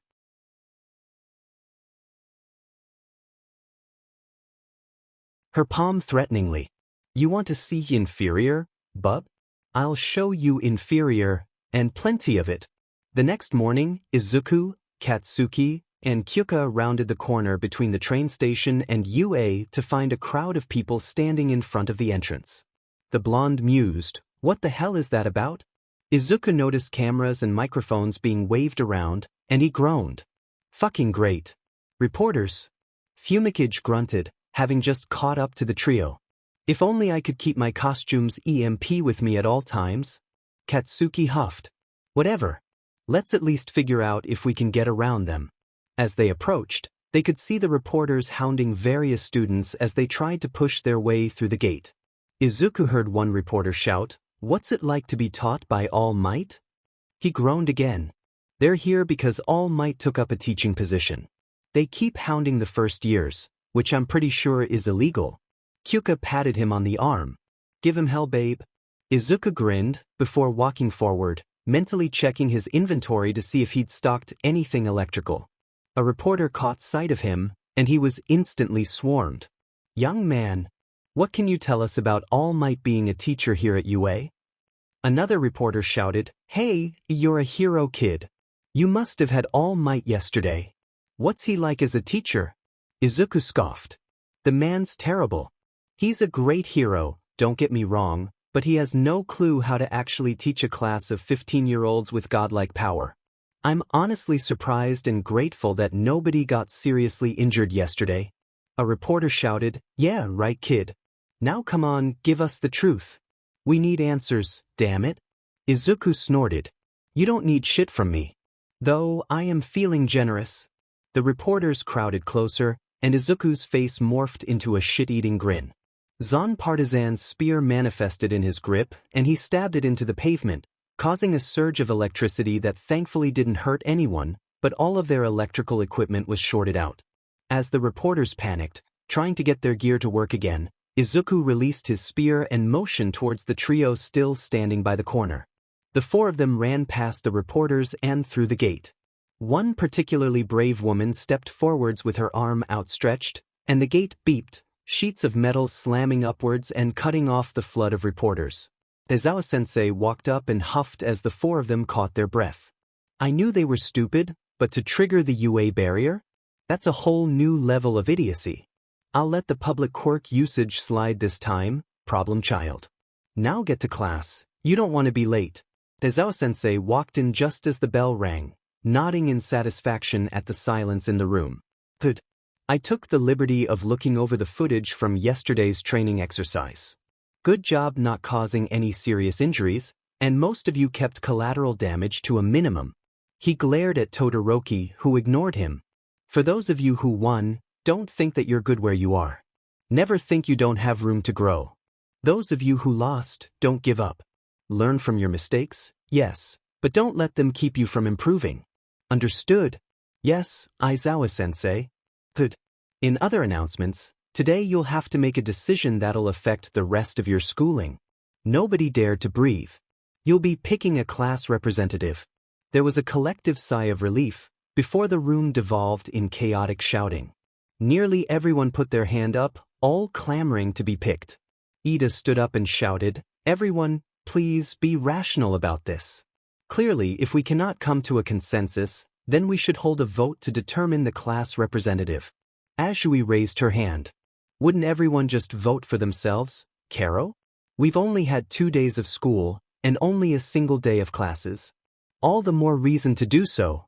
Anyone who has already earned another's vote in such a short time is clearly fit for the role." Izuku rolled his eyes. "Just include a rule saying that people can't vote for themselves. It's not that hard." Ida turned to where Aizawa-sensei was laying against the wall in his sleeping bag. "Sir, is that acceptable to you?" The man sighed. "I don't care. Just get it done before homeroom ends." "Thank you, sir." Yaoyorozu pulled 20 sheets of paper out of her bag, and they passed around the room, falling silent except for the sound of scribbling pencils. Once everyone had put down their pencils, Ida went around and collected the votes, sifting through them before writing the results up on the board. Midoriya Izuku, 9 votes. Yaoyorozu Momo, 8 votes. Bakugu Katsuki, 2 votes. Ida Tenya, 1 vote. Aizawa-sensei sat up and huffed. "There you have it. Midoriya is class rep, Yaoyorozu is vice rep, congratulations, or whatever." Class dismissed. He stood up and hobbled out of the room, still in his sleeping bag. At lunchtime, Izuku, Kyuka, and Katsuki were joined by Yaoyorozu, Ida, and Tsu, as Katsuki remembered she liked to be called. After the initial scarfing of food, Ida wiped his face with his napkin and turned to Izuku. Midoriya-kun, congratulations on being voted for class representative. I must admit, I was hoping to secure the position for myself, but I am wise enough to admit that you have earned it. Izuku grinned. Not a problem, Ida. Not gonna lie, part of me is afraid that I'm not good enough for the job, but I've recognized that as the part of me that's still waiting for the other shoe to drop. Tsu frowned. Why is that, Karo? My quirk manifested late. Like, start of junior high late. Before then, I was diagnosed as quirkless because I hadn't presented one at age 4. I lived in an area where being the quirkless kid wasn't exactly the best position to be in. Tsu winced. That's rough, Karo. Some of the other kids at my elementary school used to be rude to me because of how my quirk made me act. I can't imagine how bad it must have been for you when you thought you didn't have a quirk. Izuku nodded and glanced down at his tray. Sometimes, I have the worrying thought that I'll wake up and this'll all be a dream. That I'll be back at Aldra, quirkless and suffering. Ida opened his mouth to say something, only to be cut off by the alarm system going off. Level 3 security breach. All students, please evacuate the building calmly. Repeat, Level 3 security breach. All students, please evacuate the building calmly. The cafeteria devolved into pandemonium, the entire student body cramming through the doors and immediately filling up the adjacent hallway. At one point, Izuku got shoved into the window, forced to look outside as his face got smushed by the tide of people. He noticed the reporters from earlier streaming through where the gate should be, and he could feel his temper steadily rising. He pulled himself up onto the windowsill before jumping from head to head in the direction of the exit. Thankfully, or unfortunately, depending on your viewpoint, the crowd wasn't moving all that much, so Izuku didn't need to do a lot in the way of course correcting in midair. Once he got close, he crouched down and springboarded off the head of an upperclassman, landing on top of the door frame. Turning to face the crowd, he shouted, "Everybody shut up." The crowd fell silent and looked up at him, and he pointed towards the windows. It's just the media. Now calm down and leave through the doors in an orderly fashion. You're UA students, you should know better than to panic in a crisis. The crowd started thinning as it steadily moved out the double doors, and Izuku nodded in satisfaction. Noticing a familiar head of blonde hair in the crowd, he looked for a gap and timed it just right so that he fell from the door frame and landed right next to Katsuki. How'd I do for my first day on the job? Katsuki snorted and ruffled the other boy's hair. Not bad, nerd. The following morning, the crowd of reporters was thankfully absent. During homeroom, Aizawa-sensei announced, "This afternoon, for foundational heroics, you'll be taking a field trip to a remote part of campus. In attendance will be myself, All Might, and a third staff member. It will be up to you whether or not you wear your hero costumes. It won't make much of a difference. The bus will be in the same parking lot as 2 days ago, and will start loading up at 1 p.m.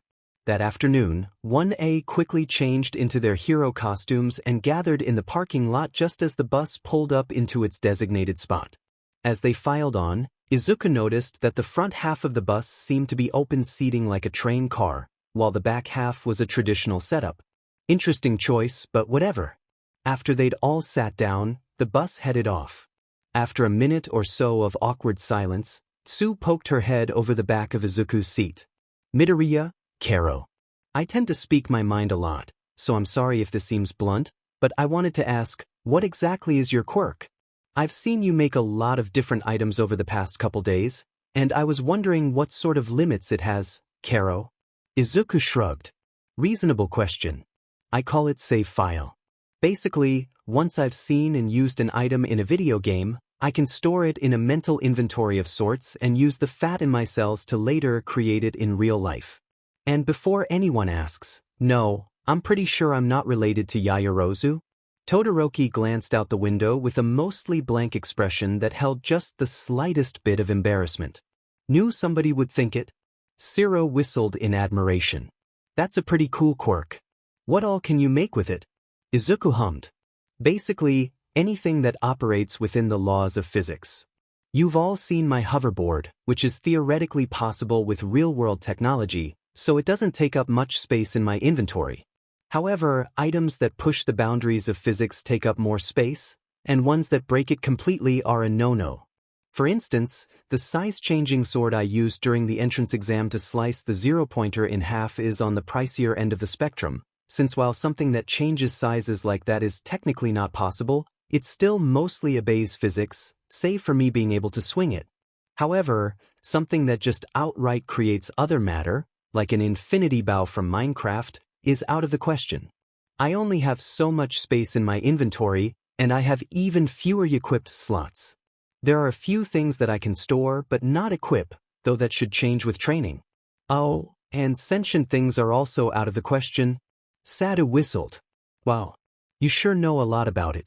Did you figure that all out yourself when training for UA? Izuku smirked and rubbed at his neck sheepishly. Well, I did have a little help. See, because my quirk needs me to play video games in order to have something to store and equip, I thought I was quirkless for the longest time. It was only about a month into my first year of junior high that I thought I might have a quirk, and I ended up getting an appointment with Miwakuru Mimoto to help me figure it out. Bochako's eyes widened. And you could afford it. How rich are you? Izuku snorted. It wasn't as expensive as it would be for most people. Miwakuru-san actually has a bit of a soft spot for people who are misdiagnosed as quirkless, considering the same thing happened to her, and she knows how bad things can get for quirkless people. I ended up getting a pretty big discount for the appointment. Everyone started talking all at once, only to fall silent when Aizawa-sensei announced, "Quiet. We're here." Izuku stared up at the giant glass dome in front of them. UA never does anything halfway, do they? Katsuki snorted. I should hope the fuck not, otherwise the motto wouldn't make any damn sense. As they walked closer, their attention was drawn to a figure standing by the double doors at the entrance, wearing yellow sneakers and a spacesuit. Hello, Class 1A. As some of you may know, I am the Space Hero, 13. Welcome to my pride and joy of UA's campus, the Unforeseen Simulation Joint. Within are 6 zones designed to test your mettle in rescue heroics, each designed to simulate various natural disasters. Aizawa-sensei walked up to the other teacher, a scowl on his face. Where's the blonde buffoon?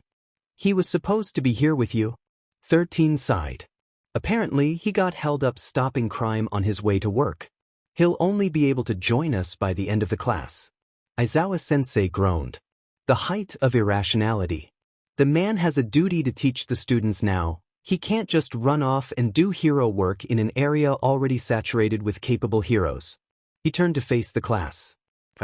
Unfortunately, All Might will not be able to join us for today's class, but I don't think he'll be missed all that much, considering rescue isn't exactly the man's area of expertise. 13 nodded. Now, before we head inside, allow me to say a few things. You all know my quirk, Black Hole This? Ochako nodded emphatically. You've used it to help in so many rescue operations. Quite true. However, it is also a power that can far too easily kill. A hushed silence descended over the group. One thing that is important for all heroes to know is restraint. My quirk sucks things in and turns them to dust. I'm sure you'd rather not imagine what would happen if I turned that on a human being. I'm certain most of your powers are the same way. The teacher clapped their hands together. But that is why you are here. To learn proper restraint and control. My USJ is designed to help you find out new and heroic applications of your quirks. Now, let us go inside. As they entered, a chill ran down Izuku's spine. He rumbled, Careful guys. Something doesn't feel right here. Call it a hunch. Katsuki and Kyuka immediately settled into defensive stances, followed closely by the rest of the hero hopefuls.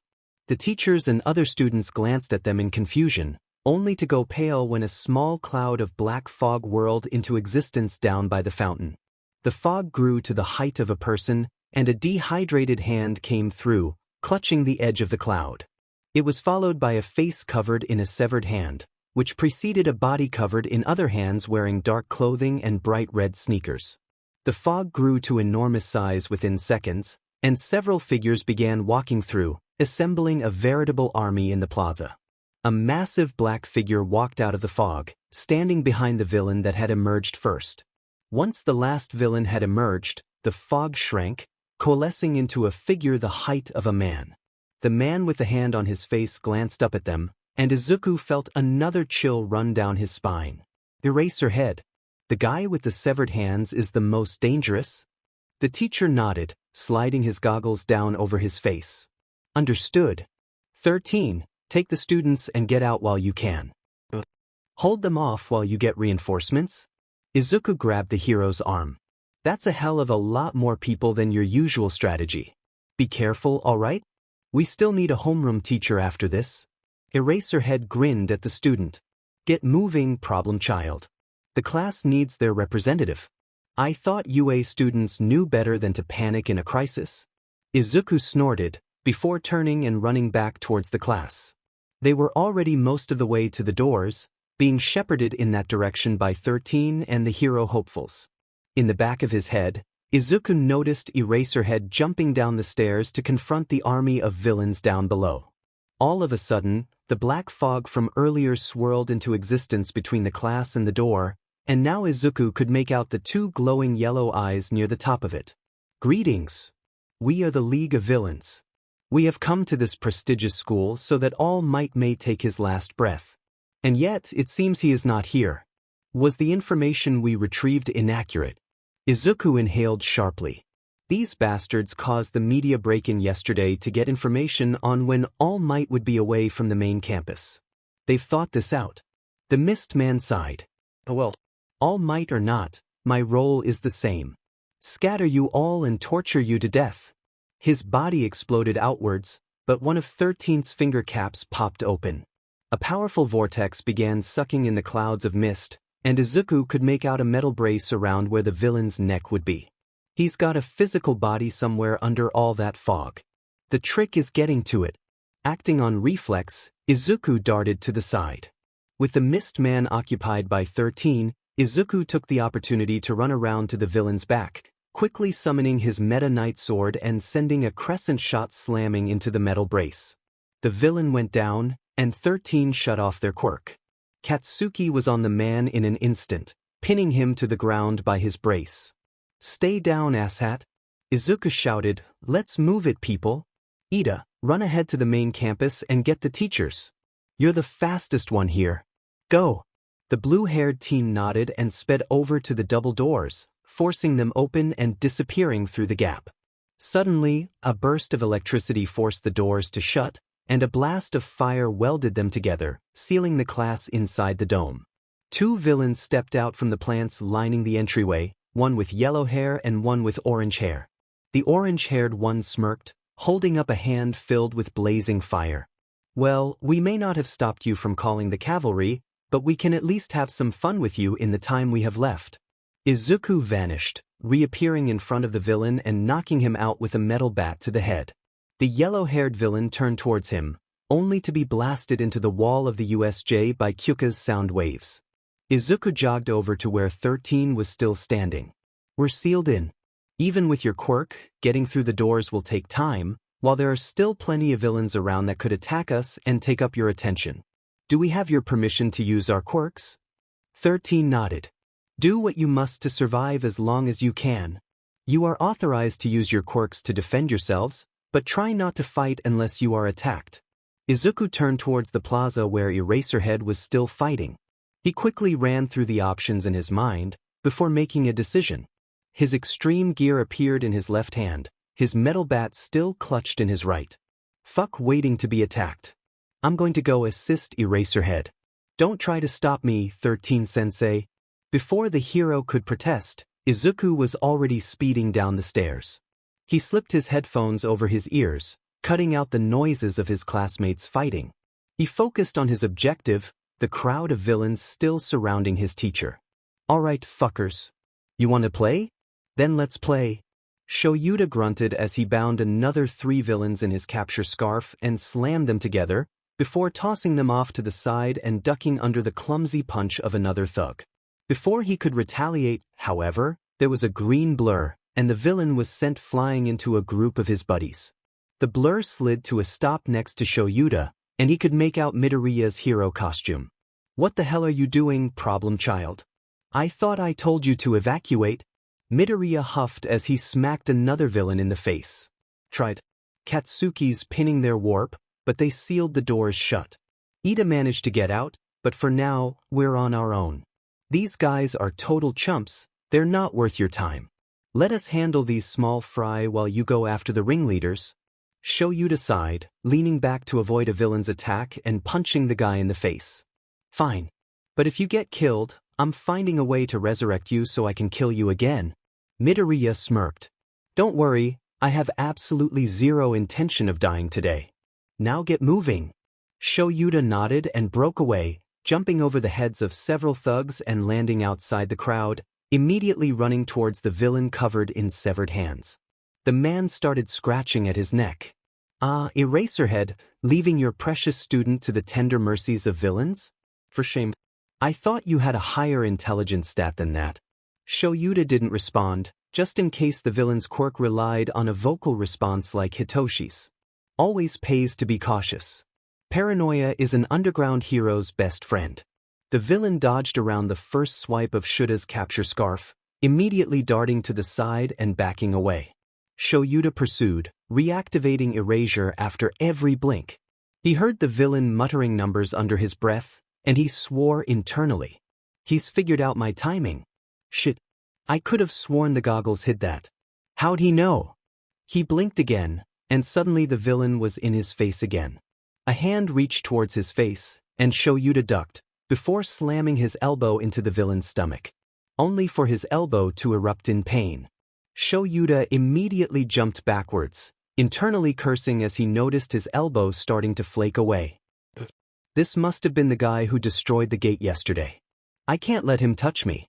The villain tilted his head back, one hand rubbing at his stomach. Clearly, the impact hadn't been fully stopped by his hand. You're so cool, Eraserhead.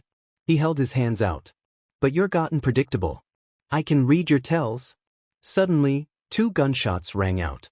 Lines of red floated in the air for a second, and both of the villain's middle fingers were blown off at the fingertip. He stood there in shock for a few seconds, before howling in pain and dropping to his knees. Glancing back, Shoyuta noticed Midoriya holding a sniper rifle. Did that help, Sensei? Shoyuta smirked. Good shooting, problem child. Remind me later to get you some private lessons with Snipe. The villain glanced over at Midoriya, and his eyes widened. That's a fucking machina. How the hell? Midoriya's eyes narrowed. You use gaming lingo a lot. What are you, some kind of tryhard? Bet you were expecting this to be an easy boss fight. Unfortunately for you, there's several mini-bosses to get through first. The villain scowled. You're that Bush boss player I met in that TF2 match a couple weeks ago, aren't you? Midoriya raised an eyebrow. That must make you dust hands. Bit on the nose, isn't it? The villain snorted. I could say the same about yours. But you see, I'm not the DPS. He turned towards the hulking black figure that hadn't moved since it emerged from the fog. Nomu, grab him. The figure shifted, before seemingly disappearing. Midoriya swore and jumped to the side, just as the figure appeared right in front of where he'd been standing, its arms already swinging forward in a bear hug. Superboss, huh? His rifle dissipated, before his hoverboard and forked sword appeared in his hands. You're gonna need pro gamer strats? The hand villain cackled. You bet. Nomu is our cheat code, the bioengineered anti-symbol of peace. He's been equipped with multiple quirks to make him the ultimate punching bag that punches back, able to take on All Might himself. Midoriya hummed. So, he takes hits and he hits back hard. Super fast, and I'd wager a guess that he probably regenerates? The hand villain cackled louder. That's right. You're way more than just a mini-boss. You're my player too. Midoriya snorted and readied his sword. Bold of you to assume I'm not player one. The student disappeared in a burst of air, the trail from his hoverboard creating a green ring around the hulking figure. Waves of blue fire started bombarding Nomu from every direction, and Midoriya was moving too fast for the beast to counterattack.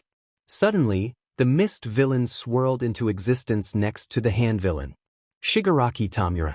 Apologies, but I was briefly incapacitated, and one of the students managed to escape in that time.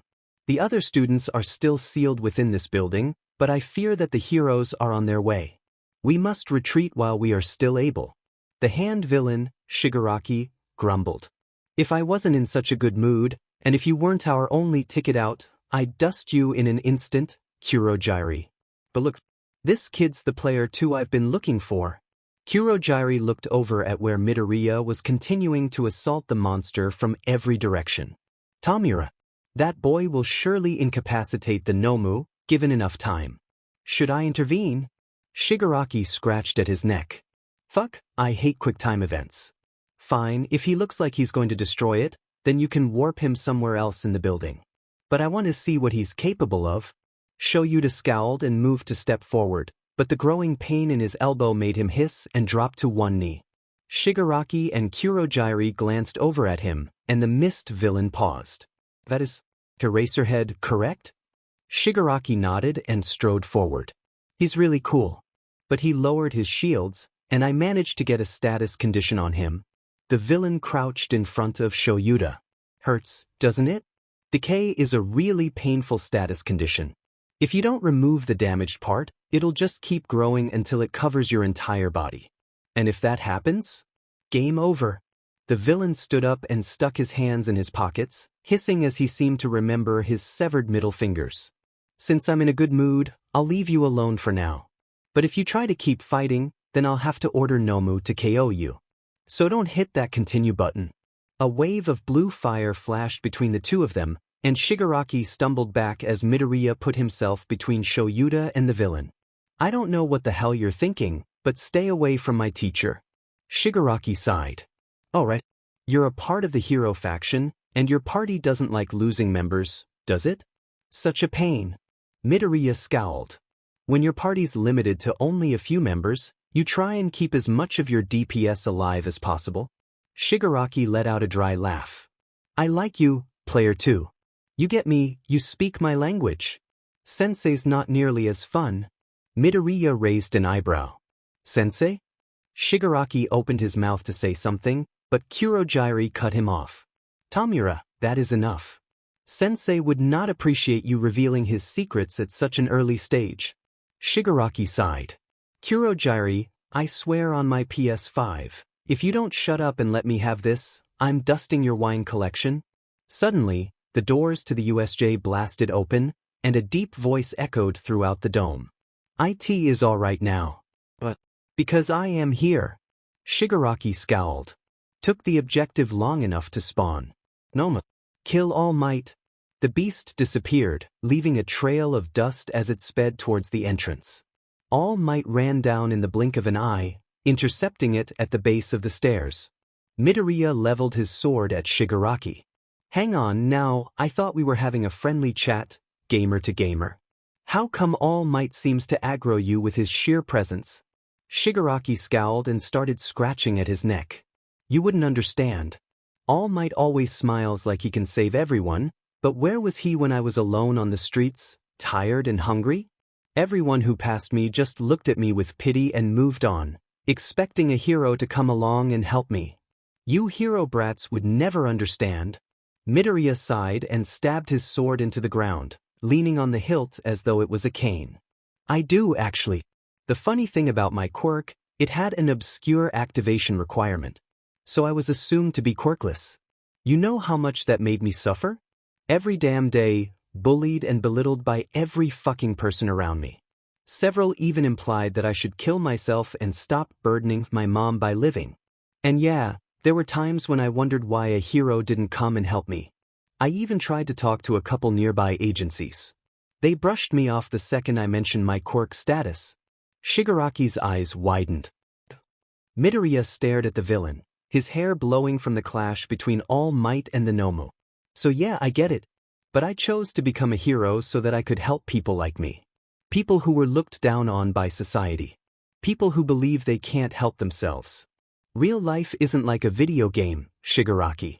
We don't have mini-maps or side quest pop-ups.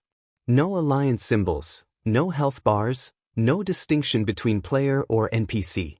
All we can rely on is our own vision. There's no HUD to guide us, no quest to tell us where to go and what to do. There's no tutorial on how to live, you have to make that choice for yourself. And if you let someone else choose for you, then you're the NPC. There was a huge gust of wind, and All Might punched the Nomu so hard that it went flying, crashing through the dome of the USJ and soaring off into the distance. Shigaraki raised his hand to scratch at his neck, only to pause. Kurogyri. Let's go. I need to think. The misty villain nodded, part of his body expanding to form a cloud large enough for Shigaraki to walk through. The villain glanced at where Midoriya was standing with his hoverboard in hand. Until next time, Player 2. The two villains disappeared, the purple fog fading from existence just as the rest of the faculty showed up. Shoyuta forced himself to stand and limped over to Midoriya. I'd like to know what the hell you were thinking, problem child. You just let two very dangerous villains get away. Midoriya glanced back at him, before looking towards where Shigaraki had been standing. Is Shigaraki really a villain? Or was he coerced into the whole thing? From what I could gather, it seemed like his sensei indoctrinated him into thinking that heroes didn't care. His whole sense of reality just got thrown into question. He's not gonna make a move for a little while, and even then, it's hard to say what his next move will be. Shoyuta scowled. He's a villain.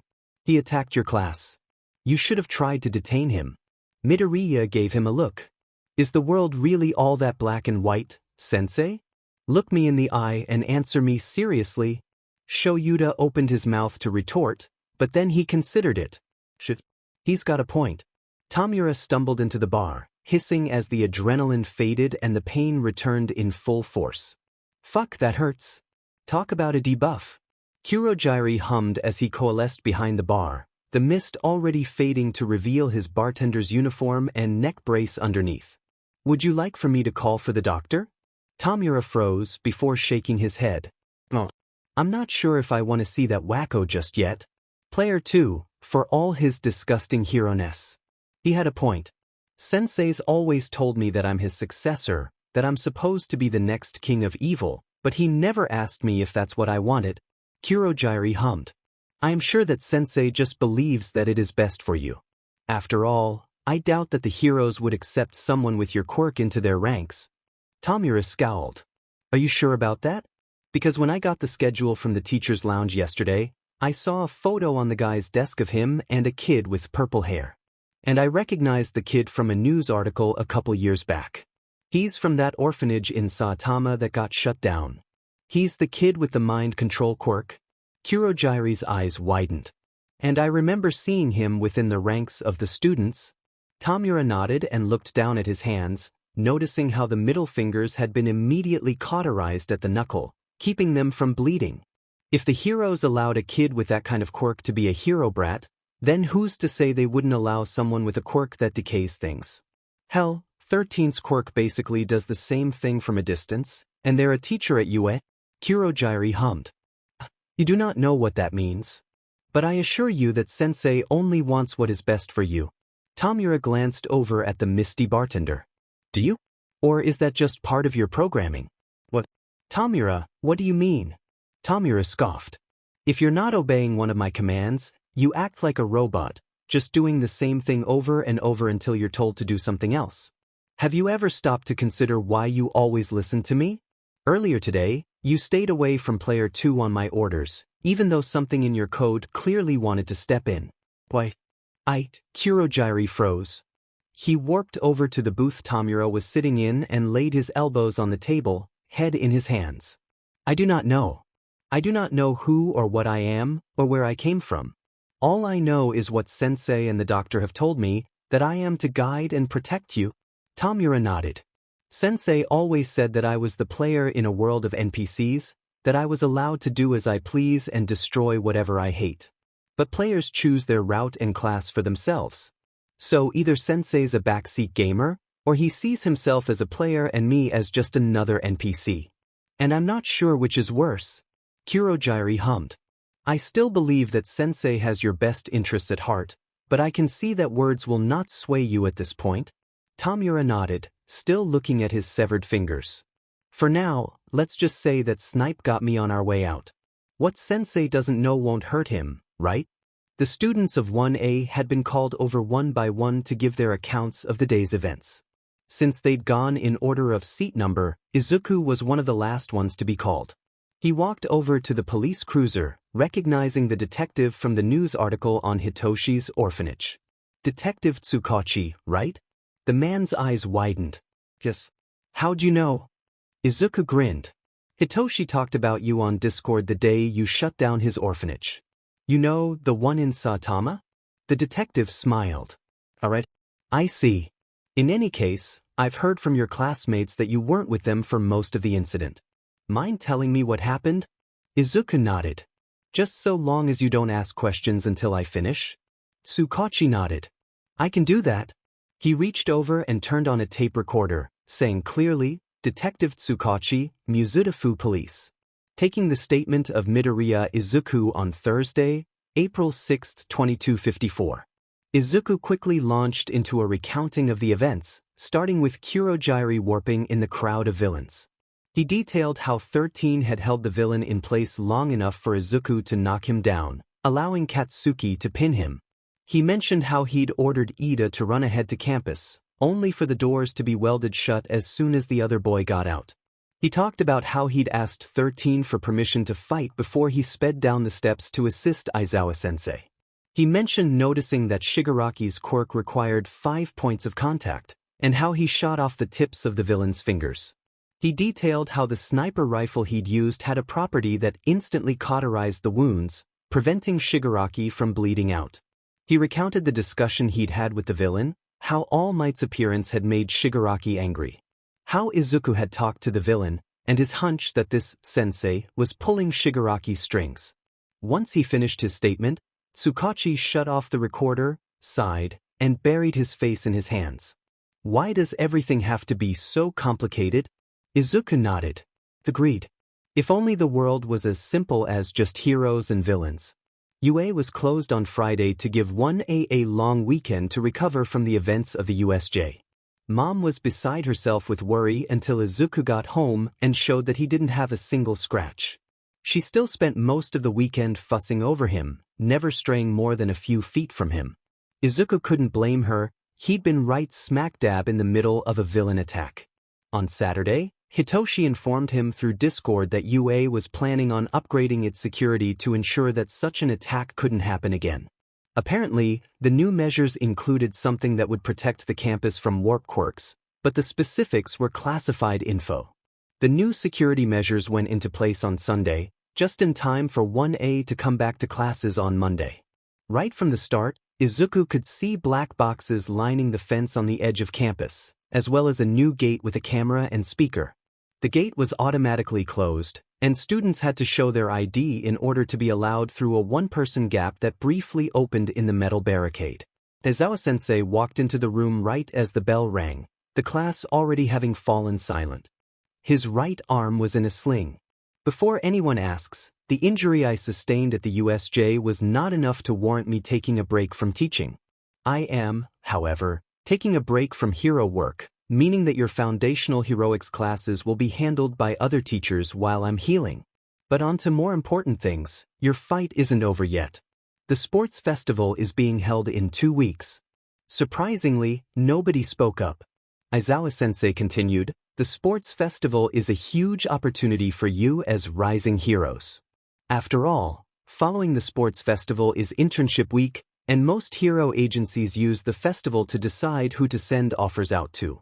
Normally, you wouldn't expect to receive much attention, but after surviving a villain attack, a lot of eyes are gonna be on you. Izuku sighed. For better and for worse, right? Well, we're gonna get more attention from the pros. There's also the fact that villains could watch the sports festival to try and figure out our weaknesses. Aizawa-sensei nodded. Exactly. In addition, you'll be required to use code names during the festival this year to help protect your identity. Present Mike, who usually MCs, will not be giving out details on quirks like he has in previous years. Your safety is our top priority, but the HPSC wouldn't allow Nedzu to outright cancel the festival, so this is the next best thing. I expect you all to put at least a little thought into code names. since it's highly likely to become your hero name. That's all for today. Dismissed. At lunchtime, Izuku and Kyuka were joined by Ida, Yaoyorozu, Ochako, and Hitoshi. Eventually, the topic of the sports festival came up, and Izuku thought of something. You know, it's never come up, but I'm curious, why do you guys want to be heroes? Hitoshi snorted. Personally? But I want to prove the naysayers wrong. Become a hero and rub it in the face of everyone who said I was a villain in the making. Izuku nodded. I can get behind that. My motivations are half to spite everyone who laughed at me for wanting to be a hero, and half wanting to help people who are in the same situation that I was in. What about you guys? Yaoyorozu rubbed at her neck as a blush formed on her face. Well, my parents want me to follow in their footsteps and take over the family business, but to them, that involves being ladylike and proper. I didn't enjoy acting stuffy like that, and I decided that I wanted to be a hero after seeing Midnight on television. Ida hummed. Personally, I simply wish to live up to the ideal of my brother, Ingenium. I come from a long line of heroes, and while mother and father never told me that I had to go into the profession, I simply couldn't resist after watching Tensei in action. Kyuka shrugged. Same as Yaoyorozu, basically. See, I've always liked music, but when my parents' train got derailed and a hero saved them, I wanted to help people like that. Ochako sat there in silence, picking at her food. Izuku raised an eyebrow in concern. Ochako? You okay? Sorry, this is probably gonna sound really dumb, but I've always liked seeing people be happy. I think it started when I was little, when I saw how the heroes always made the bystanders feel happy and safe. I always wanted to be the kind of person who inspired that feeling, you know? Izuku smiled. That's not dumb at all. She smirked and set her chopsticks down on the table. You know, a couple years ago, I would always say that I wanted to be a hero so I could support my parents with my paychecks. It usually made sense to the other kids at school, and they never pressed beyond that. But after saying it for so long, I kind of felt selfish when I saw people like Present Mike being heroes to bring hope to people in trouble. Then we got hired to renovate Mick's agency, and we started doing better financially, and I realized that I'd started running from the real reason I wanted to be a hero. I'd always thought it was a childish reason, and that I needed something more concrete, but then things happened, and I decided that I could put up with being called childish if it meant I got to see people smile. You know? Izuku nodded. Yeah, I think I do. Later that week, Izuku and Kyuka dropped by the support workshop. An explosion blew the doors open, but it was thankfully smaller than the last time. As the vents above the door sucked up the smoke, Izuku cleared his throat and walked through. Hatsum? You still intact? The pink-haired girl pulled up her soot-covered goggles and cackled. Sure thing, boss. I've had way worse. Gumin groaned from where he was laying face down on the ground, still wearing a charred and smoking jetpack-shaped device. Somebody, just kill me now. Hatsum chirped, nope. You volunteered yourself as the class test dummy for the month. Not even death itself is getting you out of that. Kyuka snorted. Don't expect any sympathy. She turned to Hatsum. So, you mentioned that you had some new gear for me? Hatsum nodded. Yep. Gimme a sec. She ran off towards her personal storage room, emerging shortly after with a fancy pair of boots. Here. I went ahead and upgraded your speaker boots for you. I watched the footage from your battle trial, and you launching yourself with sound blasts gave me an idea. She turned the shoes on their sides. I added speakers into the soles so that you can basically launch yourself with your quirk. Technically, if you have fine enough control, you could keep yourself airborne like King does with his explosions, but these are designed with huge jumps in mind, not sustained flight. They've got the same braces as King's boots, and the speakers are durable enough that you can land directly on them, no problem. I even managed to keep the retracting spikes in there. She turned the boots around and pointed to the back, close to the heel. See these two ports? The top one is for the front speaker, the bottom one is for the speaker in the sole, and this button here activates the spikes. Got that? Kyuka nodded and grabbed the boots, immediately heading towards the testing area. Gumin already made sure these work, right? Hatsum laughed. Yep. I have my storage room organized into 2 areas, in progress and completed. I made sure to grab the ones from the completed area, so they won't explode on you. I'm also working on seeing if I can wire your suit so that you can activate the spikes with your gloves. Kyuka grinned and closed the door to the testing room behind her, and Izuku turned to Hatsum. You got your classmate on that thing I asked for, right? She nodded and turned around, cupping her hands around her mouth. Oi, foodie! You get that thing done. A girl with short orange hair walked over, picking at one of her ears. Yeah, Teki, I finished it. She turned to Izuku. Midoriya Izuku, right? Shokumatsu Eyo. She fished around in one of her pockets, before pulling out what looked like a granola bar. Here's your gamer bar. Izuku took it in his right hand, scanning the wrapper curiously. You've got the recipe written down somewhere, right? Shokumatsu nodded. In a way. My quirk is called Recipe Book, and it allows me to keep a list of recipes I've used in a mental notebook. Kinda like your quirk, except I don't have a physical aspect to it. Go ahead. Izuku unwrapped the bar and took a bite, chewing a bit before swallowing. Immediately, he could feel his mental gas gauge shoot up. Damn, that's packed. And tasty, which is a nice bonus.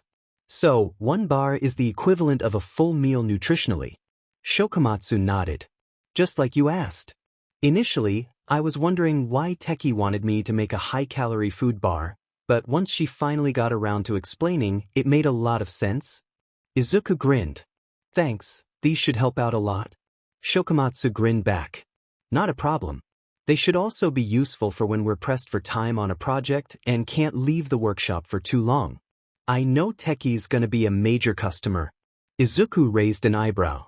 Is there a reason you call her Teki? Shokumatsu shrugged. She calls me foodie. Izuku snorted. Fair enough. So far, Izuku hadn't put much thought into 1B or Gen Ed. However, with the sports festival on the horizon, they decided to make themselves known in a way that couldn't be ignored. The Thursday before the festival, Katsuki opened the classroom door to head to lunch, only to be met by a crowd of people standing in the hallway. What the hell do you guys want? Another boy with blonde hair pushed his way to the front of the crowd with a smug grin on his face.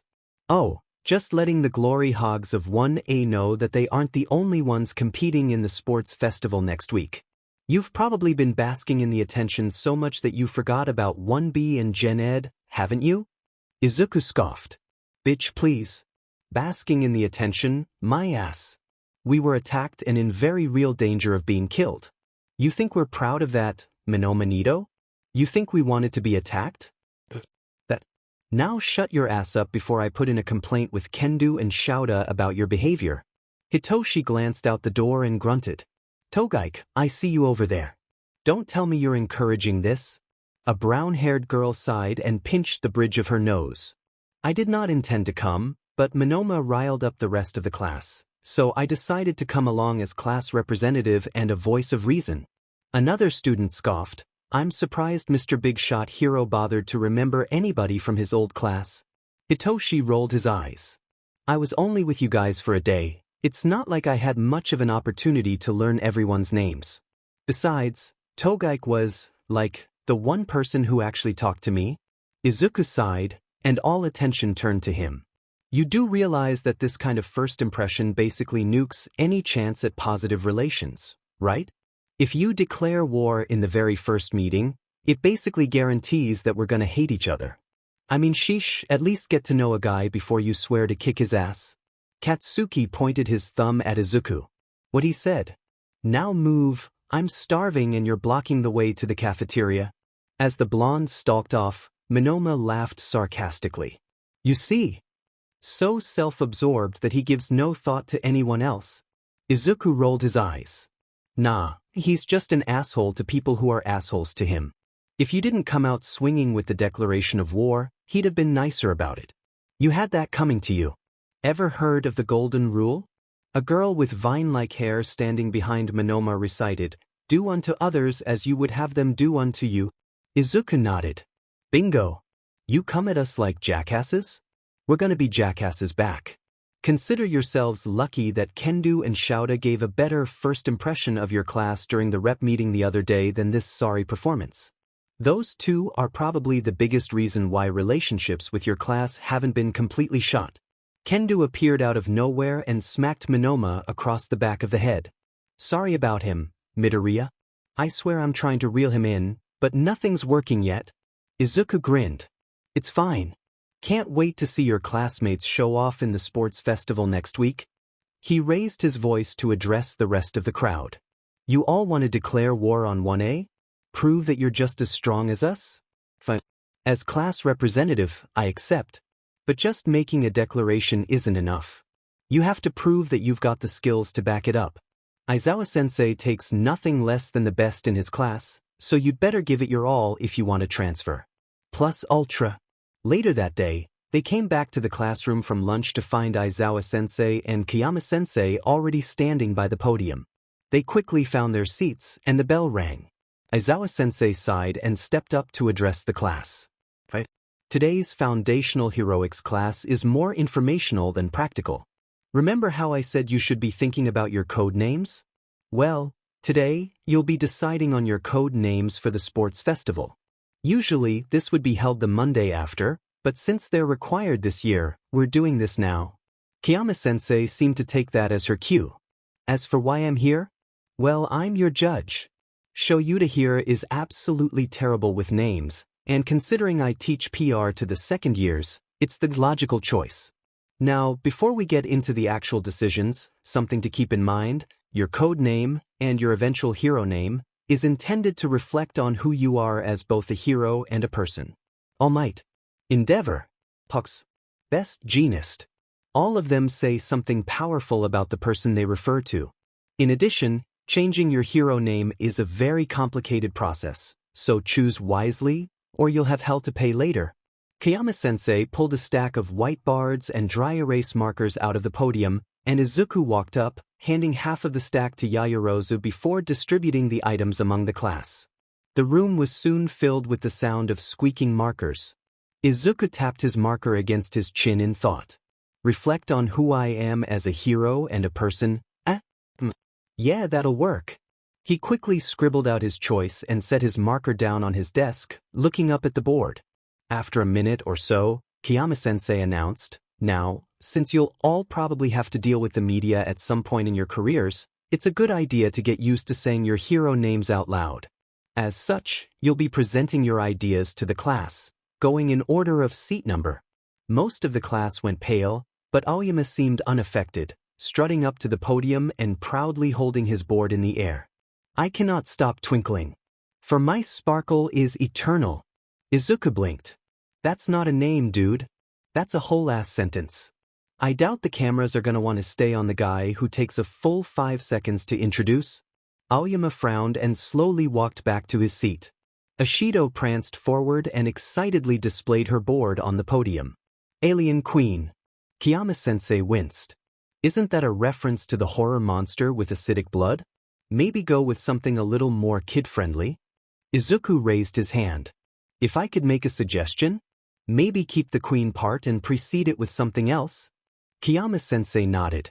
Oh, definitely, that part is good. It's just that the alien part might put people off. Ashido hummed and scribbled on her board for a few seconds.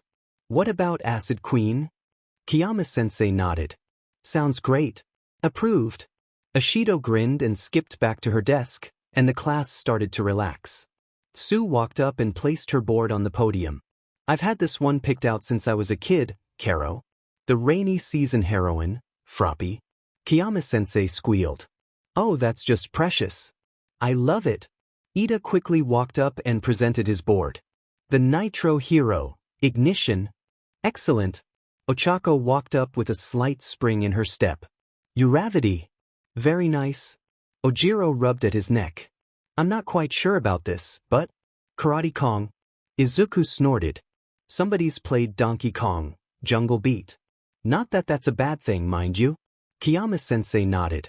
Midoriya's probably going to have a monopoly on the references, but the copyrights run out, so it should be fine. Certainly better than something like Tell Me. Satu immediately started wiping off his board as Kaminari strode to the front of the room. The Taser Hero, Charge Bolt. Excellent. Kirishima proudly presented his board. Red Riot. Kiyama-sensei hummed. That's an homage to Crimson Riot, isn't it? Kirishima nodded emphatically. He's a huge inspiration of mine. I wanted to pay homage to him in my hero name. Well, so long as you don't start using the names of his attacks, then you should be perfectly fine. Approved. Kuda shyly walked up and displayed his board. The petting hero, Anima. Good. Sata rubbed at his neck sheepishly as he walked up to the podium. I was originally gonna go with Sugarman, but then your comment to Ojiro made me realize how that kinda sounded dumb, so I went with this instead. The sugar hero, Baker's dozen. Kiyama-sensei grinned. Very nice, and definitely an improvement over your first choice. Shuji walked up and presented his board, one of his hands morphing into a mouth. Tentacle. Very good. Kyuka walked up with a slight blush on her face. I kinda got this from Midoriya. The musical heroine, Jack Sabbath. Kiyama-sensei squealed. Oh, that's precious. Approved. Zero grinned as he walked up. Cellophane. Excellent. Fumikage huffed as he walked up to the podium. The shadow hero, Kurayami. Fitting. Todoroki silently walked up and displayed his board. Hyuga. Not bad. Hagakure skipped up to the board. The light heroine, Mirage. Excellent. Katsuki walked up and slammed his board on the podium. Zarbamba. Kiyama-sensei winced. I know it fits, but do you really want to associate yourself with a hydrogen bomb? That sounds like a good villain name, but I'm not sure if you'd want to be related to death and destruction as a hero. Katsuki scowled and stomped back to his desk, tapping his marker against his chin as Izuku walked up to the podium. The inventory hero, save point. Kiyama-sensei nodded. Very nice. Approved. Hitoshi walked up, reluctantly presenting his board. Hypnos. I'll allow it. Yaoyorozu stepped forward. The everything heroine, Kriati. Good. For the two of you who are still thinking, my door is open until 5 p.m. today and all of tomorrow. You need to have a code name submitted by 9 a.m. on Monday morning, so that Present Mike can use it to announce you. Katsuki raised his hand. I've got another one. Ground Zero. Kiyama-sensei grinned. That's more like it.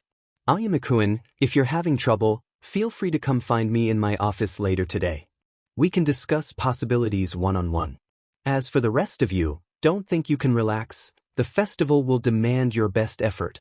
Present Mic's voice rang out over the loudspeakers. Ladies, gentlemen, and listeners of all identities, welcome to UA's Sports Festival. In just under half an hour, you'll get to see our wonderful first-year students show their skills. Aizawa-sensei groaned. I can't believe you talked me into this. Izuku took that as his cue. Standing up, he stuck his index finger and thumb in his mouth and let out a piercing whistle. Immediately, the entire room turned to face him. All right, people, listen up. We've got a lot of eyes on us out there today. They're watching the class that got attacked by villains and survived, and I want you all to show them exactly what we can do. Go beyond. The class shouted, plus ultra. Izuku nodded and headed towards the door, sensing the class falling in behind him and Yaoyorozu. They walked out of the room in double file, stopping just inside the hallway that led into the stadium.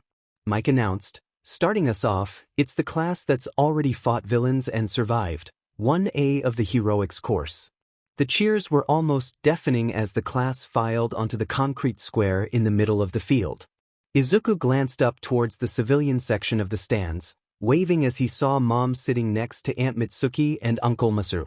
The blonde woman cheered louder and started waving wildly, and Izuku smirked as 1A stopped before the podium.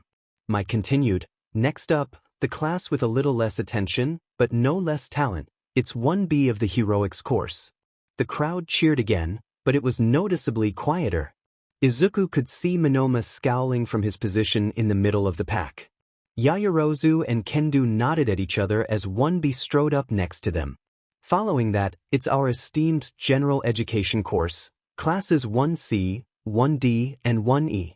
Only a few people in the stands cheered as the Gen Ed classes filed onto the field. Scowls were common among the new arrivals, and most of them were directed at 1A. Of course, let's not forget the biggest brains of all, our support course, classes 1F, 1G, and 1H. The cheering picked back up, and Izuku noticed a few support company representatives muttering as they saw Mei, completely decked out in support gear. The pink-haired girl was focused solely on that section of the stands and grinning like a maniac. Rounding us out is our incredible management course, classes 1I, 1J, and 1K. The level of cheering was somewhere in between the amount for the support classes and the amount for the Gen Ed classes. Acting as referee for today's events is the lovely R-rated heroine, Midnight. Kiyama-sensei waved to the crowd from her position on the podium next to the microphone, blowing a kiss and making the crowd cheer even louder. Aizawa-sensei announced, "One more thing before we get into the day's events. Due to concerns about the safety of our students, we've required our Hero Course students to devise code names for the festival." Midnight fiddled with something at her neck, and her voice rang out throughout the stadium. "For our student pledge, we have the top scorer on the entrance exam 1 as class representative, save point." Izuku jerked, but quickly recovered and stepped up to the mic. "We're all here for a reason. Those in the Hero Course are here to show their strengths. Those in the General Education course are here to show their ability to stand alongside the heroes. Those in the Support course are here to show that their minds are a greater weapon than their quirks. Those in the Management course are here to show that businessman doesn't mean defenseless. Whatever the reason, we're here to do one thing: win. So go at it with everything you've got. We won't lose to anything but your best. And to all you villains who would dare to take us on, watch yourselves. Because once we hit the field in 3 years, it's game time." He thrust his fist in the air. "Go beyond your limits." The crowd roared, plus ultra. As Izuku returned to his spot with 1A, Present Mike announced, "What an inspiring speech. With that out of the way, let's get right into our first event. Midnight, spin that wheel." The giant screen underneath the announcer's box flickered on, displaying a spinning roulette wheel. After a few seconds, it slid to a stop, and the words expanded to fill the screen. Midnight announced, "It's an obstacle race. Contestants will have to race along a track stretching outside of the stadium filled with various obstacles. And here at UA, our freedom is one of our biggest selling points, so as long as you stay on the track, anything goes. Quirk usage is allowed, and you can attack the other racers, but anything lethal is a no-go." Mike announced, "The race starts in 30 seconds. Better get a good starting point." Immediately, the students started crowding towards the gate with lights above it. Izuku hung back, as did the other hero hopefuls. The hallway itself is the first obstacle. "If you're not up front, then you're gonna get stuck in the middle," Katsuki huffed. "It'll be like the break-in all over again." Izuku grinned. "Not quite. After all, this time, we're allowed to use our quirks to get through." Kyuka hummed. "That would be comforting, if it weren't for the fact that I'm wearing my gym uniform and not my hero costume. Any ideas?" Izuku snorted. "Nah, this is an individual event. Figure it out yourselves." Present Mike started counting down from 10, and the air in the hallway grew cold. Ochako frowned. "I think Hyuga's going to freeze the ground once the race starts, in order to give himself a head start." Izuku sighed. Only worried about himself again. "Oh well. See you on the other side." Present Mike shouted, "Go." Immediately, the crowd of students surged forward. As predicted, those near the front got through almost immediately, but everyone further back got stuck trying to push through. Izuku ran forward and jumped, just before Todoroki froze the crowd in place. Izuku's hair glowed, forming his extreme gear in his right hand. Todoroki jumped in shock as Izuku sped past, the green-haired boy not even throwing a backwards glance at the other student. Todoroki started running, only to pause when the ground rumbled and several robots from the entrance exam erupted from the dirt ahead. Izuku paid them no attention, ducking and weaving between the limbs of the zero-pointers as Mike announced the Robo Inferno. He was on the other side of the massive robots in seconds, streaking off along the track. Mike announced, "And save point avoids the swarm with ease." As expected from our top performer in the entrance exam, he has no problems getting around these massive robots. Aizawa-sensei huffed.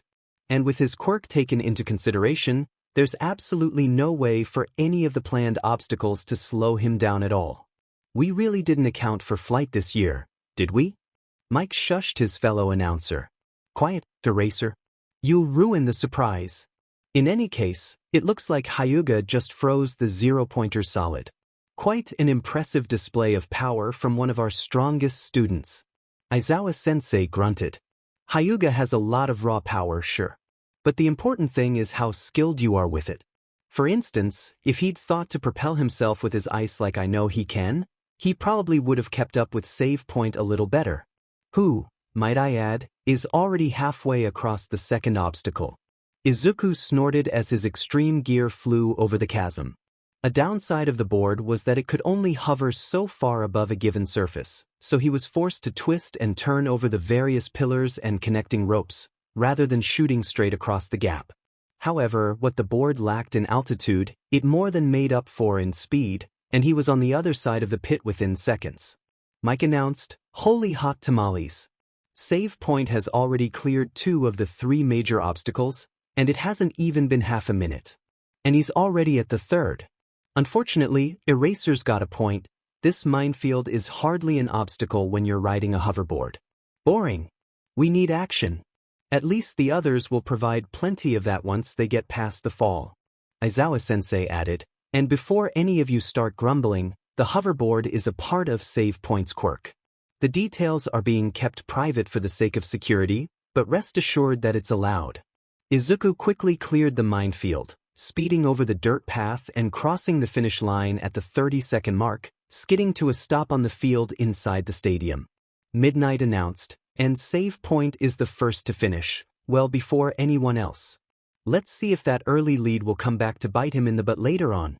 Izuku dropped the board, letting it dissipate as he leaned against the inner wall of the stadium and watched everyone else's progress on the giant screen under the announcer's box.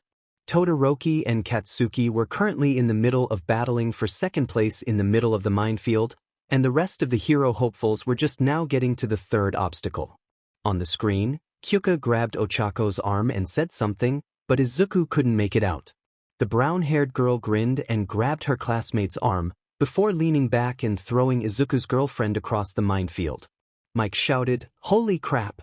In a completely unexpected move, Uravity has just launched Jack Sabbath over the mines. Aizawa-sensei chuckled. That's not all. Suddenly, Ochako went flying through the air, and Izuku could make out one of Kyuka's jacks wrapped around Ochako's arm. Once Uravity subjected herself to her own quirk, Jack Sabbath brought her classmate along for the ride. The 2 girls quickly soared past Katsuki and Todoroki, and Kyuka managed to hook her free jack around a nearby tree, flinging herself towards the finish line. Mike announced, "Now this is a shocker, folks. Rather than Hyuga or Ground Zero coming in second, it's Jack Sabbath. Closely followed by Uravity in 3rd. Who knows what 1A will do next?" Ochako placed her fingers together, returning the 2 girls' gravity. Kyuka walked over to Izuku and smirked, one hand on her hip. "Couldn't let you get too far ahead of me. Especially not after you left me to fend for myself." Izuku grinned. "Have I mentioned how much I love you?" Kyuka rolled her eyes. "Only every week." Izuku snapped his fingers. "Gotta do it more." Mike announced, "Hot darn." Coming in at 4th place, it's none other than Ground Zero. And in a surprising turn of events, 5th goes not to Hyuga, but to Ignition of 1A. That was some serious speed he pulled out to get over the minefield. Aizawa-sensei huffed. Ignition is known for his speed. In a wide open and relatively flat space, he's got plenty of room to let loose. Mike continued, and that's not all. It appears he was carrying Shokumatsu Io of 1H on his back. For once, we have a support student finishing in the top 10 of the first event. Aizawa-sensei snorted. And we're about to have another, considering Hatsum Mei from 1H just sped past Hyuga, bringing her in at 7th. Hatsum immediately buzzed over to Izuku, almost bouncing. "Boss, that's a great piece of gear. You've got to let me look at it so I can see if I can replicate it." Izuku hummed. "You know, that's probably a pretty good idea. I know a lot of heroes would benefit from a mobility aid like an extreme gear, and if you can figure out how to make it yourself, then that could revolutionize the transportation industry. Imagine the profits you could get from that to sink into even more babies." Hatsum threw back her head and cackled maniacally. You bet. How much do you think it would take to convince Diglett-sensei to let me have access to the support workshops for the rest of the week? Izuku shrugged. Something to discuss with him, not me. Shokamatsu walked up. Oh. How's your tank? Izuku hummed, mentally assessing his reserves. I think I'm good for now, but I might want a gamer bar on hand for later. I know we've got lunch in between the second and third rounds, but you never know. Shokamatsu hummed and tossed him a wrapped bar. Gotcha. By the way, I heard a classmate of yours uses the same fuel source, and I was hoping to toss a gamer bar at her. Mind pointing me in her direction? Mike announced, and Creati crosses the finish line in 12th, wearing what appears to be a makeshift glider. Is it just me, or is she looking a little thinner than usual? Shokamatsu nodded. That's gotta be her.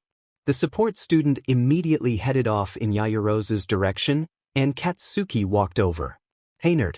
Next event's probably gonna be a team thing, right? Izuku nodded. From what I can remember, sports festivals usually have an eliminator to start, then a team event to whittle down the numbers, and then usually a one-on-one tournament after lunch to decide the winners. I'll form my own team. Izuku grinned. So, an alliance? Katsuki nodded. Right. We each do our own thing, but we don't attack each other, and we help each other out if we can. Cool? Izuku nodded. Cool. Katsuki walked off, and Izuku turned his attention back to the screen. He watched as several more students crossed the finish line, until Aoyama limped into the stadium in 42nd place. Present, Mike announced. With Starlight Nova entering the stadium, we have our 42 competitors for the next event. Those of you still on the course, please exit and make your way to your respective areas of the stands.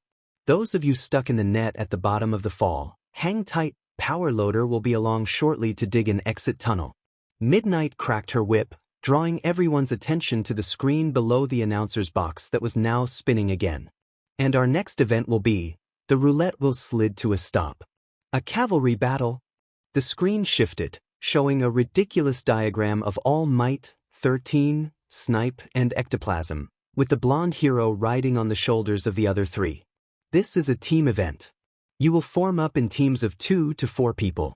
Each team must have at least one rider and at least one horse. The rider will wear a headband displaying the team's point value. The goal? Get as many headbands and rack up enough points to move on to the final event. Your point value is determined by how well you placed in the previous event. 42nd place is 5 points, 41st is 10, 40th is 15, and so on. This goes all the way up to 2nd place, with a point value of 205 points. Izuku hummed. So, the better your performance, the more you have to defend your points from other teams. Midnight continued, however, we here at UA don't believe in riding others' coattails to victory. As a result, the first place finisher of the obstacle race is worth 10 million points. Immediately, everyone turned to Izuku with hunger in their eyes. He met the stares confidently, his eyes holding a challenging glint. Midnight finished, you'll have 10 minutes to form teams, receive your headbands, and find a spot on the field. After that, it'll be 30 straight minutes of chaos. Now get moving. Your 10 minutes of prep time start now. Immediately, most of the crowd broke away from Izuku, forming their own teams and eyeing him hungrily. He turned to Kyuka and raised an eyebrow. Are you sticking with me, or are you getting a new boyfriend? Kyuka snorted. We've worked together on enough things, it's time we had a little competition. Don't think we aren't going to Mount Tekri this weekend, though. Izuku grinned as she walked off, before turning around. He grinned wider at the 3 other people standing next to him. Hero hopefuls together, eh? Ochako giggled. I sure hope you didn't think you'd be rid of us yet, boss. Fumikage chuckled. You are a paragon of light. Our darkness is more than willing to assist in your endeavors. Hatsum cackled. With all eyes on you, that's all eyes on my babies. I'd be a fool to join anyone else. Izuku smirked. I'll grab the headband. You 3, find a good corner of the stage. I've got a plan in mind. Katsuki fastened his headband over his forehead and glanced across the concrete square at where Izuku's team was forming up. I'm almost regretting forming that alliance earlier. Part of me wants to be the guy ending the event with the 10 million points? Clifford scoffed. Going back on your word isn't very manly, dude. Katsuki rolled his eyes and popped a few explosions in his hands to warm them up. I know. I've got enough self-control to not be a total doucheface anymore. Bose huffed, before glancing over at Icy Hot's team. Hyuga's completely focused on save points headband. It's like he's completely ignoring everybody else. Katsuki snorted. He's gonna get his ass kicked, either by save point or by someone else. Though, the combo of him, glasses, and ponytail is pretty dangerous. Pikachu nodded. Yeah. I'm almost debating if I should have accepted his invitation to join his team. Then again, I figured it'd be better to stick with people I know I can trust. Besides, with him focused on save point, I'd like to stay out of the splash zone. Katsuki grunted and glanced over at the blonde fucker from 1B. The bastard returned the look with a smug grin, looking for all the world like a king being propped up by his 1B subjects. Careful around Phantom Thief. No clue what his quirk is? Bose nodded. Right. With any luck, I'll be able to keep him away, but I don't know any of 1B's quirks. Hopefully his team doesn't have anyone who's a hard counter. Clifford grinned. I thought I was the hard counter. Hitoshi rubbed his chin thoughtfully as he glanced around the field. Almost everyone was focused on Midoriya and his 10 million points. He glanced down at Aoyama, Ojiro, and the Aftershock guy from 1B. We're clear on the plan? Aoyama nodded. I do not enjoy the thought of staying away from the spotlight, but I suppose it would be trace bond to avoid the strongest of our class. Aftershock nodded. I agree. While Phantom Thief would insist on proving 1B's superiority, I am more than willing to keep to the rear. Ojiro grunted. So, we stay away from the powerhouses and build up our points slowly. Got it? Izuku fastened the headband around his forehead, suddenly hyper-aware of how nearly everyone's eyes were on him. No pressure, huh? Ochako grinned up at him. You've got this, boss? Hatsum giggled and lightly elbowed the other girl. Hey, that's my nickname for boss. Get your own. Fumikage grinned and glanced up over his shoulder at where Izuku was riding. We are numerous and capable. We shall meet the monsters in their own den. Dark Shadow popped out and gave a thumbs up. We've got this. Midnight cracked her whip, and all of the teams tensed in anticipation. Your 10 minutes of prep time are up. The cavalry battle begins now. Immediately, almost every team on the field rushed towards Izuku's team. He grinned. All according to plan. Initiate Plan Alpha, when pigs fly. Ochako tapped her 3 teammates, lessening their gravity, before activating Hatsum's hover boots and jetpack. They shot into the air, easily soaring over the myriad of ranged attacks thrown their way. Mike shouted, Holy crap! Save Point's team just went airborne. Is that even allowed? Aizawa-sensei huffed. They're still together as a unit. I don't see why it wouldn't be allowed. Midnight nodded. So long as the rider doesn't touch the ground, it's fair game. Izuku called back, How you doing, Uravity? Just fine. Only lessening instead of removing makes it way easier on my stamina. Izuku grinned. All right then. He manifested a soldier's broadsword in his right hand and a Hylian shield in his left. Let's make this a sports festival to remember. Hatsum cackled with glee. That's right. Bring all the attention to me and my wonderful babies. They were forced to bob and weave around a multitude of projectiles and a long tongue from between Shuji's arms. Izuku narrowed his eyes at the sight of purple balls flying towards him from the same team. Hang on. New objective, go after Tentacle's team. Fumikage asked, why? Do you hold a grudge against Froppy or Tentacle for something? No, I just think our former classmate wormed his way into their team. Though wasn't he expelled? What's he doing at the sports festival? Ochako scowled. Whatever. Let's give him hell. They swooped down, Dark Shadow appearing and prying Shuji's arms open. As expected, Tsu was crouched on the larger boy's back alongside Mineta. In the blink of an eye, Izuku replaced his soldier's broadsword with a metal bat and swung, hitting Mineta dead-on and sending the tiny boy flying.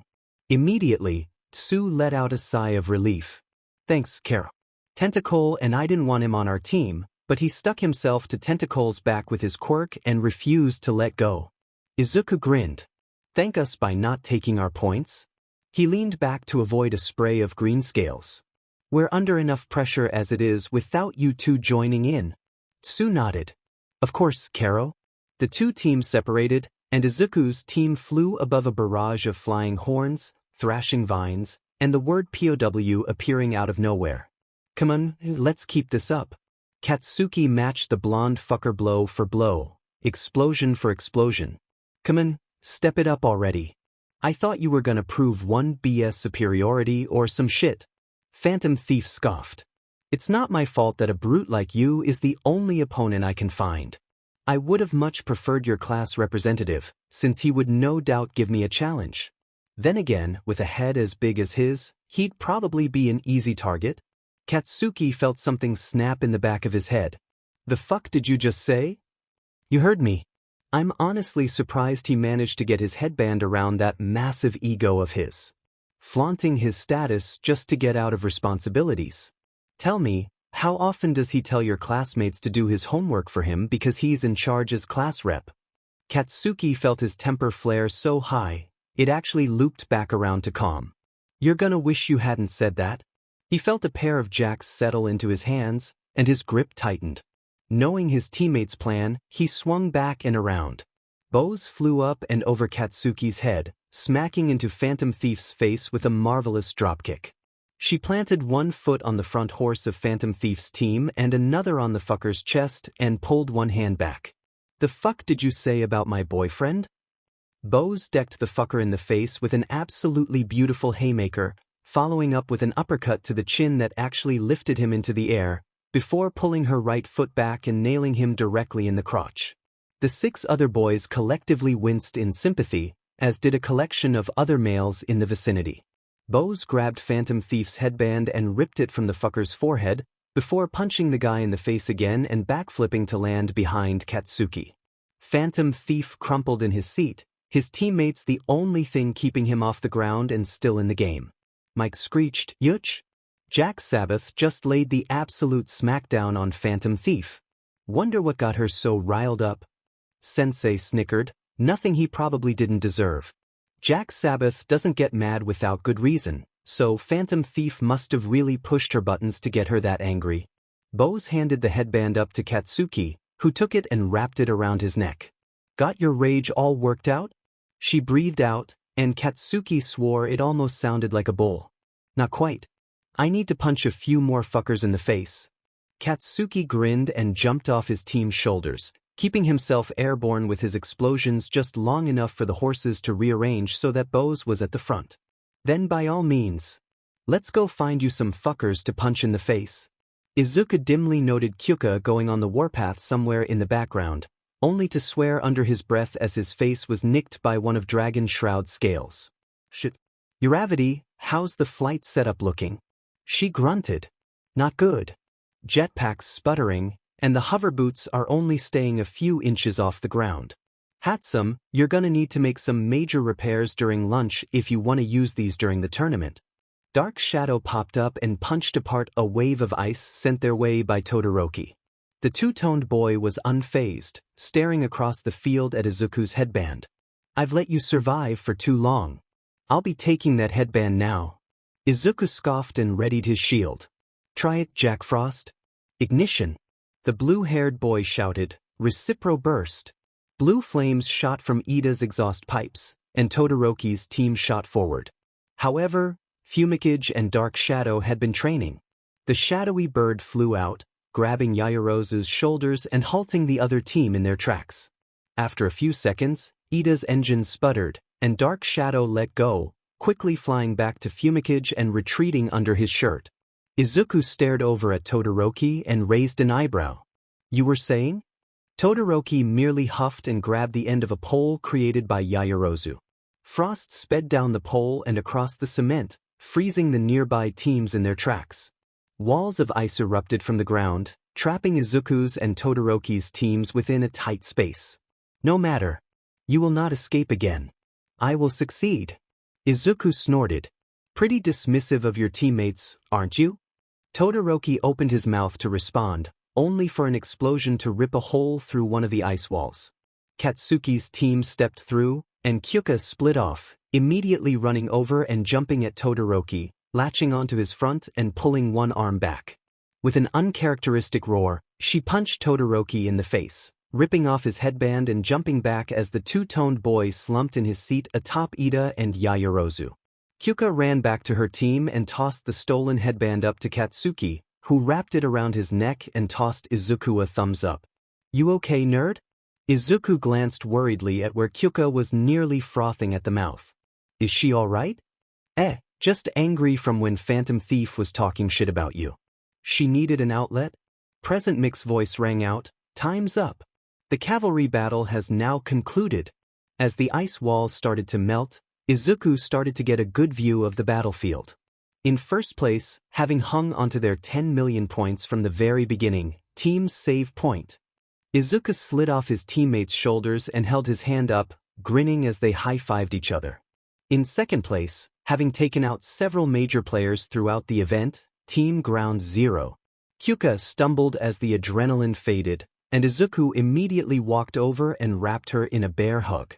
In third place, having stayed in the background and accumulated plenty of points, Team Hypnos. Izuku glanced over at where Hitoshi was looking smug atop his 3 horses. And finally, having recovered from their loss and regained enough points to pass, Team Phantom Thief. Izuku could feel Monoma's glare as the rest of his team started celebrating. Midnight announced, "For those of you who didn't make it to the final event, don't worry. We'll be holding a few recreational events outside the stadium after lunch while we construct the arena for the final event. There are also several booths set up around the stadium with snacks and small games, but don't go too far. The main event is yet to come." Izuku immediately picked Kyuka up off the ground and carried her off the field. She turned herself around and wrapped her legs around his waist, holding on like a koala. Once they'd found a relatively private hallway, Izuku slid down the wall and started running his hands through Kyuka's hair. "You want to talk about it?" She melted into his embrace, grumbling incoherently. After a few seconds, she muttered, "He said you had an ego. He thought that you used your position as class rep to make other people do your work for you." I punched him in the face, then hit him in the chin so hard he went airborne, then kicked him in the dick. Izuku chuckled and ruffled Kyuka's hair. "Sounds to me like he deserved it.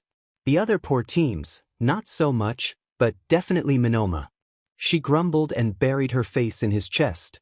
They sat like that for a little bit, until Kyuka finally leaned back and took a deep breath. "Thanks. He just really pushed my buttons." Izuku grinned and stood upright, pulling Kyuka up with him. "We've all got our triggers. Are you feeling up for lunch?" Kyuka opened her mouth to respond, but her stomach beat her to it, growling loud enough for both of them to hear. "I guess so." Izuku chuckled, before swinging her up so that she could sit on his shoulders. "Yeah. Come on, let's get to the cafeteria." Shoyuta scowled. "You're saying he was re-enrolled because of what?" Nedzu sighed. While his mother is no longer on the school board, his father still holds considerable influence within the HPSC. Through several machinations that I do not wish to detail, they threatened me into revoking young Minoru's expulsion, though they did not specify which course to place him in. I thought that placing him in general education would keep him away from the young women of the hero course. Evidently, I was mistaken. I have already expressed my apologies to young Azui on the subject, and she was most understanding. Rest assured, he will receive his just punishment. Shoyuta grunted. He better. He forced 2 of my students into an arrangement that neither of them were comfortable with. He's lucky that he's not in my class. Nedzu chuckled. I am well aware of that, Shudakun. If that is all, I must be getting back to sorting through these internship offers. This year is truly impressive, to be receiving so many requests this soon. After lunch, Izuku and Kyuka sat next to each other in the stands and watched Cementos use a hose connected to the wall to shape a flow of cement into an elevated arena, complete with stairs and torch stands. Once the hero had finished, a group of robots emerged from a side hallway and painted white lines to mark the edges of the arena, before lighting the torches and filing back under the stands. Present Mike announced, "All right folks. Our stage is set, so get back to the stadium. Contestants who passed the cavalry battle, please make your way to the field." Izuku stood up and stretched, feeling his various joints pop. He swept Quirk into a bridal carry and stepped up onto the wall between the stands and the field, before taking a step forward and dropping to the grass below. Quirk smirked and lightly punched him in the chest, before rolling out of his arms and springing to her feet. Dork. Izuku grinned. You know you love me. Quirk giggled. That's why I love you, dork. The rest of the competitors quickly filed into the stadium, and the stands started to fill up again. Once all 16 competitors were standing in front of the arena, Midnight cracked her whip and drew everyone's attention. Alright, time to decide on our final event. The roulette wheel started spinning on the giant screen again, only to freeze. Oh, who am I kidding? The only way to finish a sports festival is with a one-on-one tournament. The screen displayed a mock explosion, which faded to reveal an empty bracket with 16 spaces. Mike announced, while you all were having fun in those recreational events, we up here in the announcer's booth were busy deciding on the matchups for the tournament. And here they are. The 16 empty boxes flipped around to show a list of names, and Izuku hummed to himself. This should be interesting. Save Point versus Phantom Thief. Hypnos versus Airwall. Charge Bolt versus Vantablack. Starlight Nova versus Red Riot. Jack Sabbath versus Spiral. Hatsum May versus Aftershock. Karayami versus Karate Kong. Uravity versus Ground Zero. Ochako and Katsuki grinned at each other, sharing a fist bump. Aoyama looked over at Kirishima nervously, as though remembering the redhead's performance against Todoroki in the battle trials. Similarly, Ojiro looked anxious at the thought of going against Fumikichi. Izuku glanced over at Monoma and smirked. The blonde huffed and turned around to talk to his teammates, his arms crossed. You think I'll need to pull that stick out of his ass and beat him over the head with it? Quirk hummed and leaned on him. Maybe. He thinks you've got an ego. You should probably beat that idea out of him. Midnight cracked her whip again and cut off any more conversation. We'll give our first two competitors 2 minutes to prepare. All other competitors, make your way to the stands. Izuku grinned and gave Quirk a quick peck on the cheek. Be back in a jiffy. 2 minutes later, he was walking up one side of the arena. Mike announced, welcome, one and all, to the first round of the UA Sports Festival first-year tournament. For our first match, it's a battle between Save Point and Phantom Thief. I'm legally not allowed to discuss the details of the students' quirks this year, which makes it a bit harder to introduce them, but whatever. Let's get this ball rolling. Izuku stepped up onto his side of the arena, looking over at where Monoma was smugly standing on the other side. Midnight announced, all right, listen up. You win by forcing your opponent off the stage, getting them to surrender, or otherwise rendering them unable to move. Quirks are allowed, and you can play dirty, but nothing lethal. Understood? Izuku nodded. Monoma huffed and waved his hand dismissively. Whatever. Let's just get this over with. Midnight raised her hand. On your marks. Izuku briefly debated using his Lucio gear to end it quickly, but he decided against it. Monoma needs to be knocked down a peg. Overpowering him with strong items won't accomplish that. Keep it simple. Midnight's arm went down. Fight. Izuku rushed forward, his metal bat appearing in his hand as he ran. Monoma charged to meet him, his hands enlarging and beginning to spin. They approached at the center of the arena, and Monoma thrust forward, his enlarged hand basically forming a huge drill aimed straight at Izuku's face. At the last second, Izuku dodged, springing to the side off his right foot and darting around his opponent. You know, a huge problem with that move is that you leave yourself wide open if your target dodges. That giant hand makes a huge blind spot. Monoma stumbled forward, off balance, and Izuku struck. He darted forward and swung, his bat slamming into Monoma's back and sending the blonde stumbling towards the edge of the arena. He quickly recovered, shrinking his hands and turning to face Izuku again. You would know about blind spots, wouldn't you, 1A twat? Then again, with how much you look down on other people, it's a wonder you can see what's under your nose at all. Izuku huffed. I don't know where you got the ridiculous idea that 1A looks down on everyone else, but it's wrong. Pull that stick out of your ass before you force me to beat you over the head with it. Monoma laughed drily, his hands still spinning. Resorting to violence right off the bat.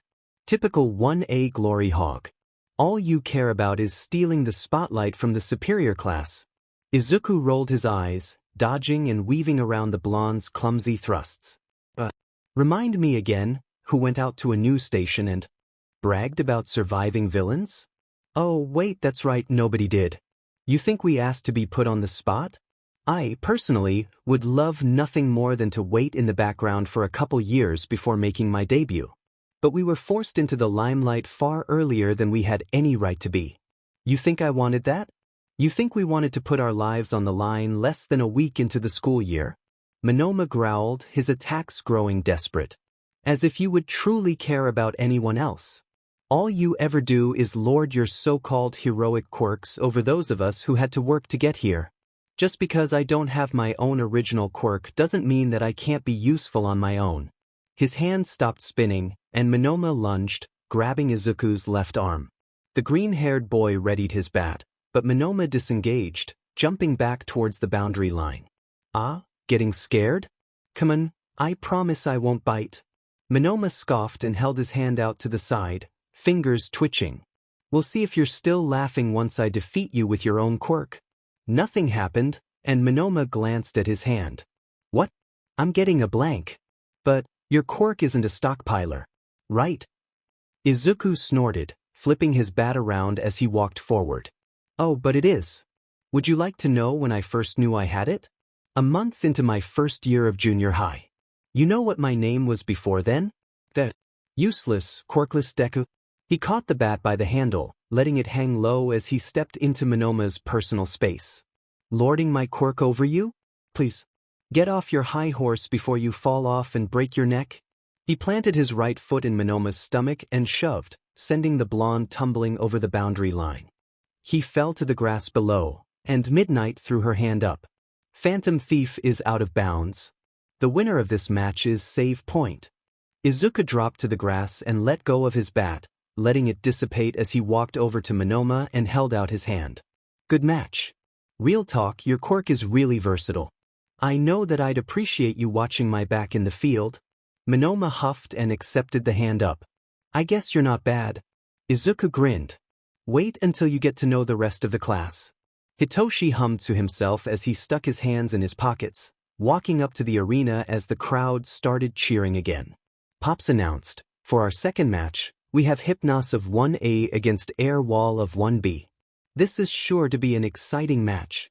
As Midnight re-explained the rules, Hitoshi glanced lazily over at where his opponent was standing. Doesn't seem to have any obvious mutations that would hint at his quirk. Can't rely on the code name, since it could be intentionally misleading. Guess I'd better play this one safe. Midnight raised her hand. On your marks. Air Wall settled into a combative stance, and Hitoshi slightly tensed.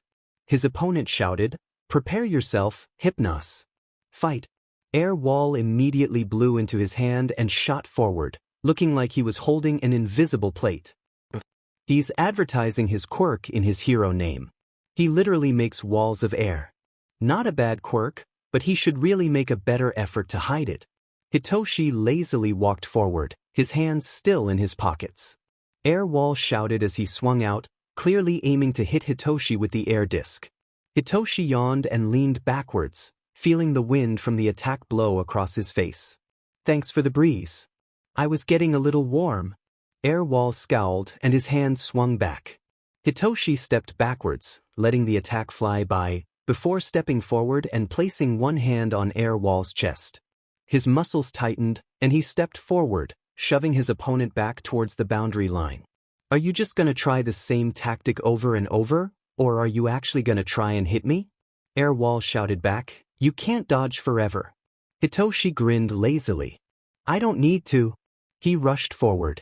Air Wall threw his air disc like a frisbee, but Hitoshi easily sidestepped it and ran in close, grabbing his opponent by the head and taking control of the other boy's mind.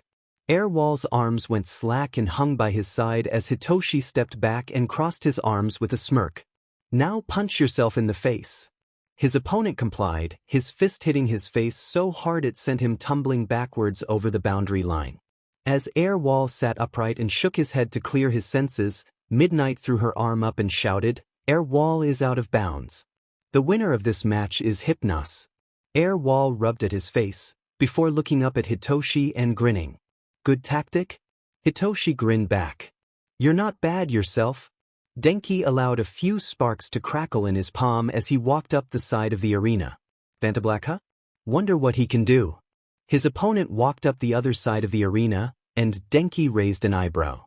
So, like, is that a fuckton of body paint, or is your skin naturally like that, dude? His opponent huffed. Is that a weird dye job, or is your hair naturally like that, dude? Denki shrugged. Fair enough. Midnight announced, you lose if you go out of bounds, surrender, or are rendered immobile. On your marks. Denki crouched low, feeling his quirk bubble in his fingertips. Don't expect me to hold back. Vantablack scoffed, sticking his hands in his pockets. Wouldn't expect anything less. Fight. Denki ran forward, electricity crackling around his hands. His opponent grinned, and Denki shuddered. That's creepy. The white sticking out of the black like that. Wait, is he wearing a black undershirt? That's weird. I didn't think that was part of the UA gym uniform. Wait, where'd he go? Denki skidded to a stop just inside the boundary line, glancing back at where there was now an empty gym uniform laying on the floor. There was a quiet giggling and Denki focused on it. It's coming from the undershirt. He must be able to, like, fuse with black things or something. Vantablack reappeared, thankfully still wearing a black jumpsuit. What's the matter, Chargebolt? You look like you've seen a ghost? Denki blinked. Wait, I thought your classmate was the Phantom. Vantablack groaned and smacked his forehead, and Denki struck. In that moment of distraction, he darted forward and pressed his hand to his opponent's face, letting out a low-voltage shock that made Vantablack go stiff, just long enough for Denki to grab him by the arm and throw him over the boundary line. Midnight tossed her arm up and shouted, Vantablack is out of bounds.